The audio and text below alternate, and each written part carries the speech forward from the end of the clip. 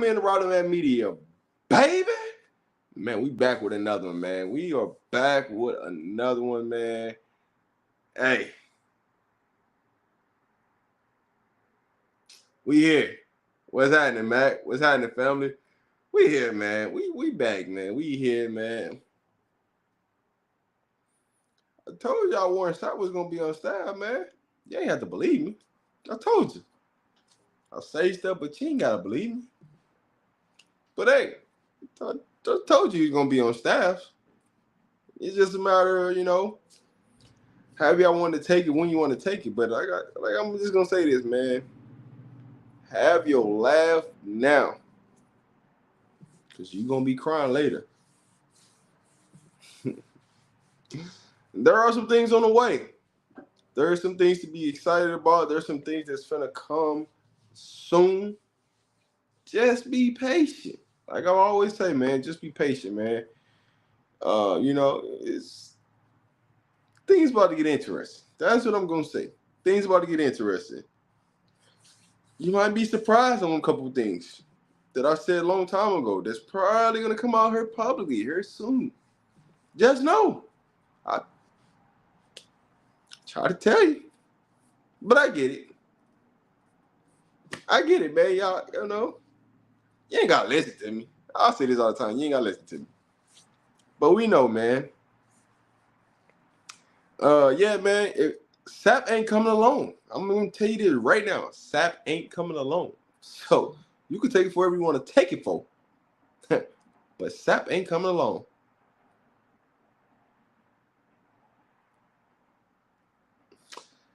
Hey. I heard about a kid with 24 interceptions that is looking at that Coach Prime want himself. Hey, listen. I'm just saying, man. Things gonna get interesting. I've been saying, man, just wait till Sunday, But as each day goes on, man, little by little by little by little, it's coming out. But you don't gotta believe me, right? You would think I'm wrong, this, that, and the third. It's okay. When things hit the fan, when things come out, then you're gonna find out what it really is. It's all right. I'm going to tell you. This weekend is going to play a lot into CU's recruiting.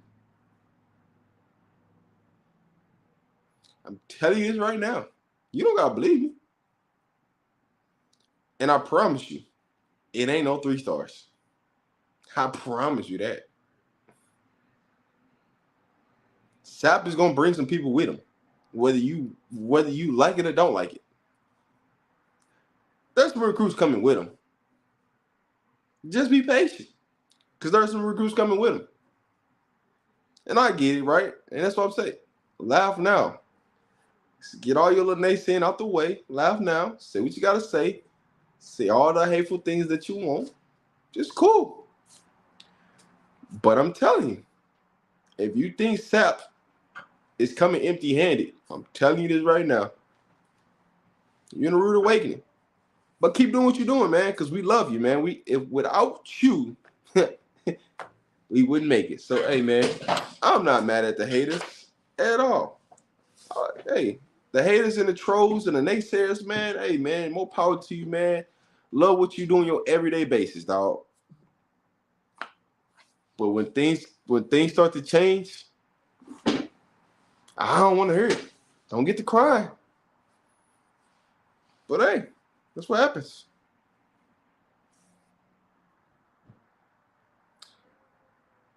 Georgia switched up and recruited Cam as a wide receiver. He is a 95% Georgia lock. Okay. Well, here's what I would tell you.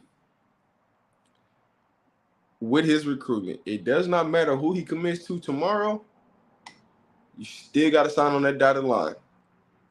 And so when December 20th comes, let's find out who he signs with. That's all I'm going to say on that. So, hey, you can take whatever you want to take it for, right?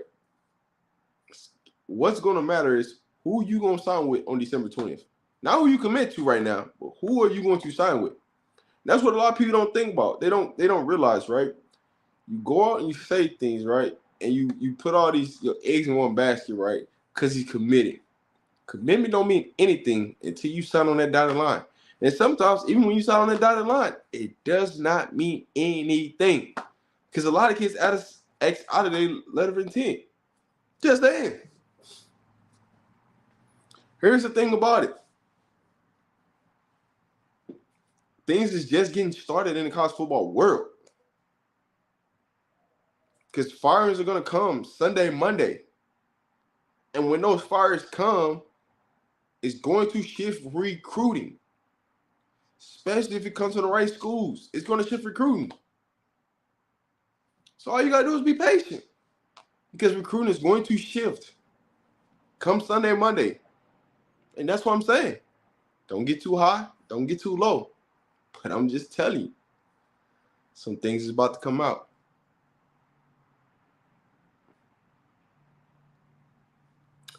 Hey. Listen. I don't. At this point, man, here's what I say. When people say this person going here, that person going there, I don't argue with people. It's okay. You have every right to your opinion. What I would tell you is keep listening to the big media people, and they're gonna burn you. Just saying. I'm just saying. Hey. But hey, what do I know, man? I don't know anything, man. I'm just a guy, man, here on YouTube talking to y'all, man. That's what I say. I'm just a guy streaming. But hey, I got intel. I know what it is. Isn't Sapp the first ever first ballot D tackle? Jedi, I have to look that up, man. I can't think off the top of my head. But there is some. I'll say this. There is some things that's coming. There's some better days coming for CU. That's what I say. You can like it, dislike it, whatever you want to do, but there is some intel that's coming. What up, Coach Dre? There is some intel coming here soon. You know, you might get a good drop tomorrow. You may not. But I will tell you this, because I know everybody's talking about Sapp. He's bringing some reinforcements with him. And they was already on the way. It's just, just got to lay the foundation out and all the pieces out and things like that. So, hey, there you go.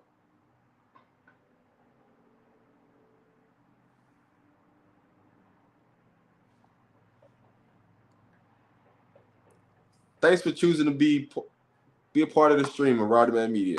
That's all I'm going to say to you.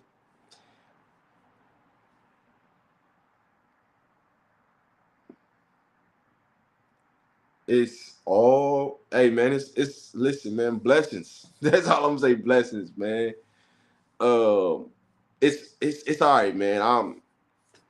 I'm fine, man. I'm blessed. That's what I'm gonna say to it, man. It's certain things that you want attention for, and that, man, you can have it, dog. You got it. I'm good. I'm good.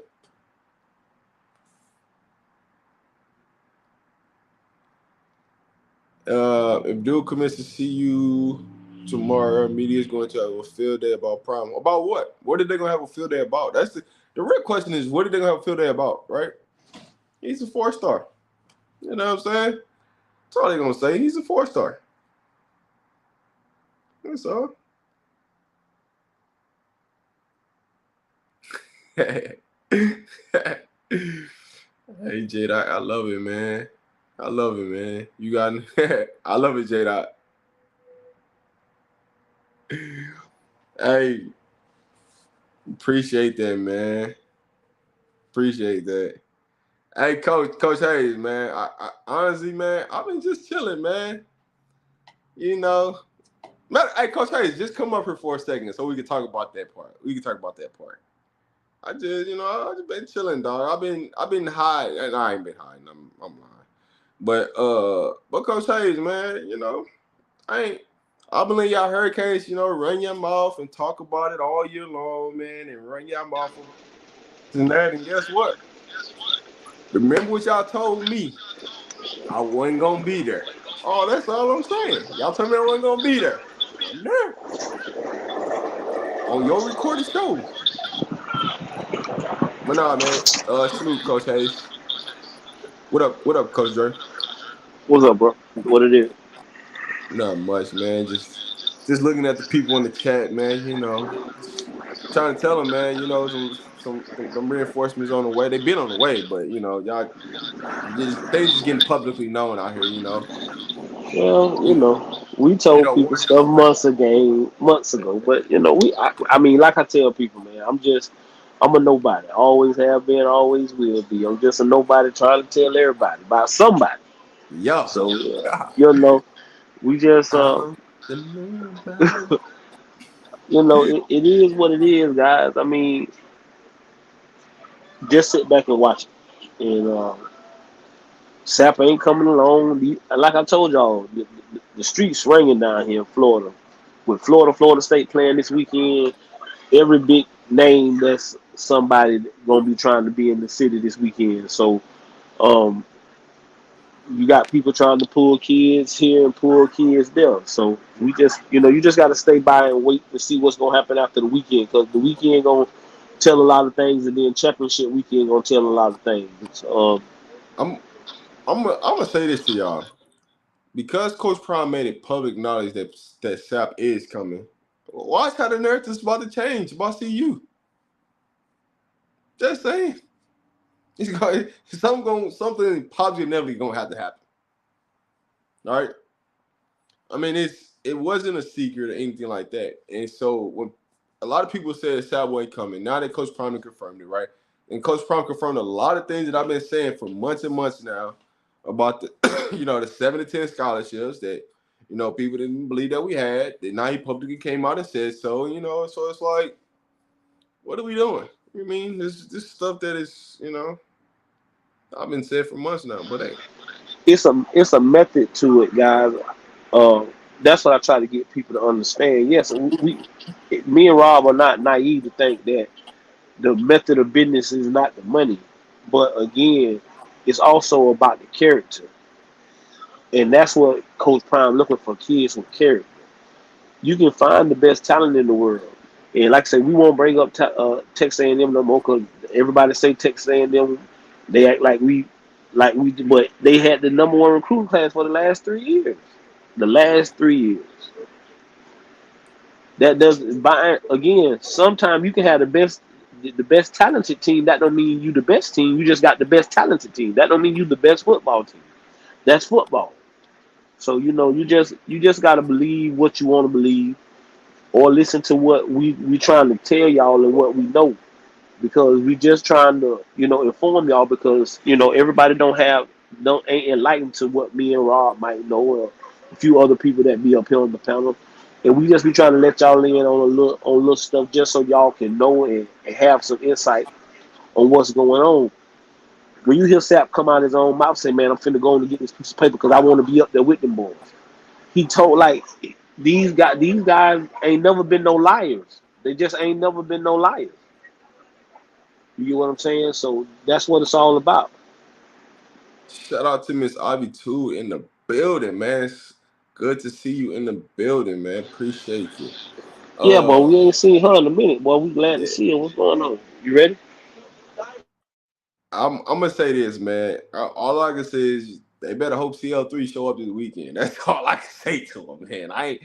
I'm not even gonna talk about that situation. I'm gonna leave that alone. They just better hope CL3 show up this weekend, dog. That's all I can say, man, to them. They don't listen to anything Coach Prom says because he's always honest. Dudes argue for like hours yesterday that Coach Prime was wrong for days. Listen, man. I'm gonna just say this, right? People are always gonna have their opinion about Coach Prime, positive or negative, whether you want them to or not. It's always gonna be something, a controversy about something, right? little things that don't matter, people gonna make it irrelevant. That's just the nature of the game. It's all about, do you buy into it or you don't buy into it, right? At the end of the day, it is going to come down to wins and losses, regardless of the fact. But when it comes to uh, like Coach Prime, people make it everything outside of football, and so that's where the real issues be about. Like, let's keep it about football, right? Because when y'all talk about football and you talk about most coaches, you talk about what's going on the field. A lot of people talk about what's going on off the field. Like, you control the narrative. And that's the reason why Coach Prime has Bucky, he has Neely, he has Darius, so he can control his own narrative that you can't create something on him that he don't want created on him, right? Because if he didn't have those people, it'd be so many different headlines coming out about Coach Prime, this, and this, and that, or information being released that he don't want out into the public, as far as like players' injuries, things like that. And so a lot of times I do know what's going on behind closed doors with certain players not playing and what's really going on, if they got an injury or a concussion or something like that, and why they didn't address. But I choose not to address it because it's not my right to go out there and do something that was told to me. If they wanted me to say something out to the public, they say, "Hey man, I don't care about you selling it." But if they say, "Hey, keep it between us," that's what it is. You know what I'm saying? So we just gotta be, you gotta be careful about what you release, how you say things, and what you do. You know what I'm saying? Um, but there you go, man. It's like I said, man. It's this college football world is finna change upside down, man. Come Sunday, Monday, and that's for every program. I'm not just talking about Colorado and this factor. I'm talking about college football in the whole, in the totality, is finna to change Sunday, Monday. There's gonna be some firings that people that shouldn't be getting fired getting fired. There's gonna be players leaving schools that shouldn't be leaving school, but they big time, so they finna go re-up on their money somewhere else. A lot of people that haven't used their 1-year transfer rule that didn't build a name for themselves this year, they're gonna be out. So there's gonna be a lot of moving pieces that a lot of people don't think that players are going to leave some of these universities, and it's gonna be a nature of how you gonna balance all this stuff out. And that's where I think a lot of people don't understand that it's only 85 scholarships per roster. So it ain't like it's a different number for everybody roster. It's only 85. It's only 85 scholarships per roster. So now you got to manage how you gonna use them 85. Now, Coach Prime, they didn't use 7 to 10 scholarships, so now they could push that forward to either from high school rank or portal guys. So, but hey, yeah, I did. I mean, I did say it's 10 Oh, scholarships open then. listen, but y'all remember when we told y'all that Shador and Shiloh them probably wasn't on scholarship? Do y'all remember me and Rob? We sat here and said I don't think them boys on scholarship because they can pay their own tuition. The NIL money. See, people, you got to understand how to play the game. I can get more kids in here if the kids that's on NIL money can pay their own way. Yeah. You get what I'm saying? They can pay their own way. They don't. I don't have to use the scholarship. Now I can use the scholarship for another kid. And people like we be trying to get y'all the free game on it, but sometimes it don't register scholarships because he not getting NIL money for kids. And he don't have to use a scholarship on those kids because they can pay their way. Hey man, listen. Let me just address this, man. I hate when people try to say you come to see you just to get changed. Like other kids at other schools don't get changed, jewelry, new cars, things like that. Like, we got to stop this notion of like trying to persuade a narrative on Coach Prime because he allowed his kids to be themselves. And in a lot of programs, they don't allow kids to be kids. And Facts. y'all gotta stop trying to push a narrative about, oh, they only come in there so they can get a chain, they can get iced down and bust down. Like, bro, that happens at every school. Like, come Listen, on, man. It's not like listen. We gotta Listen, stop y'all with the stop. BS, man. Yeah, y'all gotta stop. Especially down here in Florida. That's what them boys do. That's what them boys like to do. Like Jimmy Horn and them boys already had chains. Now they went out and got other chains. They went out and got the well off chains and all that because the jeweler that y'all seen Bucky with, yeah, they brought business to the man, but you don't think the man gave them boys a discount because of the business that they was doing? And Like, he on come on, camera. y'all. And he on camera. You promoting the man business. Let's talk about that. Let's talk about how every time these people sending these people gifts, they promoting these people businesses and putting them on Front Street. But nobody talks about that, and that's cool. If y'all don't want to talk that, nothing to do with football. Like I told you, I'm looking at the bigger picture. I'm looking at the big mentality of what we gonna bring what we bring to the situation. So when you hear me talk, I'm talking about the overall. You don't have guys that look like them, guys that understand where they come from. Yeah, I love Saban. Saban a great football coach. I love Kirby Smart, but he can't tell these kids about certain things that Coach Prime might can talk to them boys or Hart, Nick Williams, and them kind of guys. Now you got gonna bring in a guy like Sapp. You get what I'm saying? And that's what brings these kids. Parents don't, as much as y'all really wanna be honest with you.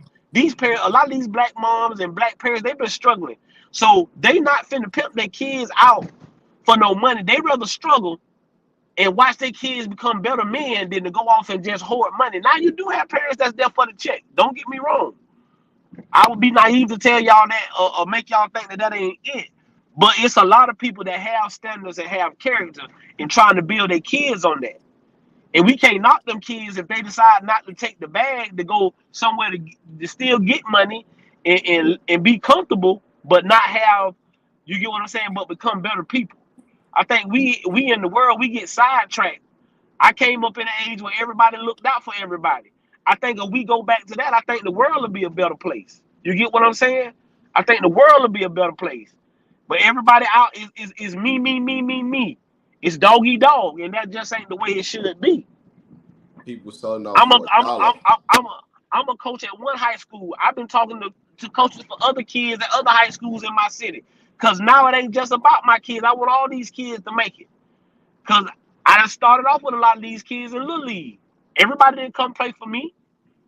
Was I upset or was I hurt? No, because I understood that everybody, people want to make their own path. And there's nothing wrong with people wanting to make their own path. And we can't get mad with people because that's what they want to do. Just like I don't get mad when we don't get kids that we think we going to get. If we don't get Lester, will I be upset? No, because Lester doing what Lester feel best for Lester. You know what I'm saying? So that's what we got to do, man. And y'all just got to also remember these are young men trying to doing what they feel is best for them and their families. Some of us grown and make bad decisions.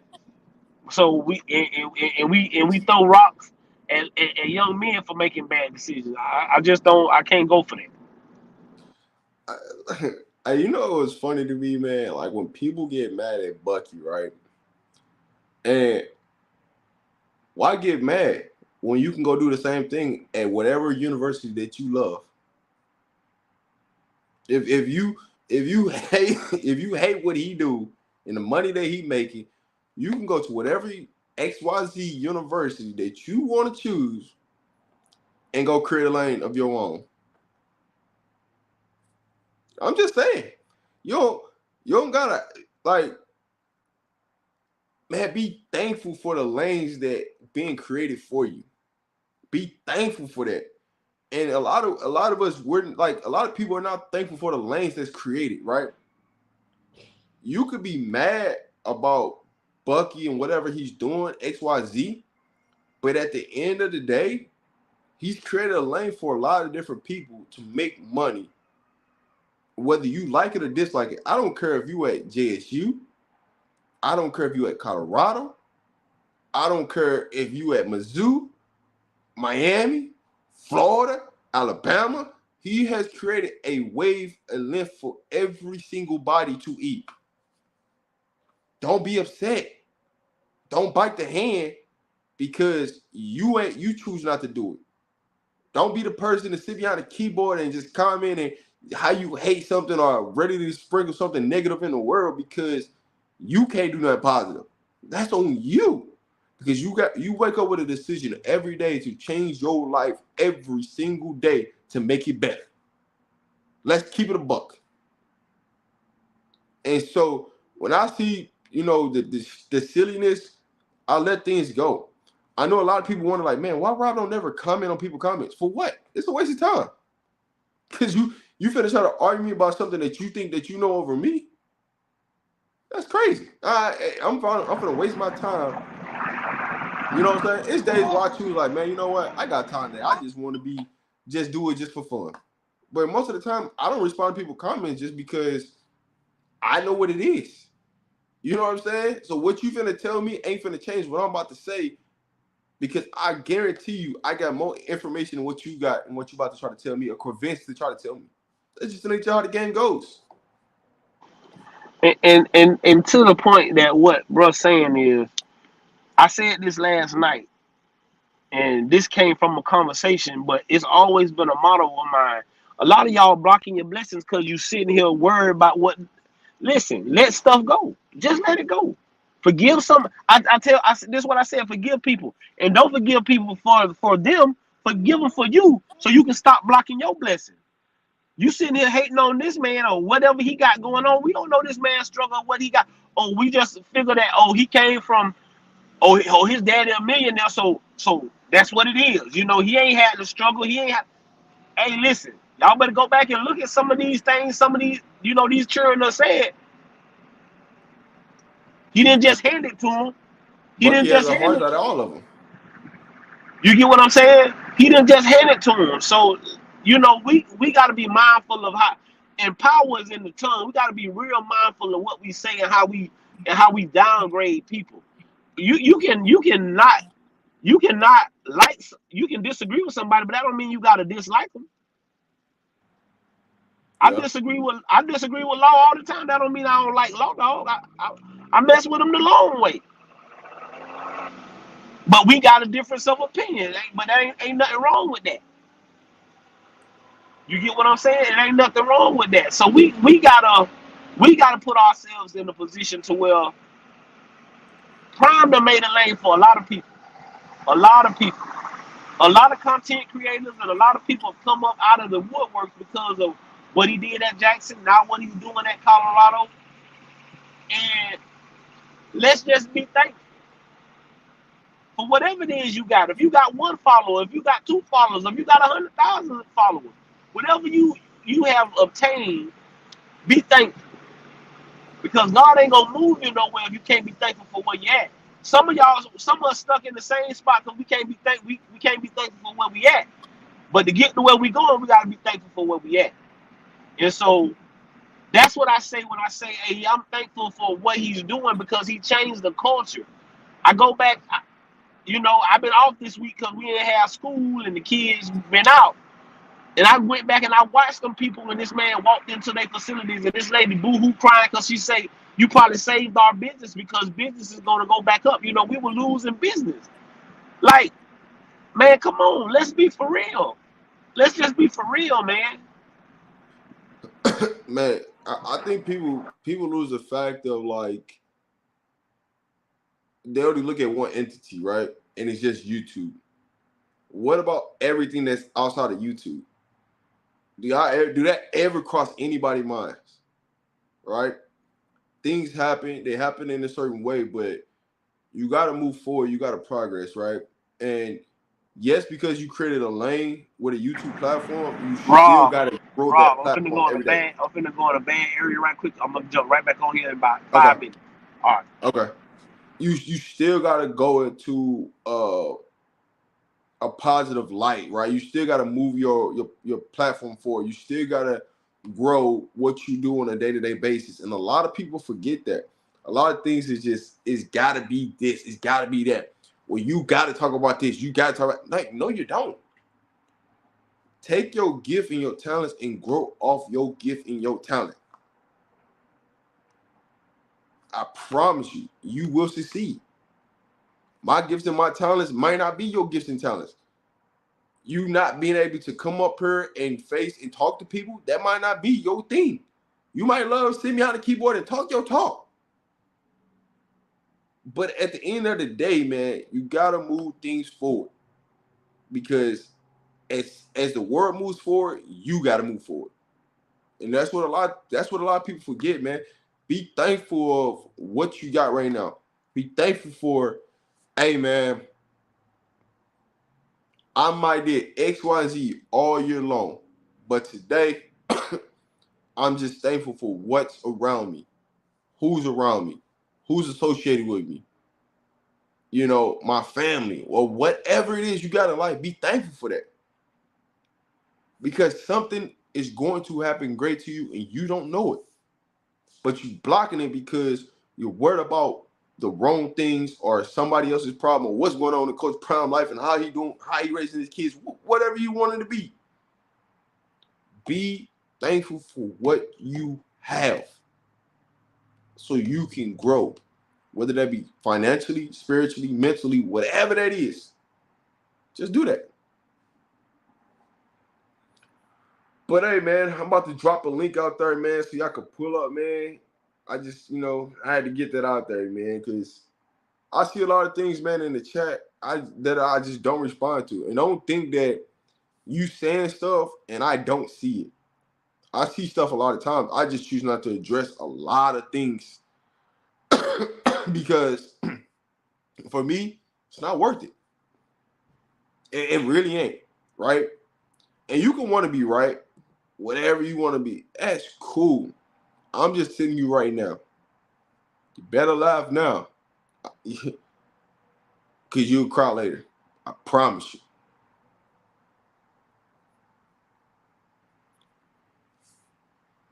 But no, man, appreciate the family, man, pulling up on me, man. If you want to pull up right now, man, the thing is open, man. Just click that button, come up, man, and let's talk some football.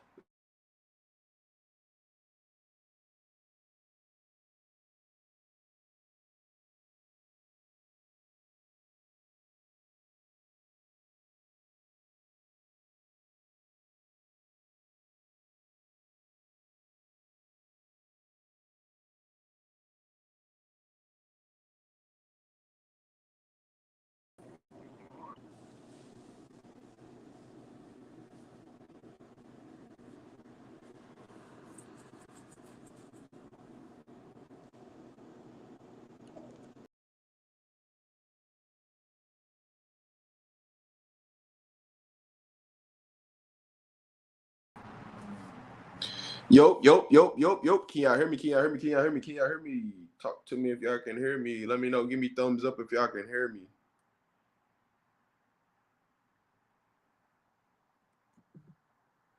Let me know if y'all can hear me. All right. Sorry about that, man. Like 3 people tried to call me all at one time, so sorry about that. But nah, man, to pull up, man, let's talk. I just had to get that off, man. Had to say, I see the comment boys, comment girls, you know what I'm saying? Man, I'm just here, man. Just let's have a good time, man. Let's talk. What's on your mind? Any questions right now, man? Put it in the chat, man. I'm not gonna say I can answer everybody's questions, but I'll try to answer the most questions as possible.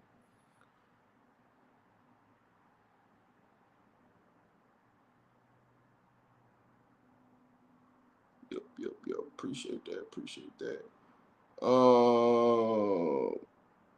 Yeah, Bucky was struggling. He was struggling like crazy before, he became the cameraman. And Coach Prime wanted him to do that.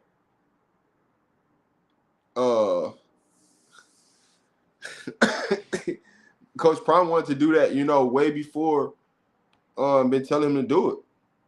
And Bucky kept putting it off, so he finally decided to listen to his dad.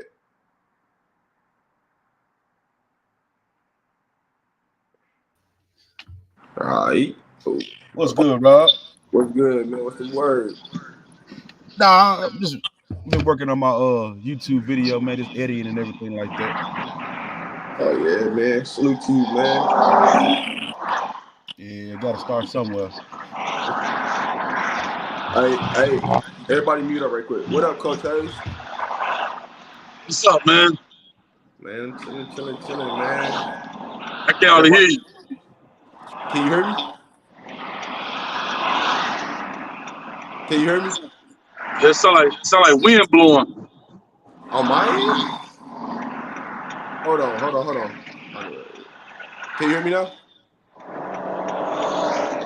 It sound like just a bunch of wind blowing, like window down or something. I just muted everybody.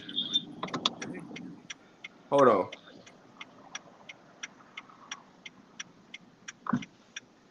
You still hear wind now, Coach A? What's up? Yeah, it just sound like a car blink on. Now we good. All right. You good? All right, Hey, bro, I just came on. I'm driving back, man. I just came on to say congratulations to you, dog. The 3rd annual Coach Hayes Football Fantasy, and you made it to the finals, dog. Everybody had you counted out, including me. Including me, dog. Hey, what did I say? Hey, boy, you like the Karate Kid. You like Ralph Macchio. You did it, son. You did it, son.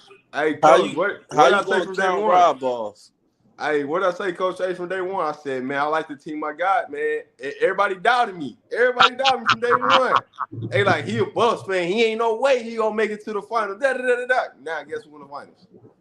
Hey, Rob, your channel be popping more than a lot of people's though, bro. Yeah, man.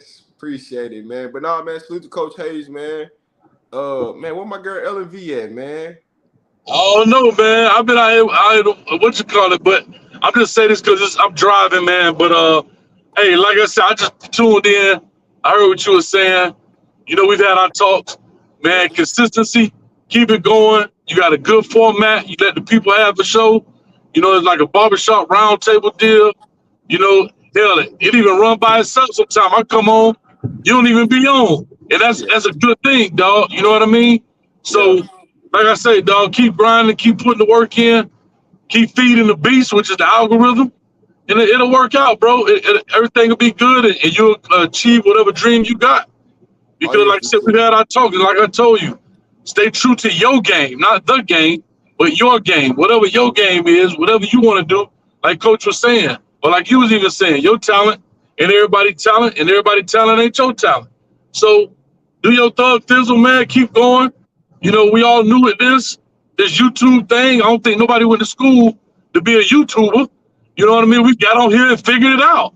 And everybody, and it worked different for everybody, man. I don't think nobody got a YouTube degree. Well, a technical YouTube degree. I think we all done learn how to fix something off YouTube. But I'm just saying, man, and that's it. You know, you do what you got to do, bro, and you'll be good. And we all gonna be good, man. And we just make content. Like I say, some people like Pepsi, some people like Coke. It is what it is, dog. Yeah, man. Hey, Coach. Listen, hey, Coach. I'm just ready to wake up on Sunday. You know what I'm saying?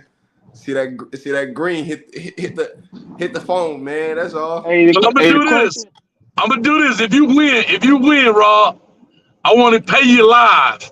I want to pay you live if you win. I got you. You know what I'm saying? Yeah. So I'll do it that way, but we'll definitely chop it up, talk, and we'll get it in, man. But y'all go ahead. I'm gonna be listening in the background. All right. Peace, everybody. Appreciate you. Yeah.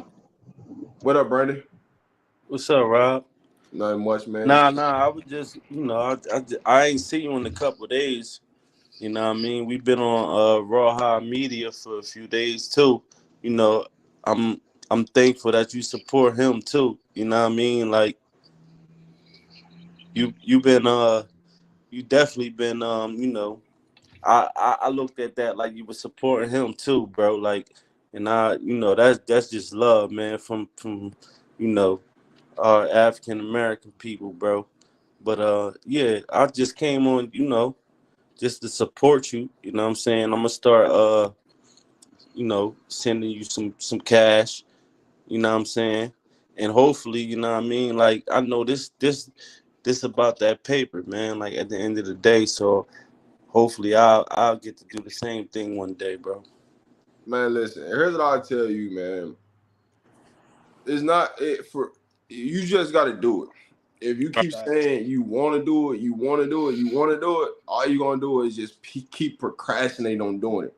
Right. You gotta just do it and just let it go. You know what I'm saying? And what's meant to be said or meant to come out or meant to happen a certain way, it'll happen for you. But if you never do it, you're gonna keep saying that, man, I'm gonna start it one day. I'm gonna start it one day. I'm gonna start it one. And the reason why I'm telling you this is because that's how I was. Like, I always had a YouTube channel, but I was like, man, I don't really want to make videos. I want to do this. But I started making videos when I first started doing it, and then I started to build my way up to like, you know what, I'm gonna do it this way. You know what I'm saying? And so I came up with the idea of the panel discussion Right. live on YouTube. Like that was my idea. Like that's what I want to do because Bro, I'm that's like, the crazy thing. Yo, you really don't do it like how everybody else do it, because I've been on other channels, right? And they just like they'll try to shut their they'll like let people come up on there, but they won't let them like speak freely. You know what I'm saying? So with you is different, you know what I mean? And you're giving other platforms, you know what I mean? You're letting other platforms see that the way you doing it, and is different, bro. And you know what I mean? I just respect it. You know what I'm saying? Like at the end of the day, I'm gonna come up on your channel and I'm gonna support you, man. And I'm saying like I'm really new to this, so you know what I mean? At the end of the day, eventually I'm gonna keep, you know what I mean, keep supporting you, bro. And I mean, if this is something you want to do, man, just DM me. You know, hit me with an email. You know what I'm saying? I'll respond, man. Anybody that's ever DM me or email me, I'll respond, man, in a quickly fashion. So you got an Instagram? Yeah. All this stuff, man. If you click on my page, all this stuff is in the bio or stuff like that, man. Any way you can reach me, you know what I'm saying? That stuff's out there, man. I ain't hiding from nobody, but I'll say this, man. The only way you get better at it is by consistency. Just like Coach Hayes said, you know, me and Coach Hayes had talks offline. You know, I've had talks with a lot of creators offline. But what I'll say to everybody is, man, it's like, I don't try to go steal nobody's wave or hate on nobody, things like that. I see what I see, and I see anything that you think that you're trying to get away with, or thing that I don't see, I see it. And Hey, bro, when you get can I be honest with you, bro? when you get great at something, you don't gotta be there because people gonna tell you what it is. Hey, Rob, real shit though, bro. And this no like whoever up on this panel right now, bro, real shit, bro.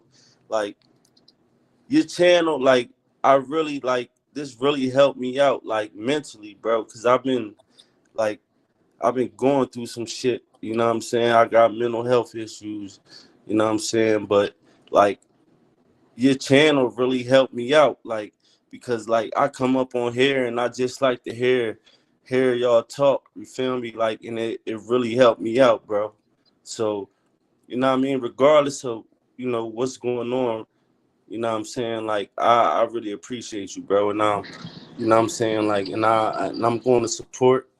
You know what I mean? But that's all I though, bro. appreciate But that. Hey, bro. Listen, Brandon. Hey, bro. Hey, you just got to keep your head up and keep grinding, bro.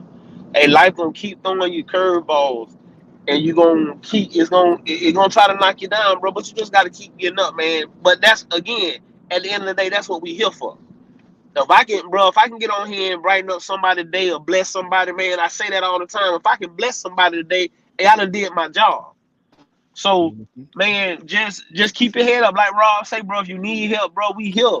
Let people know, man. Like we want to let people know it over here. We can't speak for nobody else channel, but over here, man, we gonna make sure we try to keep it positive. We gonna give people the opportunity to oppose what we talking about, cause you know that's what people do. But man, if you need help, man, it ain't nothing wrong with asking for it, bro. It ain't nothing wrong with asking for it.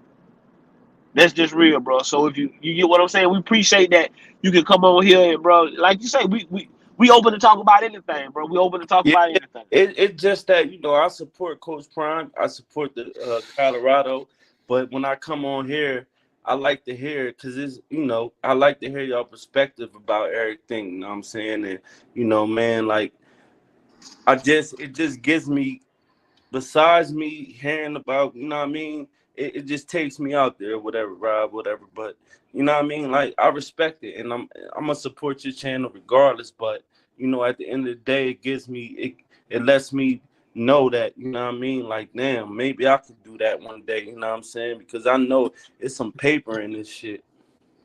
But so here's the thing, man. Don't get caught up in the money. Do it because it's something that you want to do, man. You have a passion for doing it. Right. Like that's Yeah. that's the part where a lot of people go wrong. You chasing the money because you got to think about it. When you really get into this and understand how it works, like you don't get paid what a lot of people think you get paid when you start out. You know what I'm saying? You got to grind your way and earn your way Yeah, up I to know the that, top. bro. It just ain't as easy as like what people think it is and how things work. You know, and so that's what I want people to understand. Because everybody like, oh, you got this YouTube channel, you can do this. Yeah, but you still gotta earn your way. You still It's gotta build hard a work, right? following. You I know, still Rob. gotta grow to do different Right. things. Right. I know, Rob. I definitely, bro. I know you putting in the work. Like, I know it ain't just like you just going live and just, bro. Literally, I've been here when you started your page, like when Colorado season first started. You know what I mean? I looked at your page from Life and Football, and he started mentioning you. So that's when I came to Yeah, your that's page. my brother. Yeah. That's when I came to your page because I seen him first, and then when I seen that you was like, you was doing yours a little different, I was like, all right. I was like, dang. So I started, chiming in, and I've been waiting for your page. You know what I mean? Every time you go live, I've been looking, and that's how you got me to raw media. You know what I mean? Like, and then you know Here's Buff my Nation and all that, bro. So you here's my thing. spreading the love. I don't got no bad blood with nobody, man. Like it's like, you can't take things personal, right? And a lot of times the hardest thing is not to take things personal because a lot of people are gonna try to test you and push your buttons to make it personal when it's not. And Right. those are the things that you got to understand, that everything that you do is not personal. Right. And we gotta move and evolve from that. And so I appreciate the people that come on my show. I appreciate the people that come on my panel. I appreciate the people that comment, even if it's positive, negative, or whatever in between. I appreciate it. I love the support, right? But I do this because it's what I love to do. You know what I'm saying? And whatever comes from it comes from it. Whatever, God want to bless me with and be thankful with, I'll let that leave that where it is. But my job is to come and have a space for people to come up here and be able to express their thoughts and their feelings without all the extraness, right? Just come up here and let's talk football, right? And that's always what I say, man. Let's talk football. It ain't got to be personal. Now, some days, every day ain't gonna be the same. You're gonna have those ups and those downs on shows, but let's bring it back in. Let's pull it back in, and let's give the people what they want and what they're looking for. And like I tell anybody, you don't gotta hide in the comments. If you really got something to say and you want to voice your opinion, come up to the show.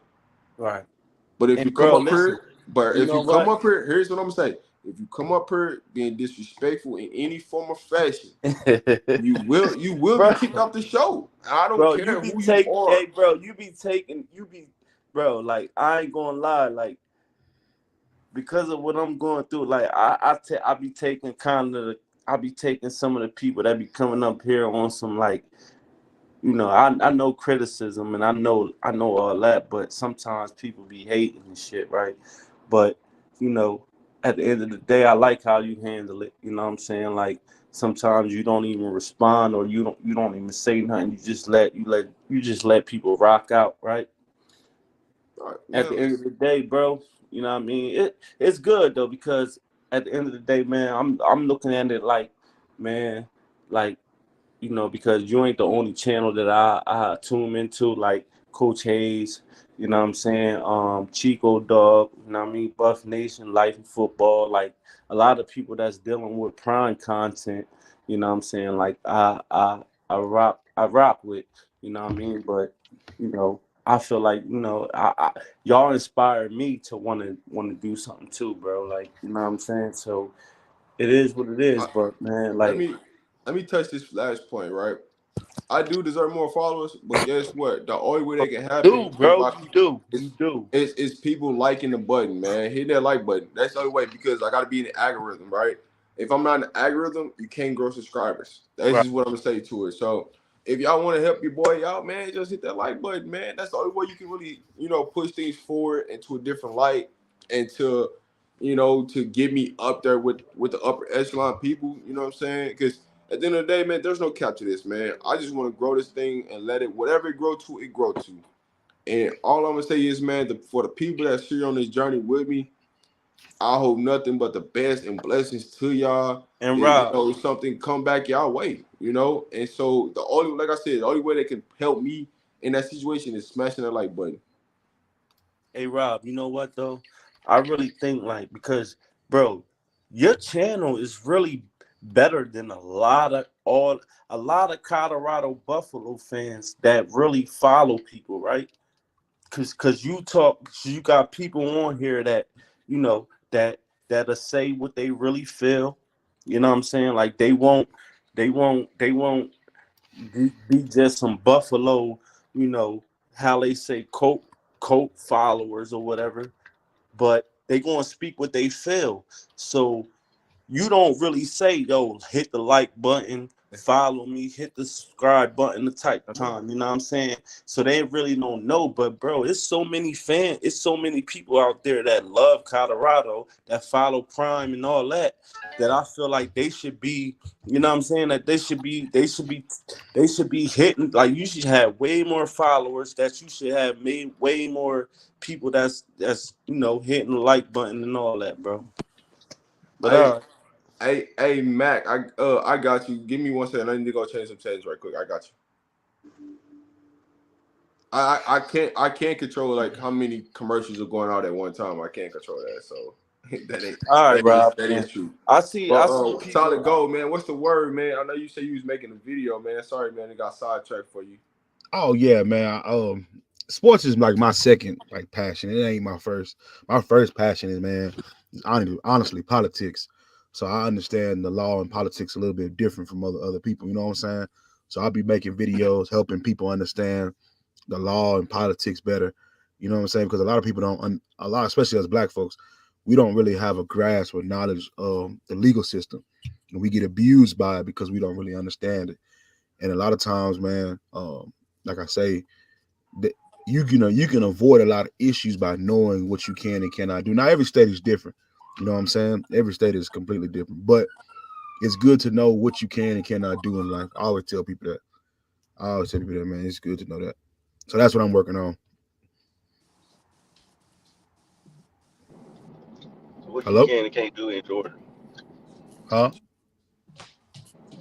So you saying Hey, give me just a minute. I gotta go run something real quick. Hold on. You say what?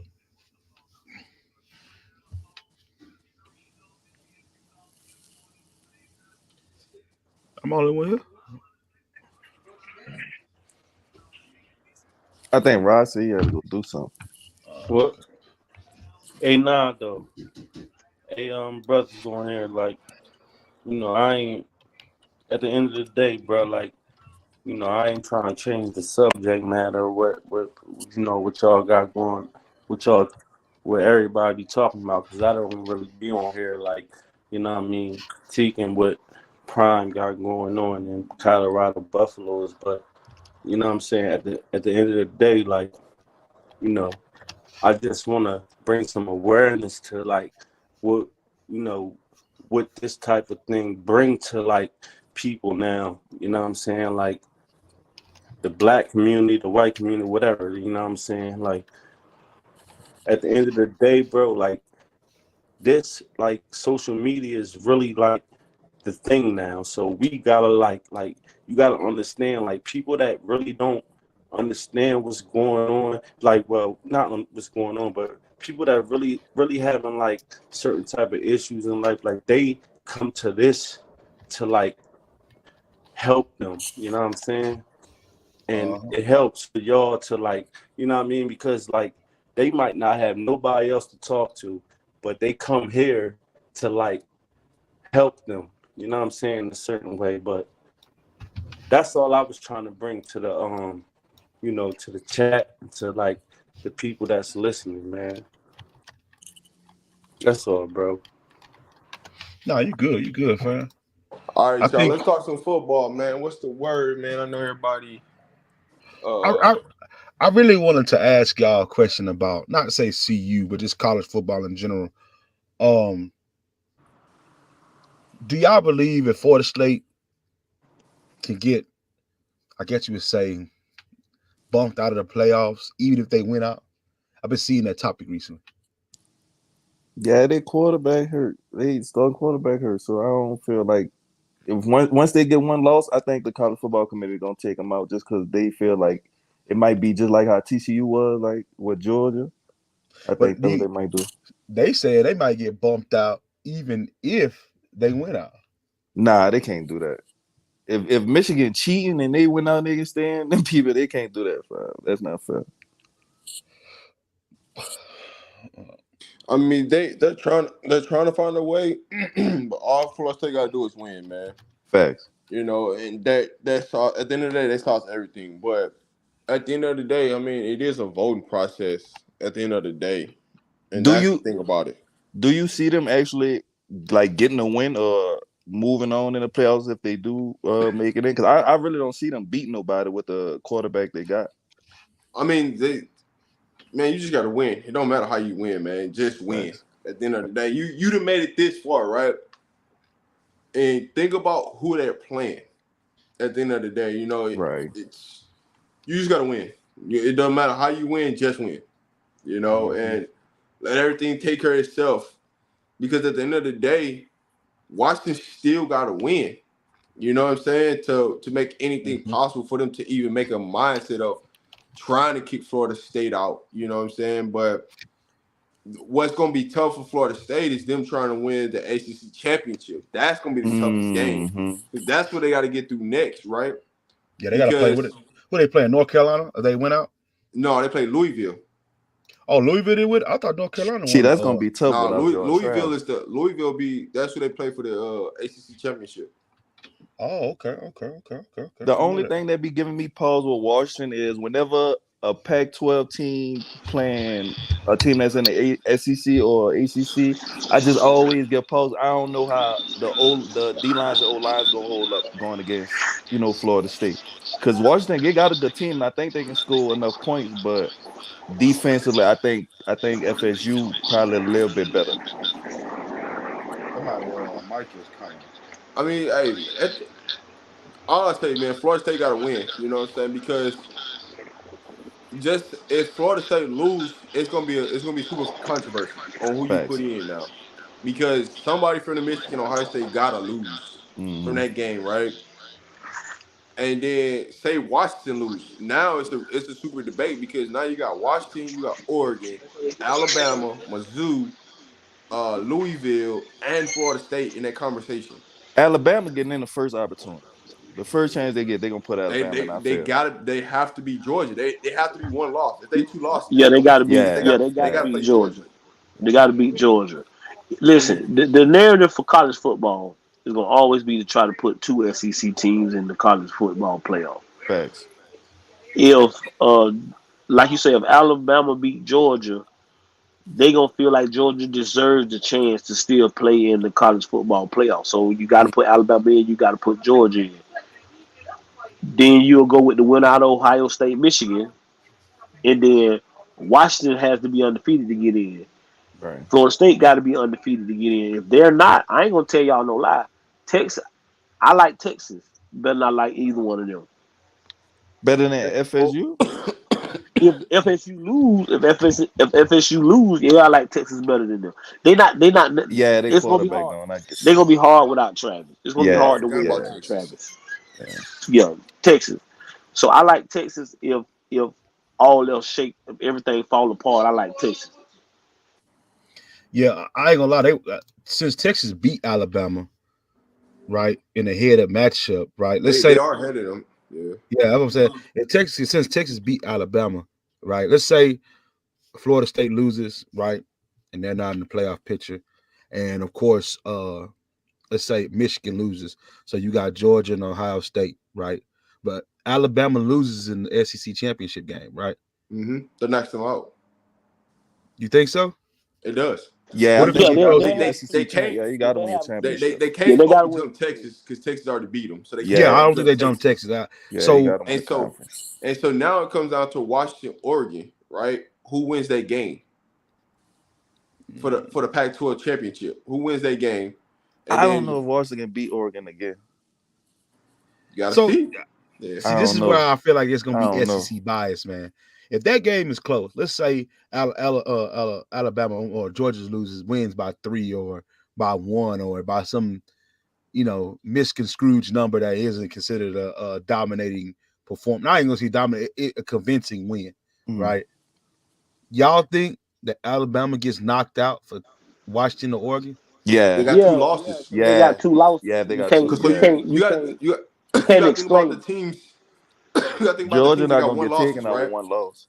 Because you got Florida State, you have Louisville, you have Oregon, Washington, Mizzou. Mizzou ain't even gonna have a championship game to play. Right, but they only got one loss. Yeah, they don't got one loss though. So okay. I see. You got, I personally feel that if Oregon beats Washington, and they both got one loss, but Alabama loses, not in a way that kind of question the win. Like it could be either way. If it, you know what I'm saying, if they play again, I feel like Alabama gonna get in before Oregon at Washington. I Alabama get it, can't but get in with it's 2 based losses. upon how they're ranked right now. Yeah. That's gonna play the part because Alabama, they're gonna have to jump 4 teams to get in. Right. That they got the Oh hard. They yeah, I got the forgot. hardest. Yeah, you're Yeah, right. they got You're the right. hardest You're way right. to get in. But see, this the other thing. Man, y'all right. If Florida State lose and Georgia beats Alabama, do you put Ohio State, Michigan is close? Do you put Ohio State and Michigan in the playoffs? I don't I think think so. Ohio State and Michigan better than Alabama. I think I don't both of them think is. so because Michigan hasn't played anybody. If they had, But they beat everybody they played bad. Like it wasn't. but they don't really have no a, close games, though. they don't have a team. But that's not how it Hold goes. on, they beat Penn You State. supposed to beat who you play, and Yes. if you beat Yes. who Yeah, they the beat Penn worst State. teams you Oh, play, then that's not how true. you get Then in. I'm tripping. That's- Yeah, Mizzou. My bad. Mizzou does have 2 losses, but the people that they beat put them up there. I'm sorry, my bad. then that don't make. Then what I'm saying don't make. If they beat Penn State, A team, listen, but you can make it without the conference championship. That's how Yeah, the you can two make it SEC without the Yeah, conference you championship. can, but I think your That's how the win 2 margin and SEC stuff got to teams be make like it that real year. high.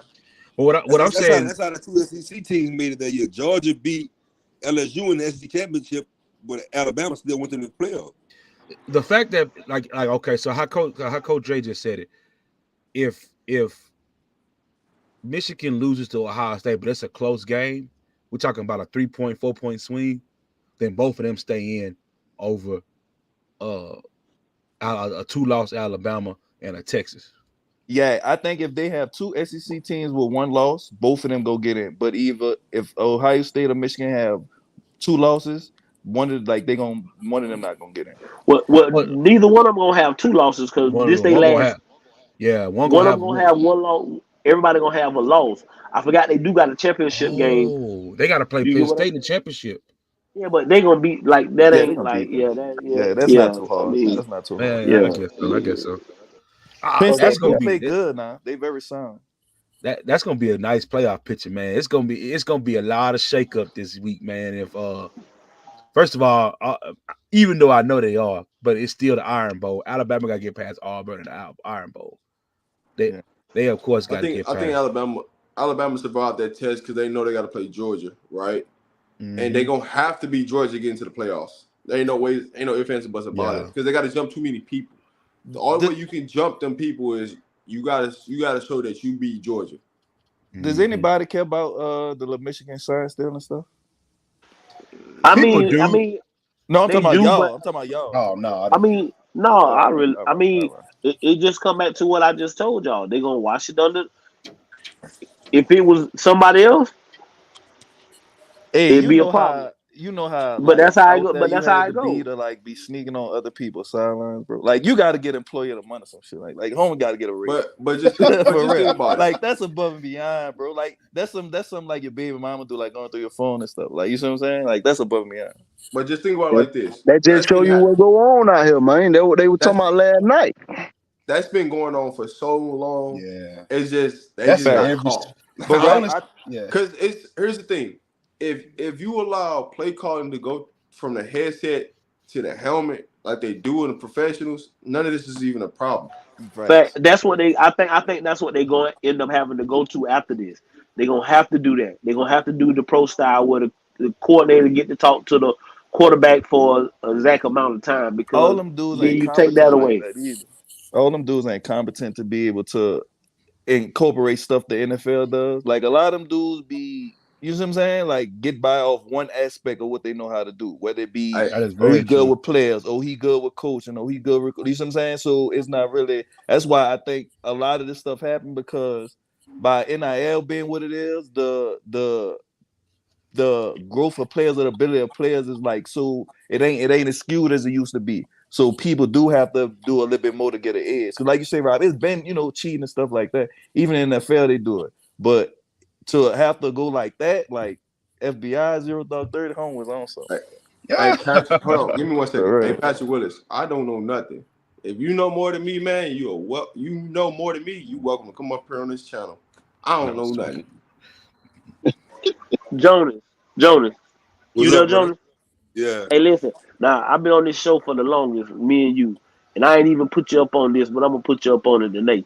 You know y'all defensive line analyst, the dude Cotton that y'all got Yeah. at LSU. Yeah. That's my brother-in-law. That's my brother-in-law, bro. Oh yeah. Yeah, bro. So I be know what be go. That's why I say y'all gonna get old boy. You get what I'm saying, bro? Oh, Like, Underwood, y'all think LSU gonna get Underwood? I hope they do. yeah. I'm from New Orleans, so LSU the home team. Yeah, they getting Underwood, bro. I don't see no reason why not. Man, that must be a blessing, man, to have them inside connects. Man, listen, it's a blessing. Sometimes. It's a blessing. It's a blessing, but bro, like I say, I've been doing this a long time. It's just it's the way the game been played. Like, we went back and forth last night about the money. The money been going on. It's just Yeah. now you can just do it out in the open. But kids been getting paid. You get what I'm saying? Hey, Kids listen. been getting taken care of. My uncle It's a Chris was blessing an and a curse, NFL D man. lineman. That boy, I remember when he was like getting recruited and stuff out of high school. I mean, not high school, out of college and stuff, going to NFL. Bro, it's how it is now with the internet is a lot low key, bro. It used to be way more blatant. Like how homie yesterday was talking about the coach set him down, was like, "What you want, bro?" That's how it used to be. Like, what you need? What's a number? Like, pick a number. Hey, listen, them brown envelopes, white envelopes, things that people don't really know I'm talking about. about. telling you. I'm telling you, them been getting passed around. But Yeah. again, fellas, is Hey, we gonna send this I little average Joe buddy to go bring it to you. Don't worry about it. Somebody you ain't never seen. Fact. you Can't get what even I'm saying? trace back Listen. to us. Come on, man. Listen. You couldn't give it to the kid, or you Yep. couldn't give it to the kid. You had to give it to somebody else. You couldn't hand the kid no money like they can do now. You had to give it to somebody else for the kid to get to it. So I mean, it's been going on, but again, even with that, it had to be characteristics to it, and you had to have standards to it. Facts. And if you don't, bro, what we talking about? But it was Like, consequences back then too. It wasn't like these days where you oh ask yeah, the oh yeah, oh yeah, university for you had some to get money. caught. Yeah, You yeah, see what I'm yeah. saying? But No, I listen, mean like you ask the it university ain't for really. money and then you go somewhere else once that money ran out, or you try to get some money for it. Wasn't like that back then, G. Yeah, you have to sit that. You have to sit it out. But Facts. once they got rid of it, they gave that one-time transfer. It's a wrap for you. Yeah. I like that But though. I like the fact. Now I do agree with you shouldn't be able to transfer back to back, but I do like the fact that I like the you 1 year. I love. I like Me that. honestly, Personally, I I like love the it. 1 year because sometimes kids or parents make bad decisions because they didn't do their proper homework on the coaching staff. Right. And I always say, go on a visit after they lose. Don't never go on a visit after they win. Go on a visit after they lose. That's hard to do with Georgia. Huh? That's hard to do with Michigan, Georgia, Ohio State, and Alabama. That's hard as hell to do. I get it, but you don't really get to see the real side of those coaches until they Yeah, I lose. know what you're talking about. Right. But even I mean, like you said, it don't even got to be a loss. I mean, just let's just say a tight football game or a game that's where it's some adversity or some stuff like that. You really see the outcome of your football team. You see how your future teammates gonna act. You see how your future coaches gonna act. If you go to a game and it's 50-0 at halftime, everybody singing and dancing and holding chains on the sideline and stuff like Facts. that. I'm just being real, bro. Sitting on the throne Like and all that. you get what, and that's what I'm saying. Like, but because like that's the kind of stuff I be talking about when I be saying everybody change the narrative. Don't nobody say nothing about how Miami brought out the turnover chain. Then everybody went and got a turnover chain. Then everybody went and did this. Now everybody got a championship belt when you come to the like. Mhm. It's just the way of the business is played. Everybody got to play it. Right. You This get what might I'm sound saying? real biased though. I wish they bring back the old Miami U, man. I wish they brought some dogs in there like that, Bro, man. no, bro. Them Yeah, dudes, no, dog. Them dudes they had need it, man. probation officers and stuff. No, bro. Man, them But see, people Them had dudes was football wild. exciting, man. They was but see, wild. here's the Yeah, the thing. football part of it, yeah, I agree with They you. was I agree. exciting watching them I football. agree with you. I wish they Here's, would bring Miami back like that, man. They don't want that no more, though, man. That's crazy. Nah. They don't want Nah, that no here's more. here's my thing. nah. Like I think Prime is trying to bring a little bit of that, but people don't want to see that. Okay. Nah, it's the thing that be killing me with people be talking about Coach Prime, bro. They act like they forget how the man was before he came to see you. Or they forget how he was when he was a player. You see what I'm saying? Like they just want him to be all right. No, you shouldn't have said that, Coach Prime. You should have said this. No, you shouldn't have. Like, what's wrong with the man saying, hey, if you come to me on some recruiting stuff and your first question is about money or your first question is financial, I don't want to talk about that. That's what it's supposed to be, bro, because this is a football team at the end of the day. You see what I'm saying? I think I see. Here's the people. Everybody's different. Didn't I Everybody explain has that? their Didn't I explain that before Coach Prime said it that way? Huh? Yeah. Everybody's different. Some people would Yeah, rather they don't Coach listen, bro. Prime They don't be listening to what you're saying. not say anything and just do it. Some people prefer Coach Prime to walk that tight rope and that tight line. Some people want Coach Prime to do anything necessary to do what he got to do to win at CU. So everybody, ain't nobody gonna be everybody gonna like what you do. You feel what I'm saying? This is the best way I know how to put it. They be acting like they ain't never been one black person working around a lot of white people before. So if you've done that before and you've been in a position, you know how you got. You see what I'm saying? You can't just come out and you got to have a little coach speak. You see what I'm saying? And Coach Prime is like the least coach speak I've ever seen. The way he talk, because he done been in the media before, he know how to be normal talk like we'll be talking, but put a professional spin on it. See what I'm saying? Them white people most of the time don't be knowing what he be talking about. I ain't gonna say what he be talking about, but they like the way he say stuff. They like the way he explains stuff. You see what I'm saying? It's only the one dude with the mustard face be sitting up there looking crazy. I'll say this. I do think Miami can be created 2.0 back like the old days, but they got to get the right coach if they're going to allow to do that.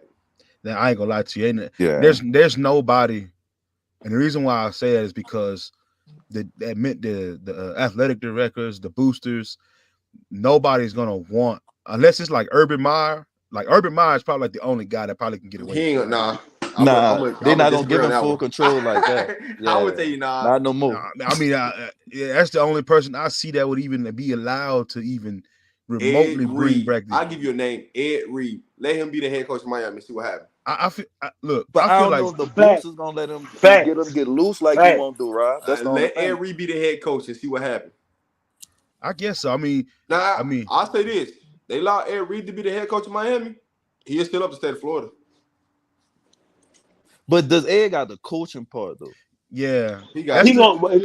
I mean, the question is, we asked about the coaching part, but in football, you can go get coaches to do that part. If you can get the recruits in, you can get the kind of players you want, but you got the mentality. Okay, I'm gonna ask y'all. I didn't do a lot of research on it, but how long was Nick Saban a position coach, really actual position coach before he became a head coach? I think it was less than 10 years. I think it was less than 10 years. No, okay. I ain't gonna lie to you. He was under. Oh, go ahead. I'm sorry. Go ahead. I was gonna say he was under the Bill. No, I was listening to you. Yeah, he's been under the Bill Parcells and Bill Belichick chief for because I think he was a DB coach. You know what I'm saying? I had to look it up, but I think he was either a receiver or a DB coach for the longest. Yeah, he was a DB coach and for the longest. And back then, as a coach, when you was coming up, the coaches are like ahead of you. Your older coaches, they was actually training you. So I don't know if you see what I'm saying, like Bill Parcells, Bill Belichick, them dudes was actually teaching football philosophy. They was innovating. Yeah, So the coach yeah. that came up under them, you see what I'm saying, they level of coaching acumen is still gonna be a bit higher just because they got to learn it on kind of 3 different generations. You see what I'm saying? The Bill Parcells, the Bill Belichick, they generation, and now this generation. So I don't know if Ed Reed can pull from that level of experience when it comes to him hiring But coaches. my thing is, so let's just we're gonna speak hypothetical because we can do that on this show. So Right. let's just say Ed Reed get the job. I think he gonna hire Ray Lewis to be his defensive coordinator. Now they're gonna have to go find an offensive coordinator. And I think he gonna you talking about a plethora of guys that he can go pull from that some other guys can't pull from. Because Right. it's a lot of NFL talented guys that want to coach. You got Jason Taylor at Miami right now. Um, so I think it will help.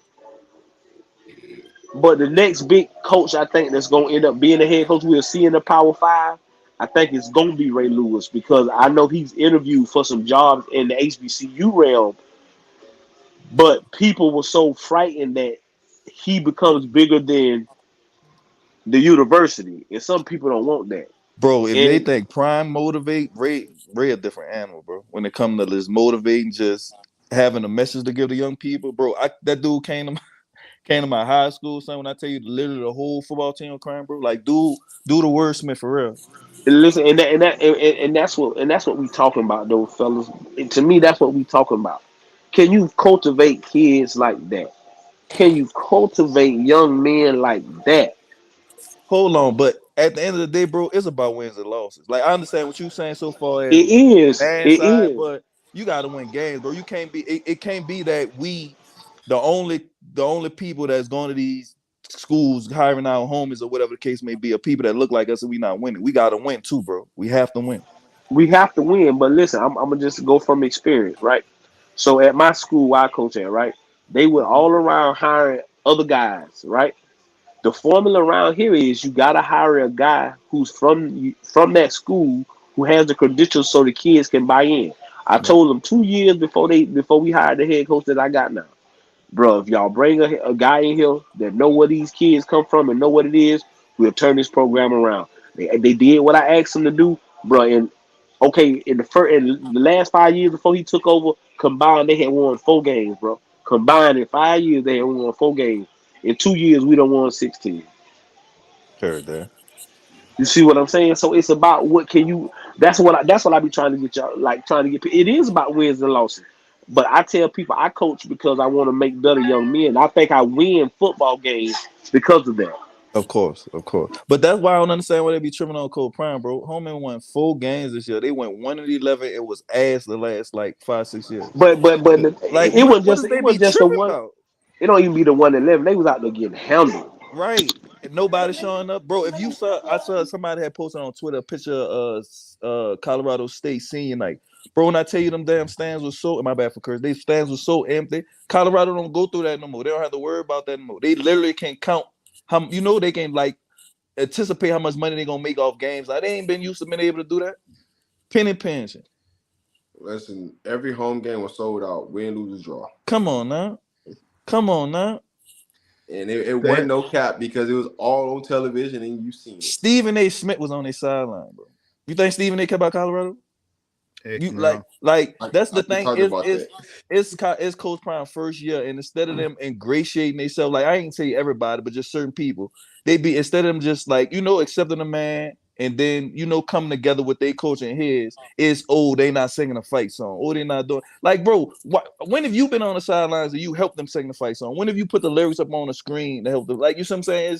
I don't be understanding some of the criticism because it's not like they be trying to meet Coach Prime 50-50 with stuff.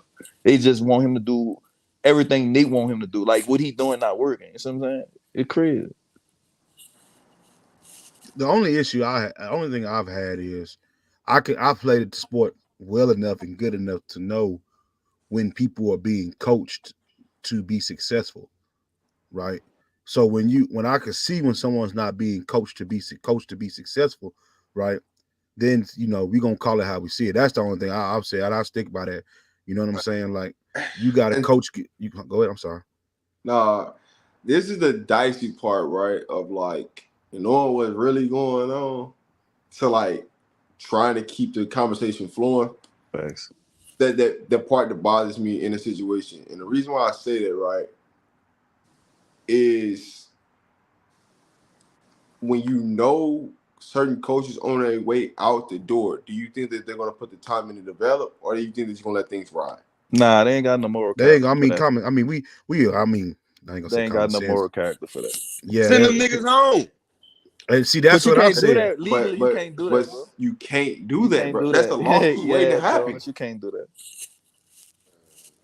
And not just that, but you can't really prove that they not doing what they supposed to do either. I don't know when that law started. Coach get fired every day, dog. But they get fired. But I think they saying what they saying is like them guys get fired. They get the paycheck to get fired. I mean, I guess you're right though, Jonas. If as long as they gonna say they gonna pay them, I mean, If you do that and you ain't doing nothing, you could do that at home, probably. No, it's not that they not doing nothing. But what Rob's saying, it's just like you, bro. Jonas, you know, damn all right, fine. We put in the 2 weeks notice. We not doing nothing them last 2 weeks. We gonna come to work and we gonna do what we got to do to keep from getting fired. But we not doing nothing. Dudes, I ain't never put in the 2 weeks notice before. No, I'm not saying you have. I'm just saying, just that's just how they. That's can. funny. Job, boys, always. But hey, Jonas, here's what I'm gonna say to you, right? In all common sense, it does say, yeah, fire that coach. What I'm saying by the lawsuit part of it is, what are you firing them for? Because that's like they gonna try to hit you with the. This is a performance-based industry. All type of stuff. This is a performance-based industry, bro. Alice Drench got fired, and his defense better than Charles Kelly's. But who got fired? Who got fired? USC. Alex Grinch, the defense coordinator. But he been trashed though, Jones. But that's so USC, bro. You don't think USC head coach got enough power to say, all right, this dude losing. Instead of me getting in trouble, I can scapegoat him because that's what happened. Bad. No, Coach Prime. That's what happened, person, bro. Coach Prime, but that's what happened at USC. Bad at CU. Coach But Prime see, don't need to scapegoat and Jonas, here's what I'm gonna say to you: if you knew, if I could talk to you and had this conversation offline. Nah, I got real good sense, but I'm just saying. I'm just thinking in the hypothetical world. If you saying these niggas already then checked out, then go. You might as well beat your feet.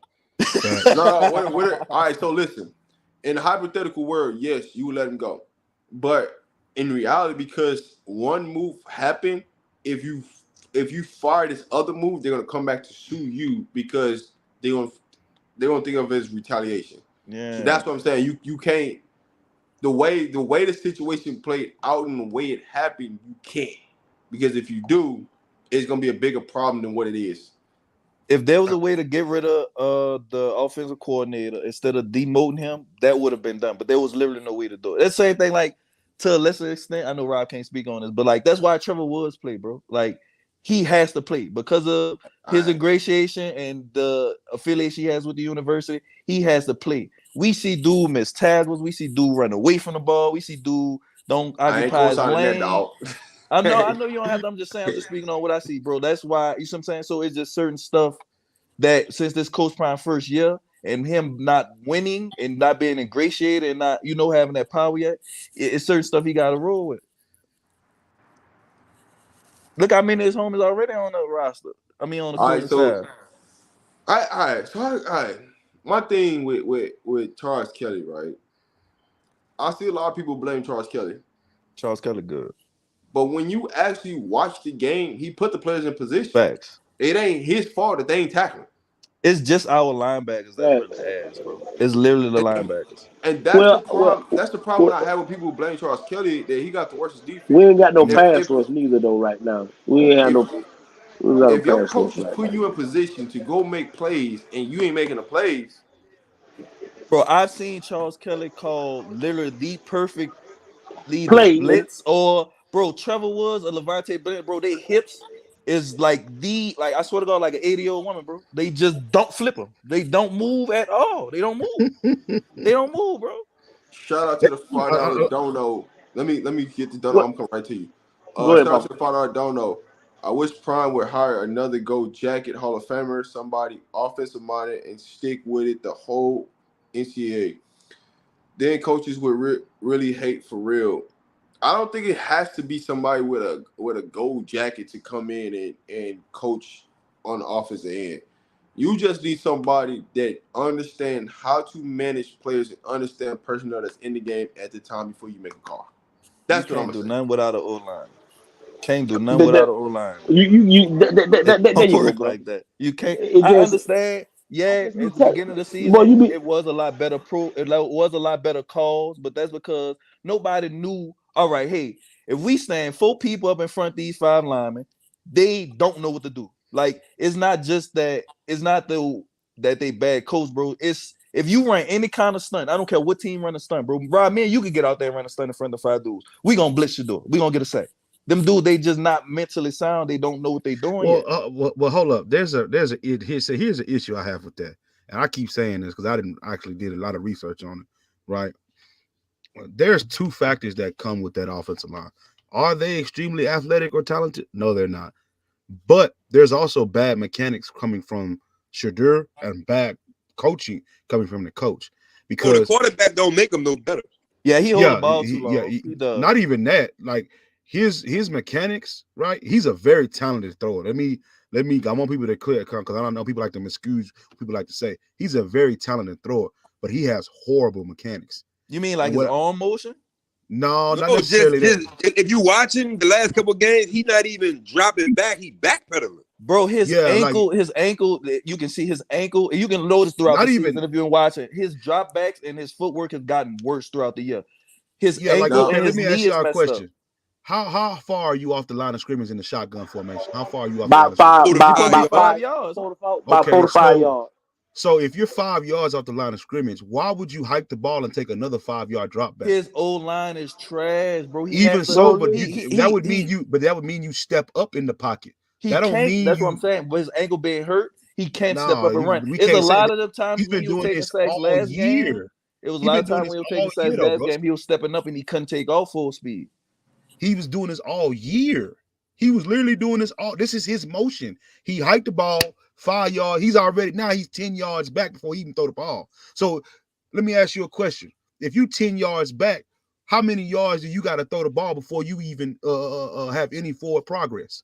Like I said, I think that's a product of this O-line. He was not doing that at Jackson That's State. a product of coaching. That's literally like coaching. I say, I don't in the well-off meetings I be saying in practice, I don't be seeing him doing that. I only see him do that in a live game, bro. I've never seen him do that in Jackson State.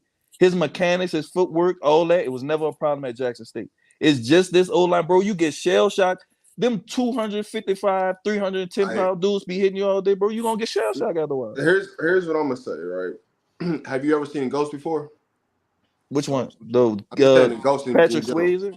Have you ever seen a ghost? Oh, a ghost. Yeah, I'm from New Orleans. You said no? Okay. Yeah, I have. So every time Shador hiking the ball, he's trying to figure out where his ghost is coming from. Right. Shell shock. But here's the issue. If you put any quarterback in that situation, mechanics, after a while, you're like a deer in the headlights. Because only thing you're worried about is, man, where the pressure coming from. You're not even, your mind, your focus not even on the receivers. You're more focused on, man, where is this pressure coming from? Because I got 0.2 seconds to get this thing off. But if I don't get this thing off, it's a wrap for me. But solid, a lot of people don't. I get what y'all saying, but he doesn't. Like I can understand if he really extends the play. That's not what's happening. No, I'm not saying that he can't do that. What I'm saying is, most of the time, he's not necessarily extending the play. What ends up happening is he's dropping back, right? Because they're lining it open, bro. That's the issue. So that's the problem, is that the offense is designed right for a 5-stop drop back, but he's already in the shotgun position. You're just giving defensive ends a beeline at you when you drop back that far. I don't understand. Two things that's going on.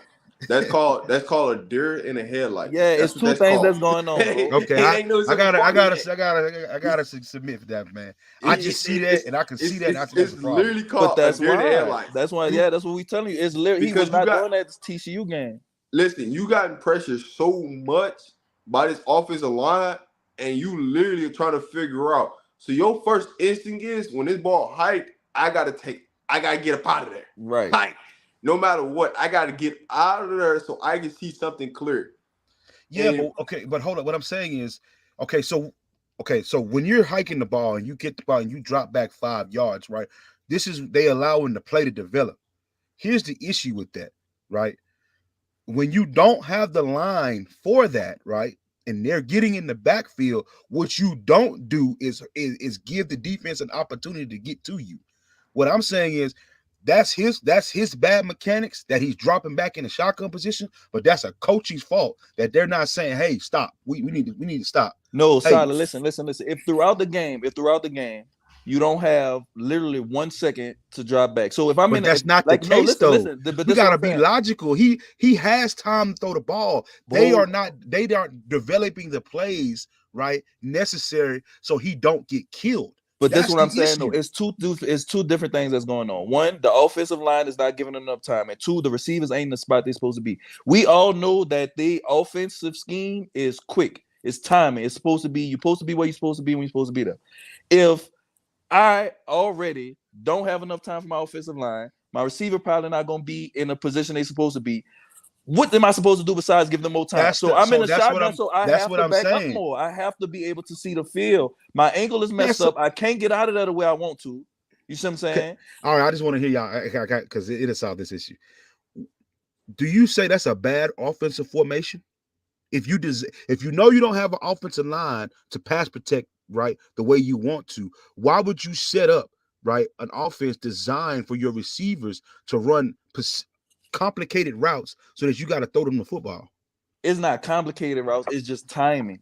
It's not complicated. I don't think it's complicated. And that's the best way to win a football game, bro. At the end of the day, it's a couple of things going on when the game going on. Coach trying to develop the team, you see what I'm saying? Camaraderie and all that. Also, he trying to put them in the best position to actually win games. We have a trash offensive line. Everybody knew that since basically week 4. If you blitz them, you're going to get to Shador. You see what I'm saying? But in the midst of that, he trying to protect his son, plus still win games, bro. That's hard to do. I just feel like here's my personal take, right? Like I said, it's not all his fault. The line they're not talented at all. They're just an offensive line, right? But like other people will say, right? This goes down as a coaching failure. People can say whatever you want that the offensive line is that bad and the O-line checked out that 5-6 weeks ago. At the end of the day, you design an offense, right, that takes multiple seconds to throw the football. You don't have that type of offensive line, yet week in and week out, you go out with the same offensive line and you get done the same way by a same basic defense that everybody's running on you. That is a coaching failure. You cannot, bro. Listen, you don't think that in the preseason and training camp and all that, when Coach Prime got to see this offensive line and saw the scheme Sean Lewis was running, you don't think he saw in, oh Lord, I don't think we can run 70% of our game, our play. Once week 4 came, bro, more than half of that playbook was gone out the window. Couldn't run it no more. So then why would you run the same offense that you had at the beginning of spring practice? You still have to try to win games. They run the plays that they feel like it worked the best, bro. That's the issue that I have. Like, okay, I'm not harping on Coach Prime. I'm not harping on Shador. I'm not even I'm using literal common sense. If your offense, if y'all realize that this offensive line was not up to par, why would you run an offense that has the time that makes it take time to develop? That's the only offense that don't even make no sense. That's the only offense. No, it don't. What other offense can you start running halfway? First of all, there's many formations into the season. There are many formations that you can run out of a shotgun. I'm not talking about formation. I'm talking about a complete offensive scheme. What team can change the complete offensive scheme 25% into the game? First of all, if I had Shador, he wouldn't be running no RPO. That's not the question, He's not fast enough to run RPO. What football team, college or NFL, can change their entire offensive scheme 25% into the season? Anybody? No, my boy. No. You cannot do that. You can't do that. I'm not saying. Listen, hold up. Okay, if you want to say, from Tampa 2 to cover 2 for the rest of the season. If you said you realized in the offseason that this wasn't gonna work, right? Why would you go out and think it's gonna work? No, it wasn't until week 4 that they saw it wasn't gonna work. That's what I'm saying. It wasn't that until week means 4 that that they had to take it out the playbook. The preseason, as they saw that, okay, our offensive line isn't the best. That's what I can say they saw. But I don't. So think you it was said until they week had 4. no they did no adjustments. They could Through Yeah, 8 weeks they ain't did no type of adjustments. The offensive line they could have added some motion into those plays, right? They do no motioning. There is some things they could have added. I'll give you all that. But as far as changing the playbook, you can't do that, my boy. Well, even if you say you're not gonna change the playbook, right? You can change formations, right? Like me personally, I believe that they would be better in the pistol. Offensively, this the biggest things that's plaguing CU. One, the offensive line is bad. Man, we gotta stop saying no. that, Listen, man. they're not good enough. They're not good enough. 2, the receivers aren't. Well, I ain't gonna say the receivers. Other than really Travis Hunter, Xavier Weaver, none of the other receivers are consistent enough. The running backs can't do what they need to do to help the offense because the offensive line isn't good enough. Like it's a complicated series of things that is stopping CU from doing what they need to do, bro. That's why it's certain times of the game that they'll have a series where they look phenomenal. They'll have a series where they look wonderful, and then for the rest of the game they can't do it because it starts in spurts. It starts in spurts. So let me ask you this question. I just got to ask this, and I'll leave it alone with this. Right? Do you think they run a similar offense next year? No, because Sean Lewis ain't gonna be there. I'm saying it might be similar. It might be similar, but it ain't gonna be like. I ain't saying they might do some things. I think it's gonna be more pro style. It's gonna be some differences. They're gonna have an actual running game next year. We're gonna see, man. I gotta be. I'm one of them people. I'll listen, but what I see right now, it ain't. What I'm saying is the offensive coordinator they scheduled to come in. Barring nothing, a certain person gets fired at a different university, it will be a difference in the offense. You will see a little bit of pro sets, but you'll also see a lot of spread. So, me personally, I would treat Shador kind of like how the Bills treating Josh Allen right now. I would put him in position where he has to only make quick throws. Like if it's gonna be a down the field thing, it's gonna be one read because he does hold the ball too long sometimes. And the reason why that is because he's taking more of a drop back. If he didn't take it 5-step yard drop back every play in the shotgun position, the ball will come out a lot quicker. Bro, that's simple math. He's not really doing nothing but different from kind of what Pat Mahomes did his last year. Yes, they do. He had to raise Patrick Mahomes had to raise his risk profile of throws to give them a chance to win. Shador has to hold the ball longer in order to give them a literal chance to complete 8 passes, bro. I want you to do a favor, right? Y'all just think I'm bull crapping? I want you to do me a favor. No, it's not that. Go watch Drake May and go watch, right, what I mean by being in the shotgun position and taking 5-yard dropbacks. He does not do that. That is Drake May is not shell shocked, my boy. He's not a deer in headlights. Drake May is not the most sacked quarterback in college football. Bro, if you look at what's his name? Quentin Ewers, he don't do that. Quentin Ewers is not the most sacked quarterback in college football. We got to stop. Hey, listen, I'm telling you, there's reasons for why this man's doing it, bro. All right, listen. Give us Texas offensive line, and let's see Shador behind. Right. Come on. Well, let me ask you a question. Right? If we would apply Texas offensive line with the coaching they had now, there wouldn't be too much of a difference.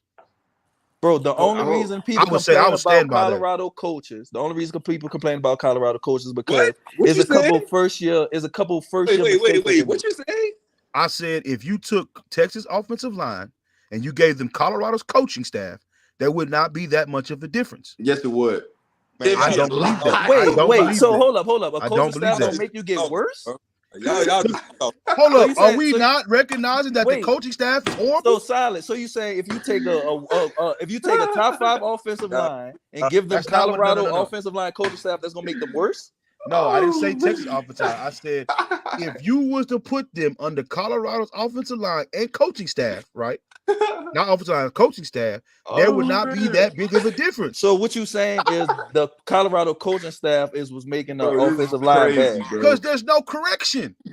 What How you correction, gonna- bro? Listen, have you That's hold on, what hold on, I'm hold on, saying. hold on, Y'all hold think on. I'm talking crazy? Have you There's not no seen correction. have you not seen Jada? Is that his name? The I think he's the left or right. The Hey, man, Listen, y'all hold got on. it, he Y'all gotta literally is blind when it comes to people rushing in front of his face. Listen, He literally does not see people. Listen, Tyler, what you mean? hear me out, because I feel like we getting out. I feel like y'all trying What to. coaches got to do y'all if you got on the it, bro. field? Because that across plays your a face, lot you of don't part move of your it. hips.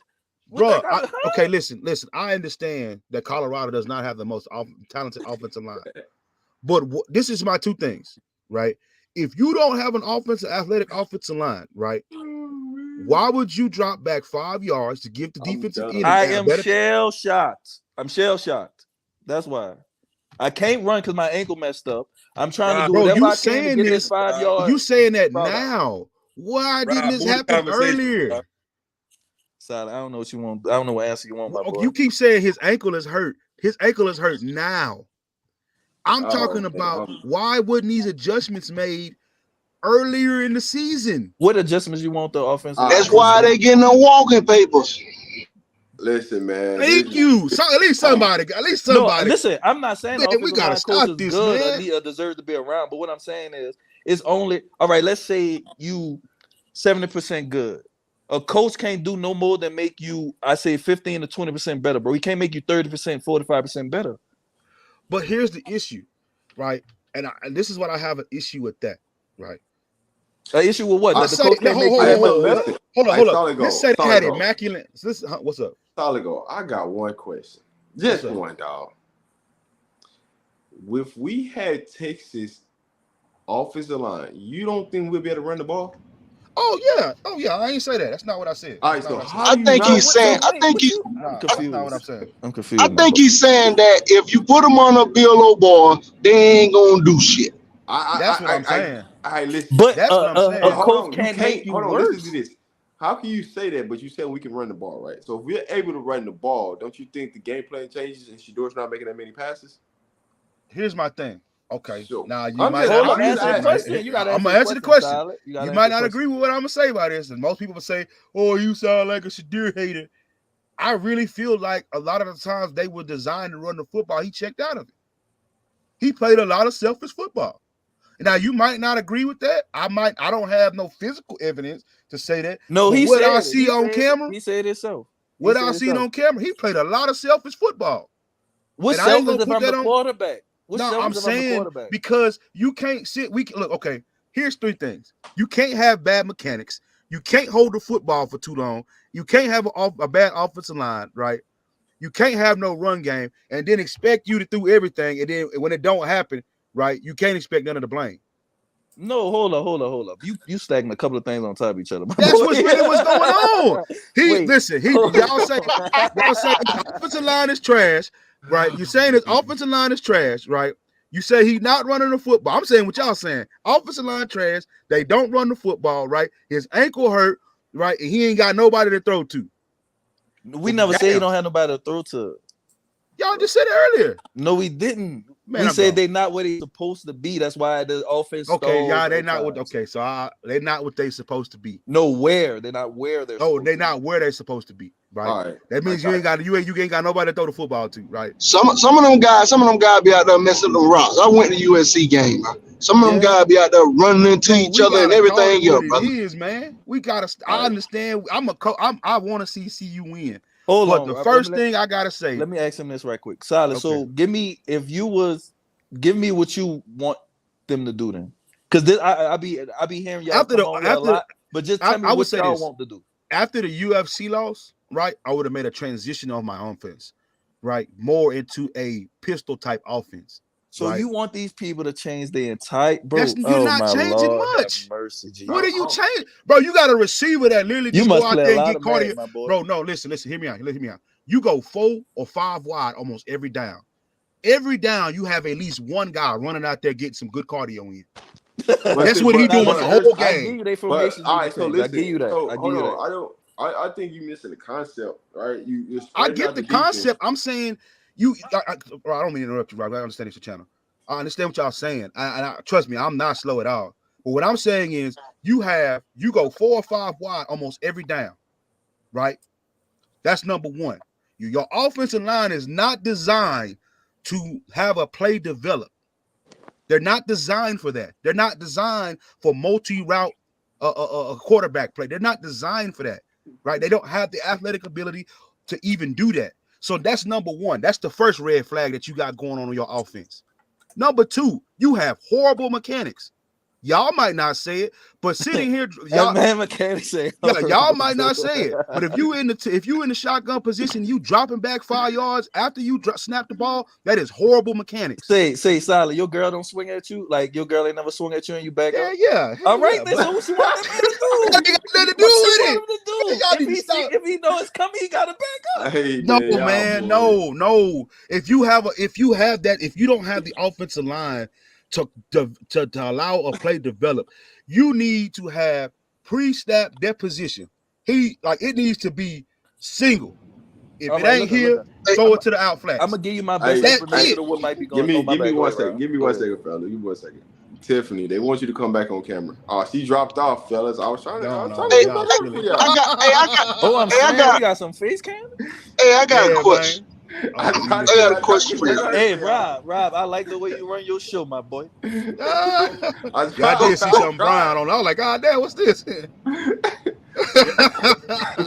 the chat was asking. I'll try. Rob a real nigga, my boy. For real. Rob, I seen some brown. I said, whoa, hold up. Time easy, man. Hey, Sam, man. What's the word? South Georgia. What's happening, man? Talk to us. Rob, in my city, you're a wonderful host, my boy. Hey, man. Huh? Say it again. Man, I want you to change the whole offense. Yeah, I didn't say that, Jonas. Stop Georgia. Say that again. No, y'all gotta stop. Hey, I got a question though. I think with them ineligible players, that shit changed the whole game for them, man. Big facts. I think they was depending on some of them players, and it changed the whole landscape. And the way it came about, it was in a short notice going into the season. They don't work out all summer with Tyler Brown in the lineup. They depending on certain people. Now that's why I think the real big downfall was that certain people, they were depending on certain people, and it didn't turn out the way they thought it was. Hey, hold on.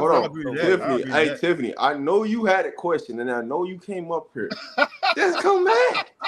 I'm trying to get you to answer. I'm trying to get you to ask a question now. Hey, Extreme.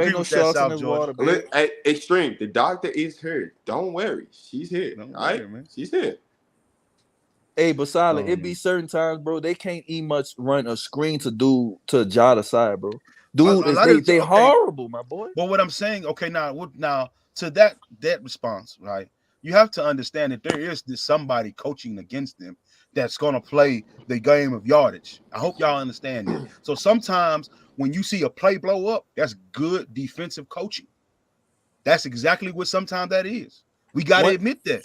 One thing I will give you, I wish that their philosophy would be more, hey, let's get first downs. Let's stack first down. Like, I wouldn't even much attempt big plays. I really wouldn't, unless it's just off a fire play action after we done got a good couple of runs. Like, that's the only thing I would say I would change. Like, but you can't just change the whole offensive philosophy, bro. But I'm saying, how do you get first downs? If, like, okay, this is the thing, right? If you have 4 linemen that can get to the quarterback without any type of pressure, just basic stunt, inside, outside formation, defensive line formation, getting to the quarterback, right? And you got 7 people dropping into coverage, right? How do you expect to really for a play to develop if you can't keep a defense honest? Let Tiffany ask her question, Five. All right, so hey Tiffany, how are you? Let her ask her question. How are you? I'll mute myself. I'm good. How are you? I'm good. I know you had a question, so I will go ahead and ask your question. Okay, so I'm just curious, right? Because everyone keeps talking about, and I'm with you, like the O-line and pass protection is not number one, but you're dropping 40 points across a couple of games that are taking place. So, like, how is that a comfortable excuse during those, like, the games when you're not performing well, but in those moments, it's like, whatever? By them not being able to run the ball, they can't manage the clock. So, one thing about CU defense, they can be had by big plays. So by them, like you say, they can score enough points, but by the clock management being so bad, by them can't run the ball, and by their defense giving up big plays every now and again, it's never a situation where you can really feel comfortable or they can put a game away. But you even up 29 points. Unless That was a fluke, my boy. so I Come could have on. missed it. But from what like everything that I've heard, it's O-line, O-line, O-line. Dion, I've heard a couple of times, but from like one person, and like that is clock management. That's a coaching's call, but everything else has been O-line, O-line, O-line. So I'm just raising that challenge because if you're expecting everything to transform next year, you're getting into the Big 12, which is more of an air raid offense than the one that you're in currently. Like you are going to need to compete with these 40-point games, and you can obviously do it. So like I think the issue might be a little bit bigger than just your line. I don't think it's just the O-line. I think Thank you. it's injuries too. By them having injuries on the O-line, them not having enough tight ends. Like they don't even have enough offensive linemen. Well, that's one. So let me ask you a They question. can't run. Hold up. They Okay. can't run enough 12 personnel because they don't have enough tight ends. You see what I'm saying? The running backs that they do have available, they not. I ain't gonna say they big pass protectors. So it's a bunch of things that go into them not being able to protect him, one, and them not being able to run all the formations they being able to run all the formations they should. Okay, I agree with that. Let me ask you a question. Was this the same offensive line that started at TCU? Yeah, but bro, listen. Was this the same? Hold on, no. Let me but it's different. No. Let me ask gave you up a 7 question. sacks against TCU. Yeah, Is like this that's the the same? thing. Okay, is this the same offensive line that started against Nebraska? Solid. They gave up 6 against Nebraska. They've always had problems giving up. They gave up 6 against Nebraska. They've always had problems protecting Shador against pressure. It's not only till later on in the year, like after week 4, after TCU, that people started actually being able to see and get game tape. And you see what I'm saying? Go consistently. Chip Kelly, bro. Chip Kelly ain't do nothing but tell them dudes stand up the whole game. Yeah, like that's what a good coach would do. 7 sacks the first week, 6 sacks the second week, and 6 against Colorado State. Yeah, they been So trash, bro. Okay, but sacks are gonna happen. Like, do you genuinely? I was just gonna ask that. Sacks gonna happen. Now they cause let me ask this question. Hold up, let her ask the question. Okay. I'm gonna be quiet because I sure want to do this. Go ahead, Tiffany. Ask your question, love. I asked the same question that Solid Gold just asked. Like, do you think sacks are not going to happen anywhere else you go? Like, at some point, when are you going to start blaming it on like the way the system's operating, the coaches, the coordinators? Like, start everybody's to blame. That's one. Like, I don't want y'all to get it misconstrued as it's all on one person's fault. I'm just giving you what I think the reason is why stuff happening. But it's everybody's fault. It's the coach's fault for not recruiting the offensive lineman enough. It's the strength and the conditioning coach's fault enough for not having them ready physically. It's the offensive line coach for not having them technically sound. Like everybody's at fault. Shador for holding the ball so long, the offensive coordinator for the scheme. Everybody's at fault. But it's just certain people like Shador can control certain stuff with holding the ball and moving. By him, like I say, by him not being able to move as good now later on in the year, that's why a lot of stuff not happening. Like early on in the season, he would step up in the pocket and get a long throw to Travis or get a long throw to Zay Weaver. He's not able to do them type of things no more because a lot of coaches are scheming up their defensive line to know, okay, we're going to collapse the middle and he can't really escape from the outside anyway. Okay, so I'll set you up for it, and I'm really, really sad that you fell for it because now my question becomes, and this is gonna be the one that set you off probably, but how do you expect Shador is gonna look incredibly different next year if you have to change running backs, you got to change your secondary for the team to perform, you got to change coaches, coordinators, offensive lines? Like it sounds like a total rebuild. For a quarterback, you really don't have to deal with all that. As a quarterback, all I have to do is know my offensive scheme, what my offensive lineman supposed to do, my receivers supposed. Like it's really, which your question, it really don't apply all the way to him. But it does though, because how are you say your offensive scheme changes significantly if you're changing the offensive coordinator, if you're changing the running back, if you're changing the offensive line, like that's new handoffs. Like there's a bunch of different things that change from that perspective. He been learning new offenses. Yeah, but every year this is only his second one, and in his second one, it's not performing. And but this is what we're saying, Tiffany. He's going to have a full off season to acclimate them things, as opposed to having to do it 25% into this season. That's the difference. He's been in college. He had a different coordinator, and I think 2 of the years they switched coordinators in the middle of the year. Yeah, and it was why they was winning. That's one thing about Coach Prime, bro. He doesn't have a problem with, okay, we winning, but we not dominating. You see what I'm saying? So he's going to improve. Yeah, because he know his son can pick it up pretty fast. That's why. Yeah. So see now I'm pulling out stats now, right? Y'all say the defense is, the offensive line is generally bad, right? Hold on, Solid. Before you go, do you have some questions or you just want to argue? we having I'm a asking some conversation? questions. I'm asking some All right, questions. all right, all right. Just making Okay. sure. If you throw the ball 47 times, right, and you give up 5 sacks, would you say that's a bad game? Nah. I'm just asking. No. You throw Yes, the ball, But you got to Okay, look wait, at hold the on, hold on. pressures. No. I'm about to tell you why. I'm about to tell you why. Because you not factoring in how many times he got pressured, how many times he got hit. Yeah, Man, Like that's one what I I'm was about game, to saying. ask like y'all. listen, That's one what I'm game about he to ask. got pressured 80% of his snaps, bro. I understand that pressure is just there. We can't hide the fact that 80% of pressure the is not. snaps, though, 8 out of 10. Nah, that's But not. I'm saying, Nah, hold But the on. pressure is going to be there. The pressure's gonna be there. That's what I'm listen, saying. that's an astronomical number. Yeah, I'm that's saying, too hold much. up. I want y'all to. I'm. And if don't Jonas, you all right.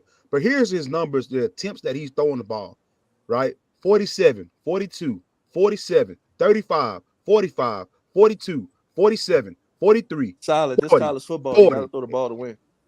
That's, bro. We gotta be honest, bro.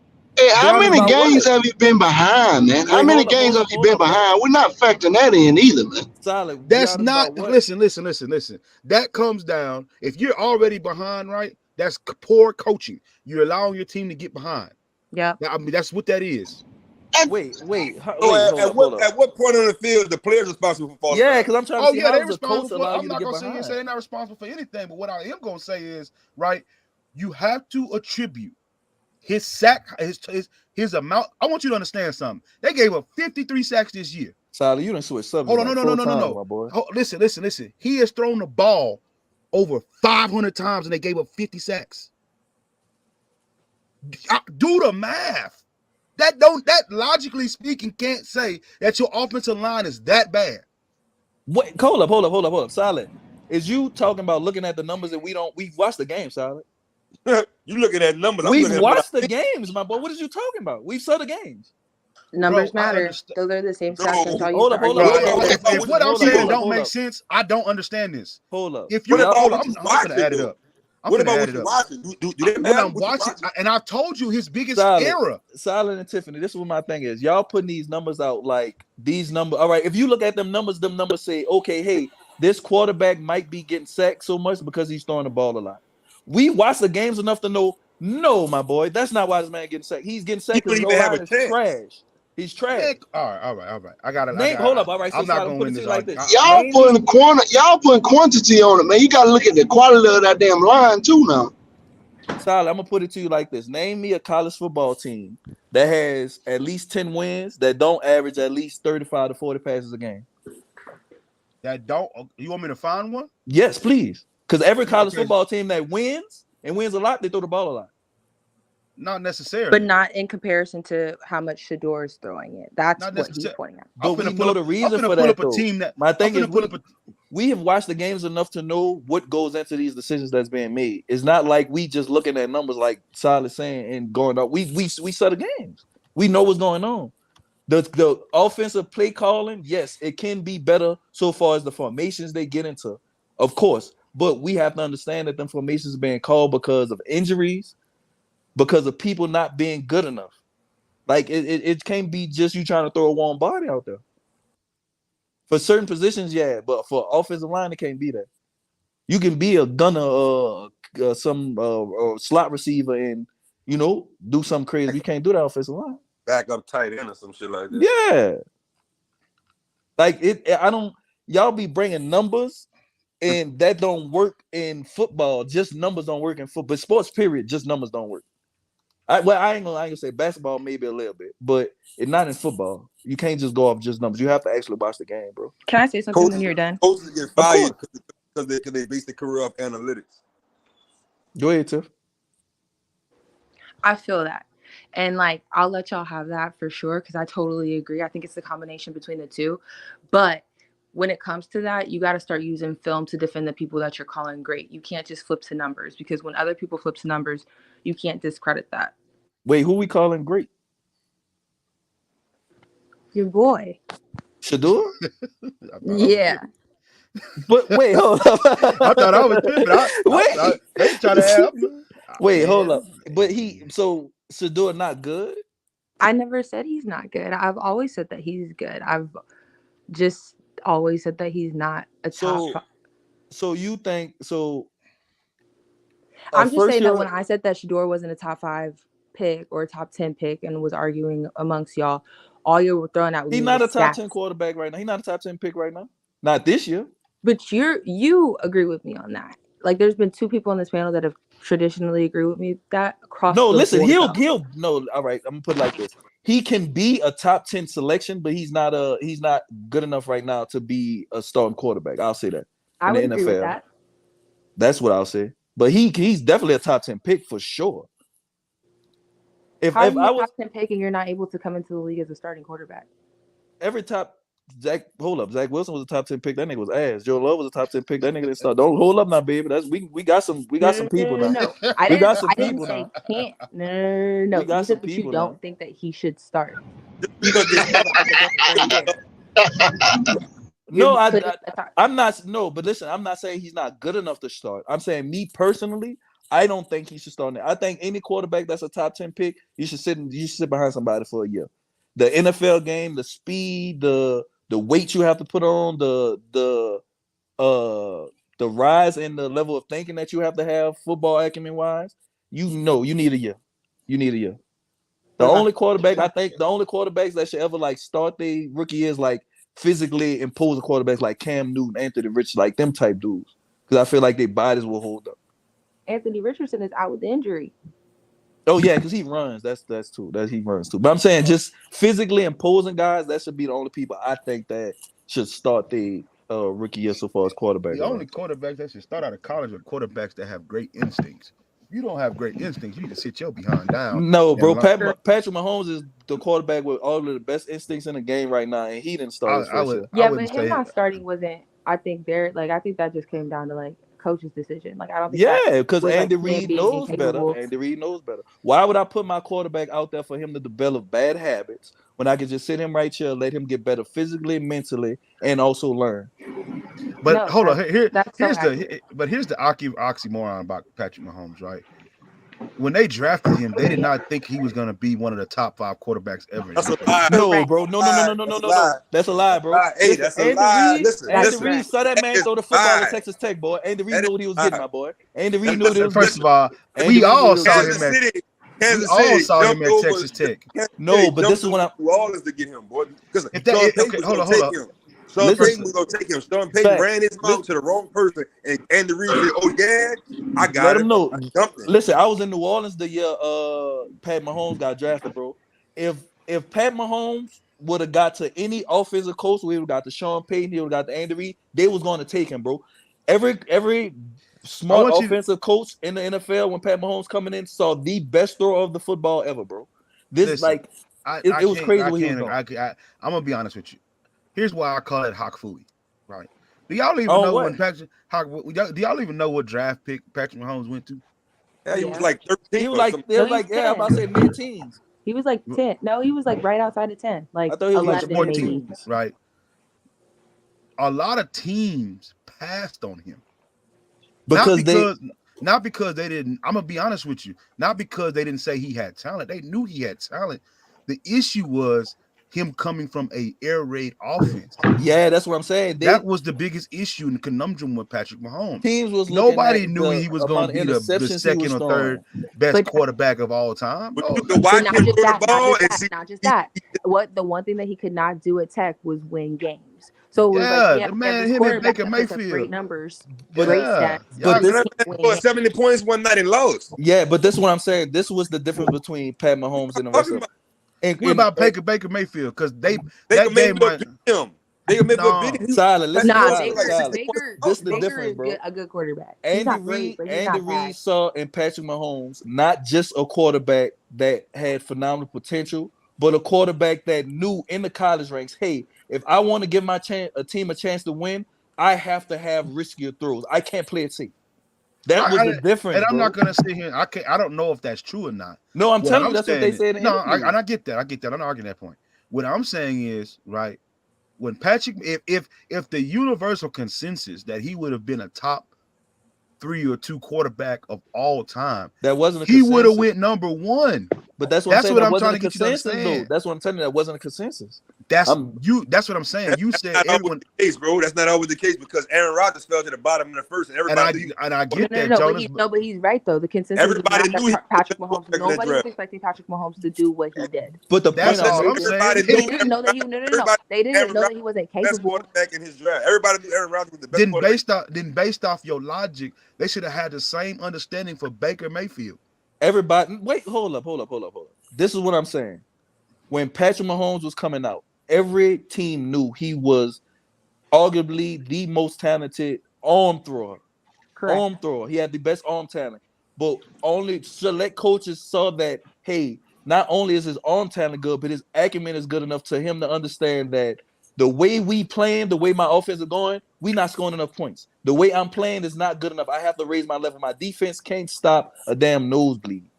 So what I have to do is score 45 to 50 points a game. The only way I can do that, I got to take some risk. So that's the difference. Baker Mayfield, that's what I'm saying. Baker Mayfield, acumen-wise, is nowhere near Patrick Mahomes level. Baker Mayfield is just throwing the ball, my boy. Whoa. Man, this man. Okay, never mind. I don't say that it's nowhere near. When It's has definitely Baker not the same, but Mayfield it's ever been over a 500 quarterback in the definitely NFL? Huh? Listen. Hold up. Okay, here's the issue.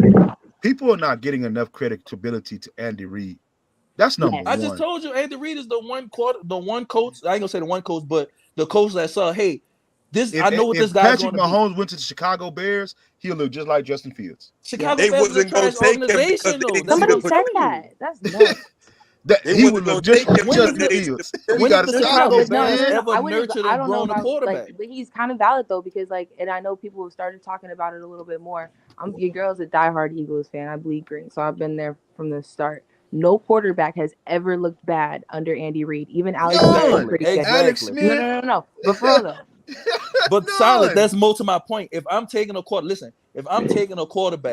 that has A+ potential, and I'm giving him to a coach that is A+ and bringing out that potential. That's the issue that I'm telling you. He didn't have an A+ grade coming out of college. Potential. No, I'm not saying his grade. I'm talking about just his potential. He had I'm just talking about just his passing potential. games in college. Okay, so hold on. One thing about me, I ain't gonna lie to you. That potential talk, that can go either way. And the reason why I say that can go either way is because Justin Fields got a lot of potential. But if you're not in the right situation, you're gonna look how you looking. Zach Wilson has some potential. No, they all win the first round. Zach Wilson has no potential. But here's what makes it a little bit more with Patrick Mahomes, right? When you're thinking about it, he had I hope nobody from Texas listening, but he really had the receivers if we're gonna keep it a stack. Hold up, I had left off. What happened? No. The receivers that he had at Texas Tech that he was playing with and that he was having those high passing games, those offensive linemen, those receivers are not competing any longer. So from that aspect, he really was better. I think he's the only reason why I want you to understand. I want you to understand. That's the same receiver Patrick Mahomes had at Texas Tech. You know Patrick Mahomes went to Texas Tech too, right? Yeah.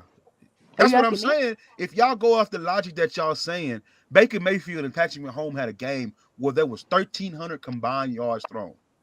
Baker Mayfield is not nowhere near the same quarterback as Patrick Mahomes. If you was to put Baker Mayfield fresh out of college with Andy Reid, he would do the same thing that Patrick Mahomes. I doubt it. No, he would not, bro. No, he would not. He don't have the arm talent. He would be successful and he would be better than he is now, but he would never put up. He would not. Son, you crazy? He wouldn't be regarded as the best ever right now. Okay. You cannot win a playoff. So you saying that Justin Fields? So you saying yes, Justin you can. Fields Don't be a hater. Baker Mayfield is a good quarterback. If you say, if Josh Allen was in get you in the NFL. Man, is it the same person that like Bo Nix? Oh, please don't go there with me. You really want to talk about Bo Nix today? Because I wasn't trying to say nothing. Hold up, man, we gotta stop this, man. Do you know if you put Josh Allen with Kansas City, does he win a Super Bowl? If you put who? No, Josh Allen. No, because Josh Allen risked the ball too much. Man, I'm gone, bro. If you sit here and tell me that Josh Allen is good as Patrick Mahomes, you crazy, man. What? Solid. Let me say. The reason I say no is because it's anywhere close to Patrick Mahomes. Listen, the way Josh Allen plays, he risks the ball too much, and he does not have to. The difference between Patrick Mahomes and a lot of other quarterbacks is not only does Patrick Mahomes have the ability to do certain stuff, he does not turn the ball over overly much as these other quarterbacks, bro. Patrick Mahomes scored on, put Josh Allen to win 13 seconds. Josh Allen, literally. That's not him. That's his defense. What are we talking about? 13 Stop playing with man. Pat, son. Stop playing with Man, Pat. y'all tripping. Pat That's is a not. different animal, That's bro. not. Okay, hold up. Your defense. I can guarantee you, Josh Allen, no other quarterback in the league could have pulled that off. I ain't gonna say They would have nailed the ball. I didn't Josh say Allen. Tom do it. I didn't say Tom do it. Listen. If Josh Allen would have got that ball with 13 seconds left, they would have nailed. He gonna turn it over. They would have nailed. Stop this, man. They would have nailed with overtime. Solid. So you, Josh Allen just literally got his coordinator fired for turning the ball over twice. Everybody has bad years. We can't sit here and say that. No, Solid. This is what I'm saying. No, Solid. This is what I'm saying. He risks the ball so much when his offensive coordinator calls good plays that he got the man fired. Listen, Josh Allen best game is that game. You don't understand that? That's the difference between him and Pat Mahomes, my boy. Listen, Josh Allen's career is built off of that game that he lost in 13 seconds. Facts. Tua Tagovailoa, he was with Kansas City right now, right? Will he do the same thing? No, because Tua don't have enough arm strength. That's a crazy question. Tua don't have enough arm strength. Listen, Tyreek is still wild. Listen, Solid. Any quarterback you put, I can tell you why they wouldn't be as good because Pat Mahomes, bro. CJ Stroud. No, because CJ Stroud don't know enough.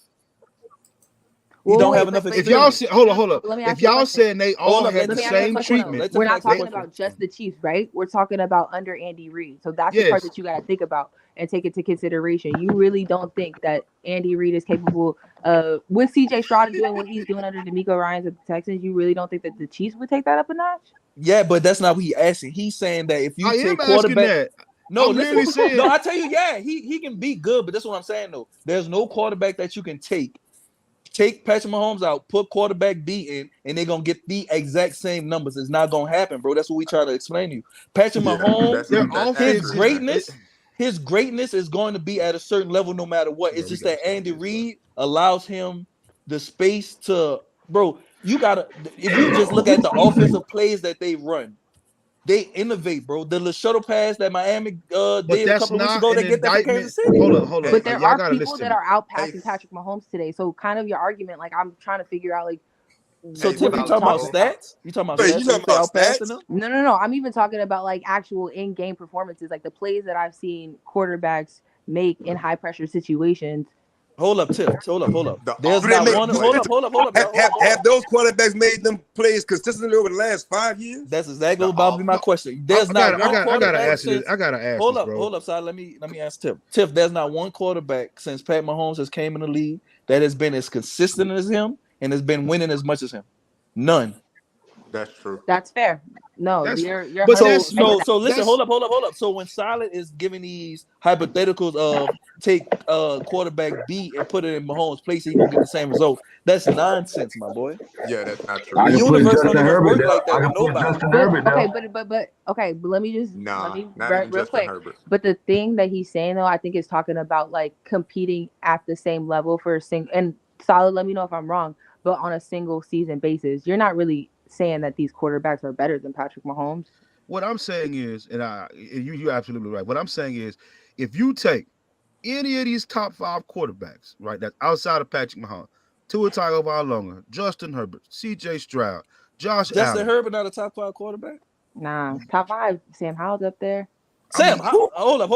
I would say that he don't have the body of a single season basis, right? We're not talking about my opinion. Yeah, he don't have the body. No. Hold up. If you Tiff, if you doing stuff for 1 year that don't make you top 5 in yeah, if you now I'm talking. He don't have the body of work. Josh Herbert has the body of work.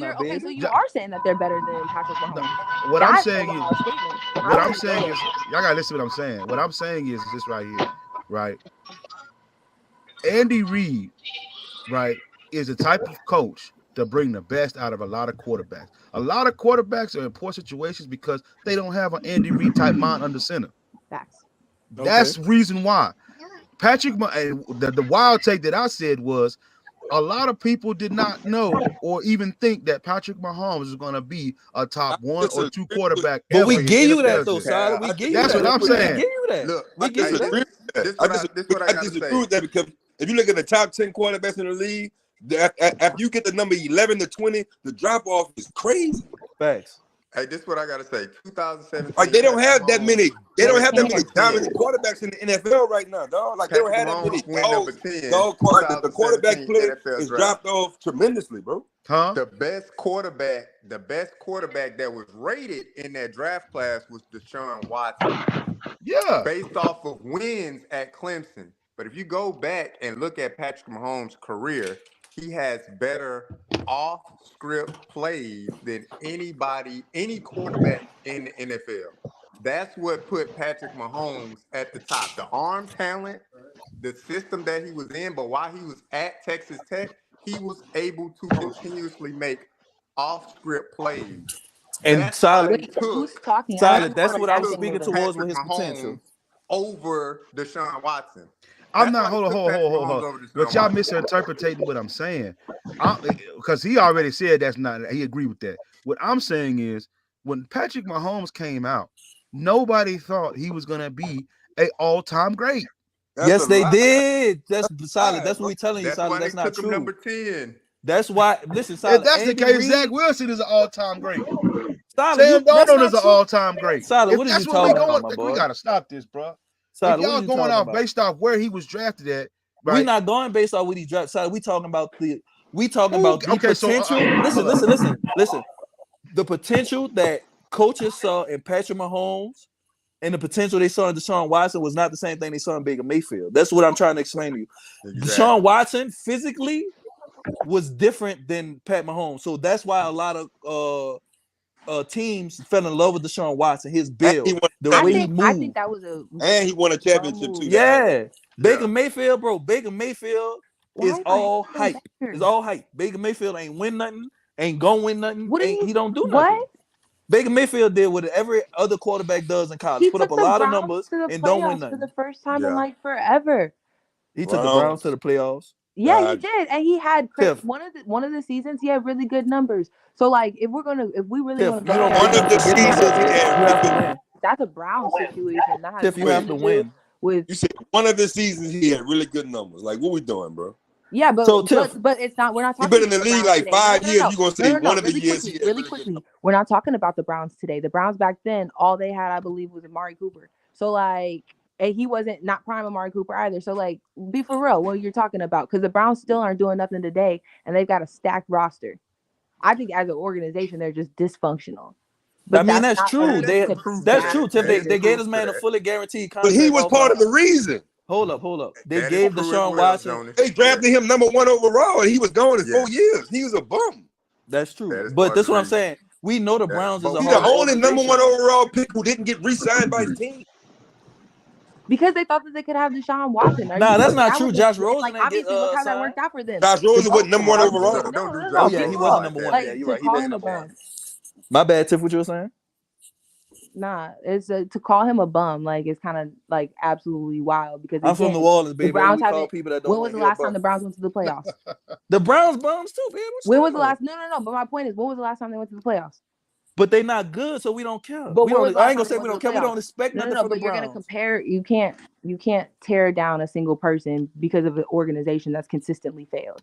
Like no. But Tiff, this is what I'm saying though. The greatest quarterback of all time. All right, he went. Listen, he went to the Panthers and let Sam Darnold take his spot. Oh Lord, that hurt. That is that true. Hurt. That's wild. That hurt, Jones. You ain't had to do that. What we talking about? That's absolutely fair, and that wasn't a good decision, right? Like Baker's gone other places, and he's done better than the quarterbacks that they've stayed behind with. He's done better than Sam Darnold has with the Panthers, and he's done better than Deshaun Watson with the Browns. So I don't necessarily know that he was the problem. He did better with the Rams than Matthew Stafford has. So, Tiff, this is why I'm saying here, bum. I'm not listen. Hold up. Championship. Hold up. No. We're not talking about that. We're talking about since then. Baker wasn't there before the championship. He was there after. Hold up, but look, this is why I'll say that Baker Mayfield is a bum. Baker Mayfield is never going to bend. Baker Mayfield is the type of quarterback that every time you get in a position where he has to make a throw for you to win, it's never going to happen. Baker Mayfield is a better Jimmy G. That's correct. That is fair. Baker Mayfield, in a winning situation, he's not the person that I would call him. But to go as far as to say a person is a bum, when there's a lot of I'm from New Orleans, that's how we talk. He like Jimmy G 2.0. Not he's better than Jimmy G though in terms of 2.0, the better version. That's fair. Now I would I'll put him up give there. I you. would put him up there around Derek Carr. Y'all know Listen, what? hold up. We're not gonna talk about Derek Carr. He on my team. I don't want to do that. Yeah, You gonna give me so a Hold on. heart Let me you're ask y'all attack. a question. sensitive, Do right? y'all know what I Patrick feel it. Mahomes' I grade feel was when he it. came out of college? John, solid. We don't care about the man grade, bro. His potential is what we talking about. That's I, what you I, I, draft, Grades, motherfucker. grades. Listen, hold up, solid. Hold up. Let me tell you. Grades is what you did and what they can visibly see, what they have numbers for, what they have failed for. Your potential, that's what teams go off of when they and how they gonna develop you. You see what I'm saying? The way Patrick Mahomes was developed, Andy Reid knew what he had. That's what I'm saying. So you bringing up a grade of every good quarterback. Look at Tom Brady grade coming out of damn Michigan. Like, what we talking about, bro? Yeah.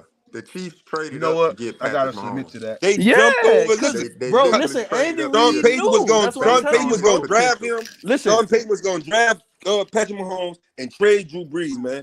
Jonas, listen, bro. Andy Reid I got mean, wind of that shit. Andy Reid got wind of that and jumped over that dude and took that solid. man. Listen, what Jonas saying was right, bro. Like I said, I was in the city when that happened, bro. Everybody, we all knew we was getting this white boy out of Texas Tech with this blonde hair, bro.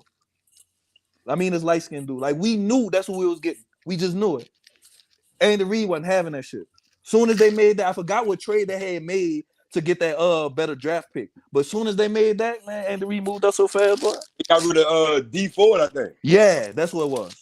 Boy, Andy Reid not playing, huh?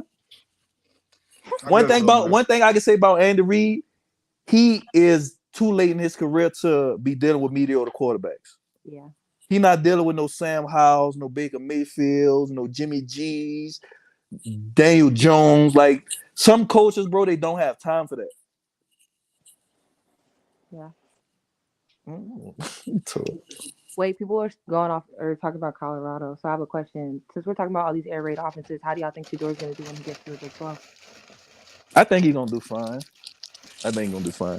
Why? His accuracy is what sets him apart. You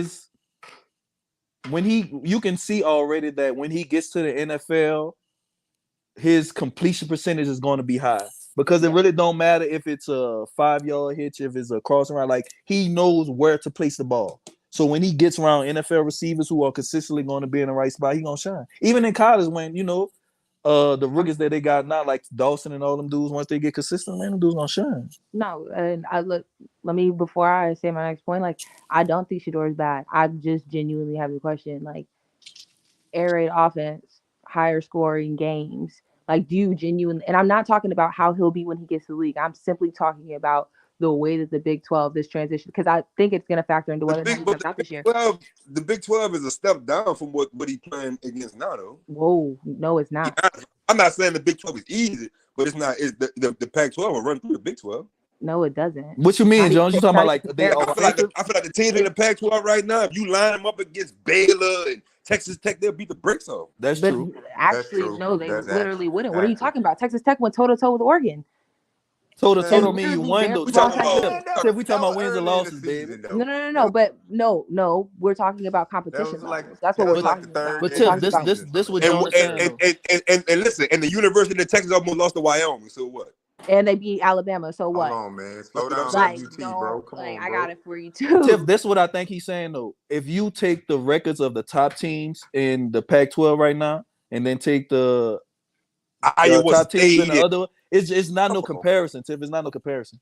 Iowa State and all that beat the brakes. It's not no comparison. For y'all to say it's not a comparison is kind of crazy, but I guess we'll find out. But my then again, you think Sam Howell remains the same, like, right? So. Like, because the difference is these teams that have high scoring games, clearly they have offenses that can work. Y'all are complaining about how your defense isn't good and how your offensive line has no pass protection. So my question still remains.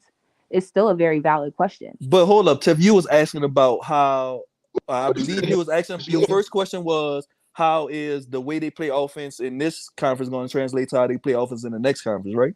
No, I asked, how do you think that Shador is going to perform in the Big 12? He's gonna perform wonderful the same way. Like, it's gonna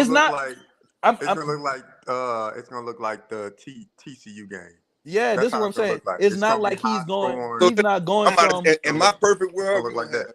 Listen, in my perfect world, we're gonna have Jordan Seaton, Tyler Brown, Van Wells, David Conner. You get another right tackle out the portal. That's our new O-line. and you start Alton McCaskill, and we're gonna run the ball. Listen, CU is going to be top. You don't need a whole They're gonna lead the conference in offense at least next Someone said something about the TCU game, which I hear you on that. But one thing that you got to know is that TCU is one of the worst teams in the Big 12. So if it's going to be neck and neck on that level, I don't really think that's putting y'all in a good spot. But no, hold up. Tiff, you got to understand though. But they gave up 7 sacks. The offensive line was trash, and that was the first time 85 new players had played together. That's not gonna happen all the time, Tiff. What I'm saying y'all scored less since that game. Like it's been on a downward trajectory. Because the offensive line isn't good and more teams have gotten tape on. And all that's those what I'm different saying. things. No, hold on, you gotta let me finish too. Because I'll let you finish. The 85, and I feel you on that. Like the first time they played together and all of that, but that was one of y'all's best games. So help me understand how that tracks. Because for one, like you say, it's 85 new players playing together for once. The offensive line was not good then. They gave up 7 sacks. It's just that for that game, the nation didn't have tape to know, hey, if we stand our full, literally no defensive tackle, we get 4 defensive ends and stand them up in front of these 5 linemen, we can get to their quarterback at least 5 to 6 times a game. But that's my point. I think one person answered my question with all of the different moves they want to make during the... Yeah, that was Jonas. But wouldn't that apply the same thing? Well, because of course now it depends if they run the same offense, right? Now, listen, if they say they come out there and run a similar offense, wouldn't that same logic apply? I don't think they're gonna run a similar. I don't even think they're gonna run an air raid necessarily. Like, I think the offense if you don't believe Coach Prime on his son to look like a Heisman Trophy winner, we got to stop this now. But he don't have to be in the air raid to do that though, Solid. The offense will be similar, but it will be more balanced. I don't think it'll be as better balance. So what if your offensive line is just as bad? Right. Hold up. We can't be doing all these ifs like that. Yeah. It can't be. It can't. The logic of it is you might have a bad offensive line next year. No, that's not the logic. That's not. That's how is that not you saying? How is that not a because you already saying that they're not going to improve. Yeah. You pretty much saying they're not going to improve.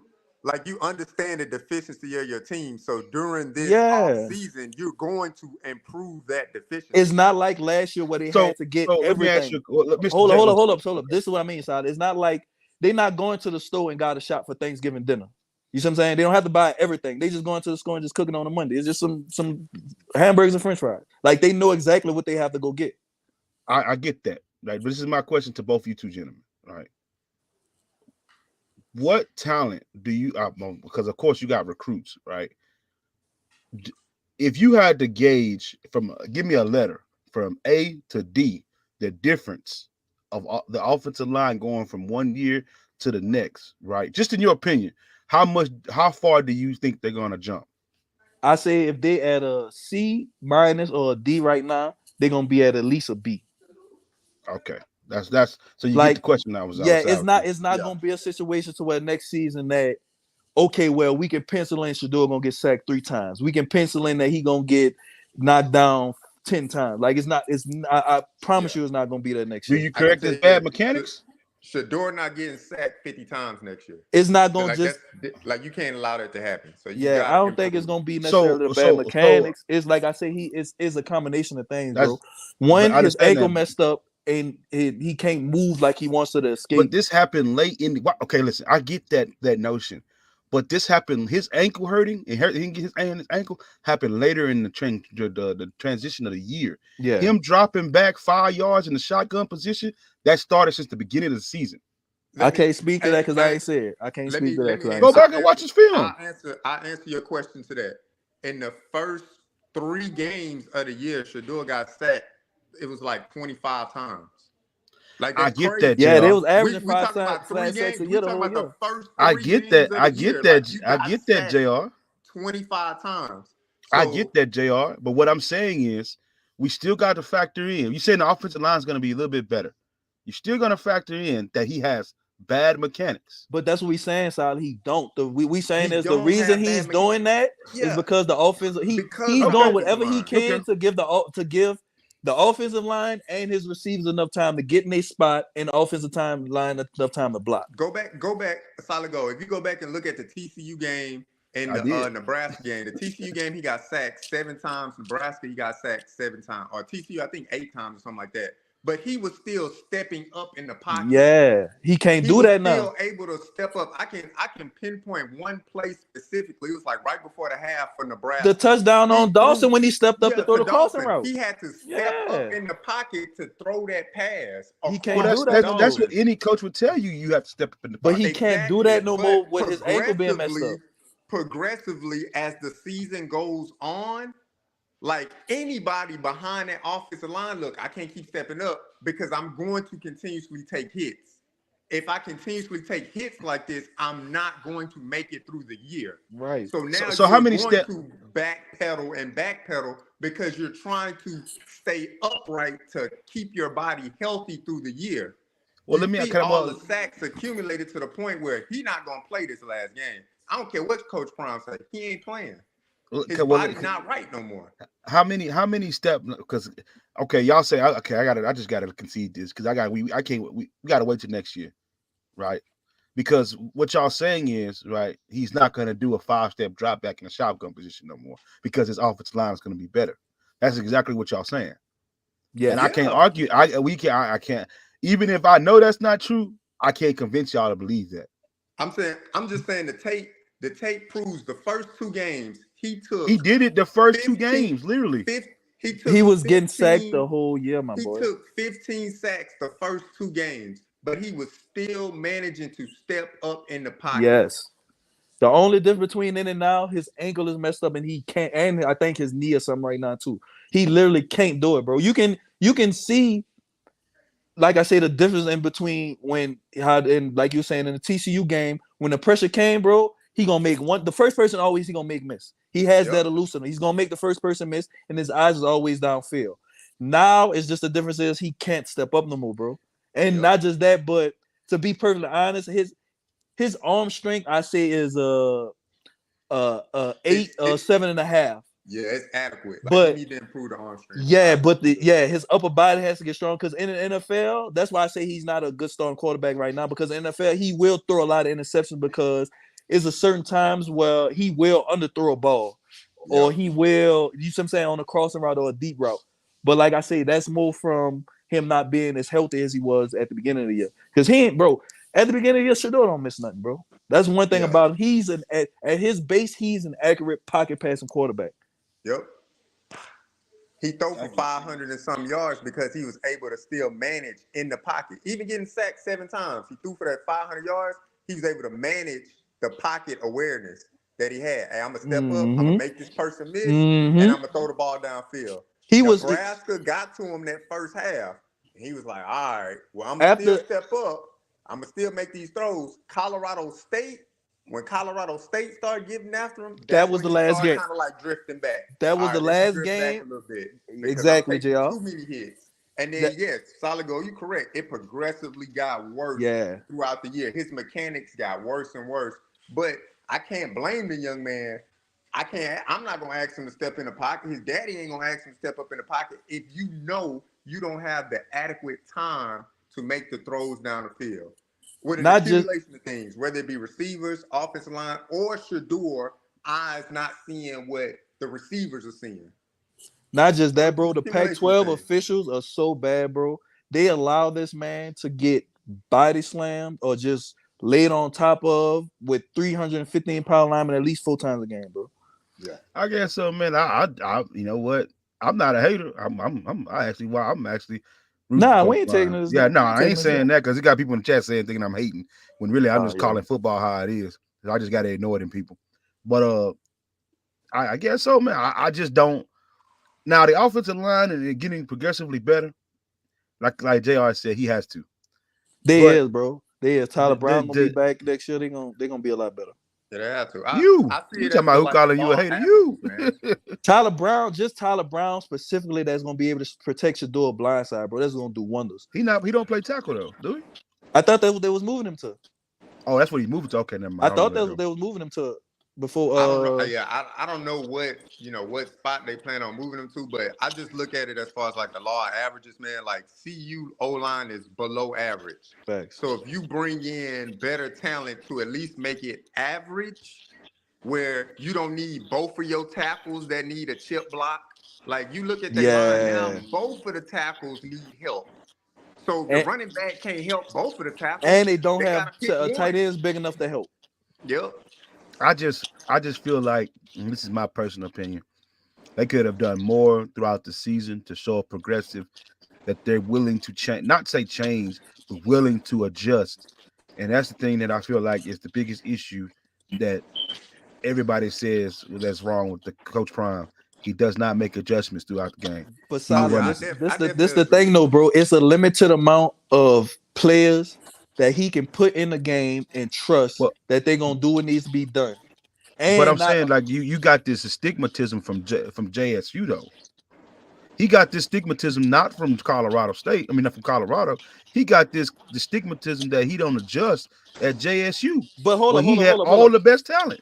But hold up. If I have the best talent and I'm beating the sleeves off everybody, what adjustment do I need? Because when you play somebody that has just as much talent as you lose. But when did that happen though?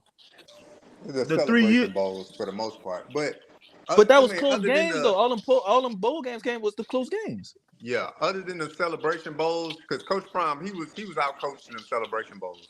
But other than that, like if you go through the SWAC, man, he was dominating them teams in the SWAC, man. Yeah, because he had the best talent. So solid. Talent, and he had whatever. And he had the best coaching staff. Really, their offensive schemes were better than those teams in the SWAC. So I'll put it. Scheme, coaching, it all played a part. But once he got to the SWAC, once he got to the Celebration Bowl, yeah, it was kind of like, all right, it's a few questionable situations that he could have tightened up. I mean, he learned from it. Like when they came back and played in Celebration Bowl the following year, he put on a better performance. Right. Unfortunately, a few plays here and there just cost him to lose that game. Solid. I'll ask you this: if you had to give Colorado coaching staff a grade, what would you give them? A D. A D? A D, my nigga, for real? Man, that wild. Yeah. Why? But why though? I give him a for one. Okay. Okay.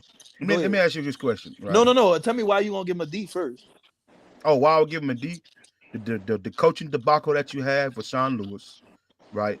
Your inability to adjust in game, even if you lose, right? It's the fact that you tried to adjust in game, right? Your ability to adjust throughout the season, right? Your coaching, right? We can all see that they had some terrible coaching on that offensive line, tight end position, and everywhere else, secondary, linebacker. There was some horrible coaching going on at CU.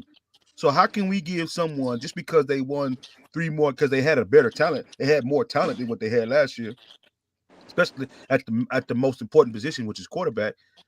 They won basically what they were supposed to win, 4 games. Yeah, what I will say, Jonas, these dudes be killing me, bro. I swear. So how you give them a D for doing what they supposed to do? Yeah, that's crazy. So how you give them a D for doing what they supposed to do? I'm giving them a D because crazy. Listen, okay, so how okay, so if maybe I'm wrong, but how important is the quarterback position in football? Sorry, hold up. Okay, so if we understand that the quarterback position is the most position in football, right? If you have a significant jump in the quarterback position, that pretty much guarantees that you're gonna win more games. I'm not saying win more games you're gonna lose, but you have a better chance at winning more football games, right? That logic is true. Yes. So how am I wrong for saying if you have a substantial jump at the quarterback position, right? You basically won the amount of talent that he has. You won that many games, but you didn't do anything else. Why would I give you a higher grade? But what else didn't they do? Because they improved the roster. They improved the roster from last year. They improved they improved the revenue of the team for the last. That has nothing to do with coaching. You asked me about. Okay. I get what you're saying, bro. Okay. Now, if you was to ask me how would I grade it from an economical standpoint for what Coach Prime has brought, you ain't let me finish. Okay. Let me go down the list. So listen, you saying that you will give them a D because they didn't make any adjustments this year. So the fact that Coach Prime saw that my offensive coordinator wasn't getting things done and he made a change to do something better, that's not an improvement to you? But you really didn't. You've got progressively worse every week. How? You had 52 yards at halftime against Oregon State. 52. But hold up, you talking about You didn't even hold up. You say he bro, didn't you didn't make, even cross hold the up, hold 50 up. against Washington You say he State. didn't make no adjustments. I just gave you an adjustment that he made, and you say that don't count for nothing. Okay. Let me slow down because I just got emotion right there. What did you say he had to make an adjustment for? You I'm sorry. the offensive. He said the offensive coordinator. He felt like whatever reason he made, he had to make a change with Sean Lewis, right? Yes. We know that Sean Lewis But and from hold what up. Okay, go ahead. We know Sean Lewis and the offensive line coach is a package deal, right? Well, I guess so. Yeah, all right. I guess they came so together. Don't you think that that's the improvement? I'm signaling into this. Hold up. I'm signaling into this gentleman that, hey, since I'm relieving you of your play calling duties, you know your partner ain't gonna be around next year. So let me get this right, and I'm just trying to make sure. I get you. Let me answer your question. Right? Let me answer your question. So you're saying because Coach Prime, right, said, hey, since you guys aren't committed, I'm gonna let you go. I'm supposed to give him a higher grade because of that? No, ain't no committed. Wait, hold up. We never said nothing about commitment. He saw that something needed to be improved. Okay. So let's say they weren't doing their job, right? No, bro. It don't have no. You trying to put too many specifics on. I'm not. You said Coach Prime said seeing these people not getting the job done, right? And he need to make improvement. He got rid of these people, right? You want me to give Coach Prime a higher grade because of that? I'm not saying give him a higher grade, but I'm saying you saying it like he doing. You said that he didn't make no adjustments. I'm pointing to adjustments. When it comes to on the field issues, none. All right, what on the field? All right, so specifically, what on the field issues do you want him to fix? Because this is what I'm about to. Hold up. This is the point I'm about to make before you answer. The issues that you see may not be the issues he see. How? It is literally being described in the media. Listen. I want you to understand. Okay, everybody that come on here. This. Rob has a platform. About 500 people kind of see his stuff every day. Mm-hmm. But I want you to understand, right, that there are media pundits who have national viewage, right, and they say the same thing. They came out last week and said the same thing. Why are you coming out 5 wide, knowing that you have the offensive line that you have, right, and you're not getting those people no help? I believe that's what I think that's the best chance to win, bro. I'm just saying with that. I didn't make that up myself. No, what the national pundits are saying. Listen, I am agreeing that would I rather them switch up the formations to do something that would be easier or just be a little bit more offensive line inclined, of course. But at the same time, though, when you in the heat of it, bro, that man trying to win games. You see what I'm saying? Bro, how are you trying to win? Okay. But I wish Loud Dog was here. How are you trying to win games and you had 52 yards at halftime against Oregon State? Oh, I mean, we saw that, bro. The man was sacked. He was sacked, I think, 4 times in the first 12 plays or something like that. So there's no adjustment to get this man some help so he can't be sacked. But this is what I'm saying. They don't have no tight ends. I'm sorry, man. No, listen. We can have a conversation. He don't have no tight ends. He don't have no tight ends. He don't. So where's Mikey Harrison? He gone. Mike Harrison is not a blocking tight end. That's what I'm saying. They don't have no tight ends that can block. You got extra linemen. The big tight end that they had. You don't have to put a tight end. You can put a lineman.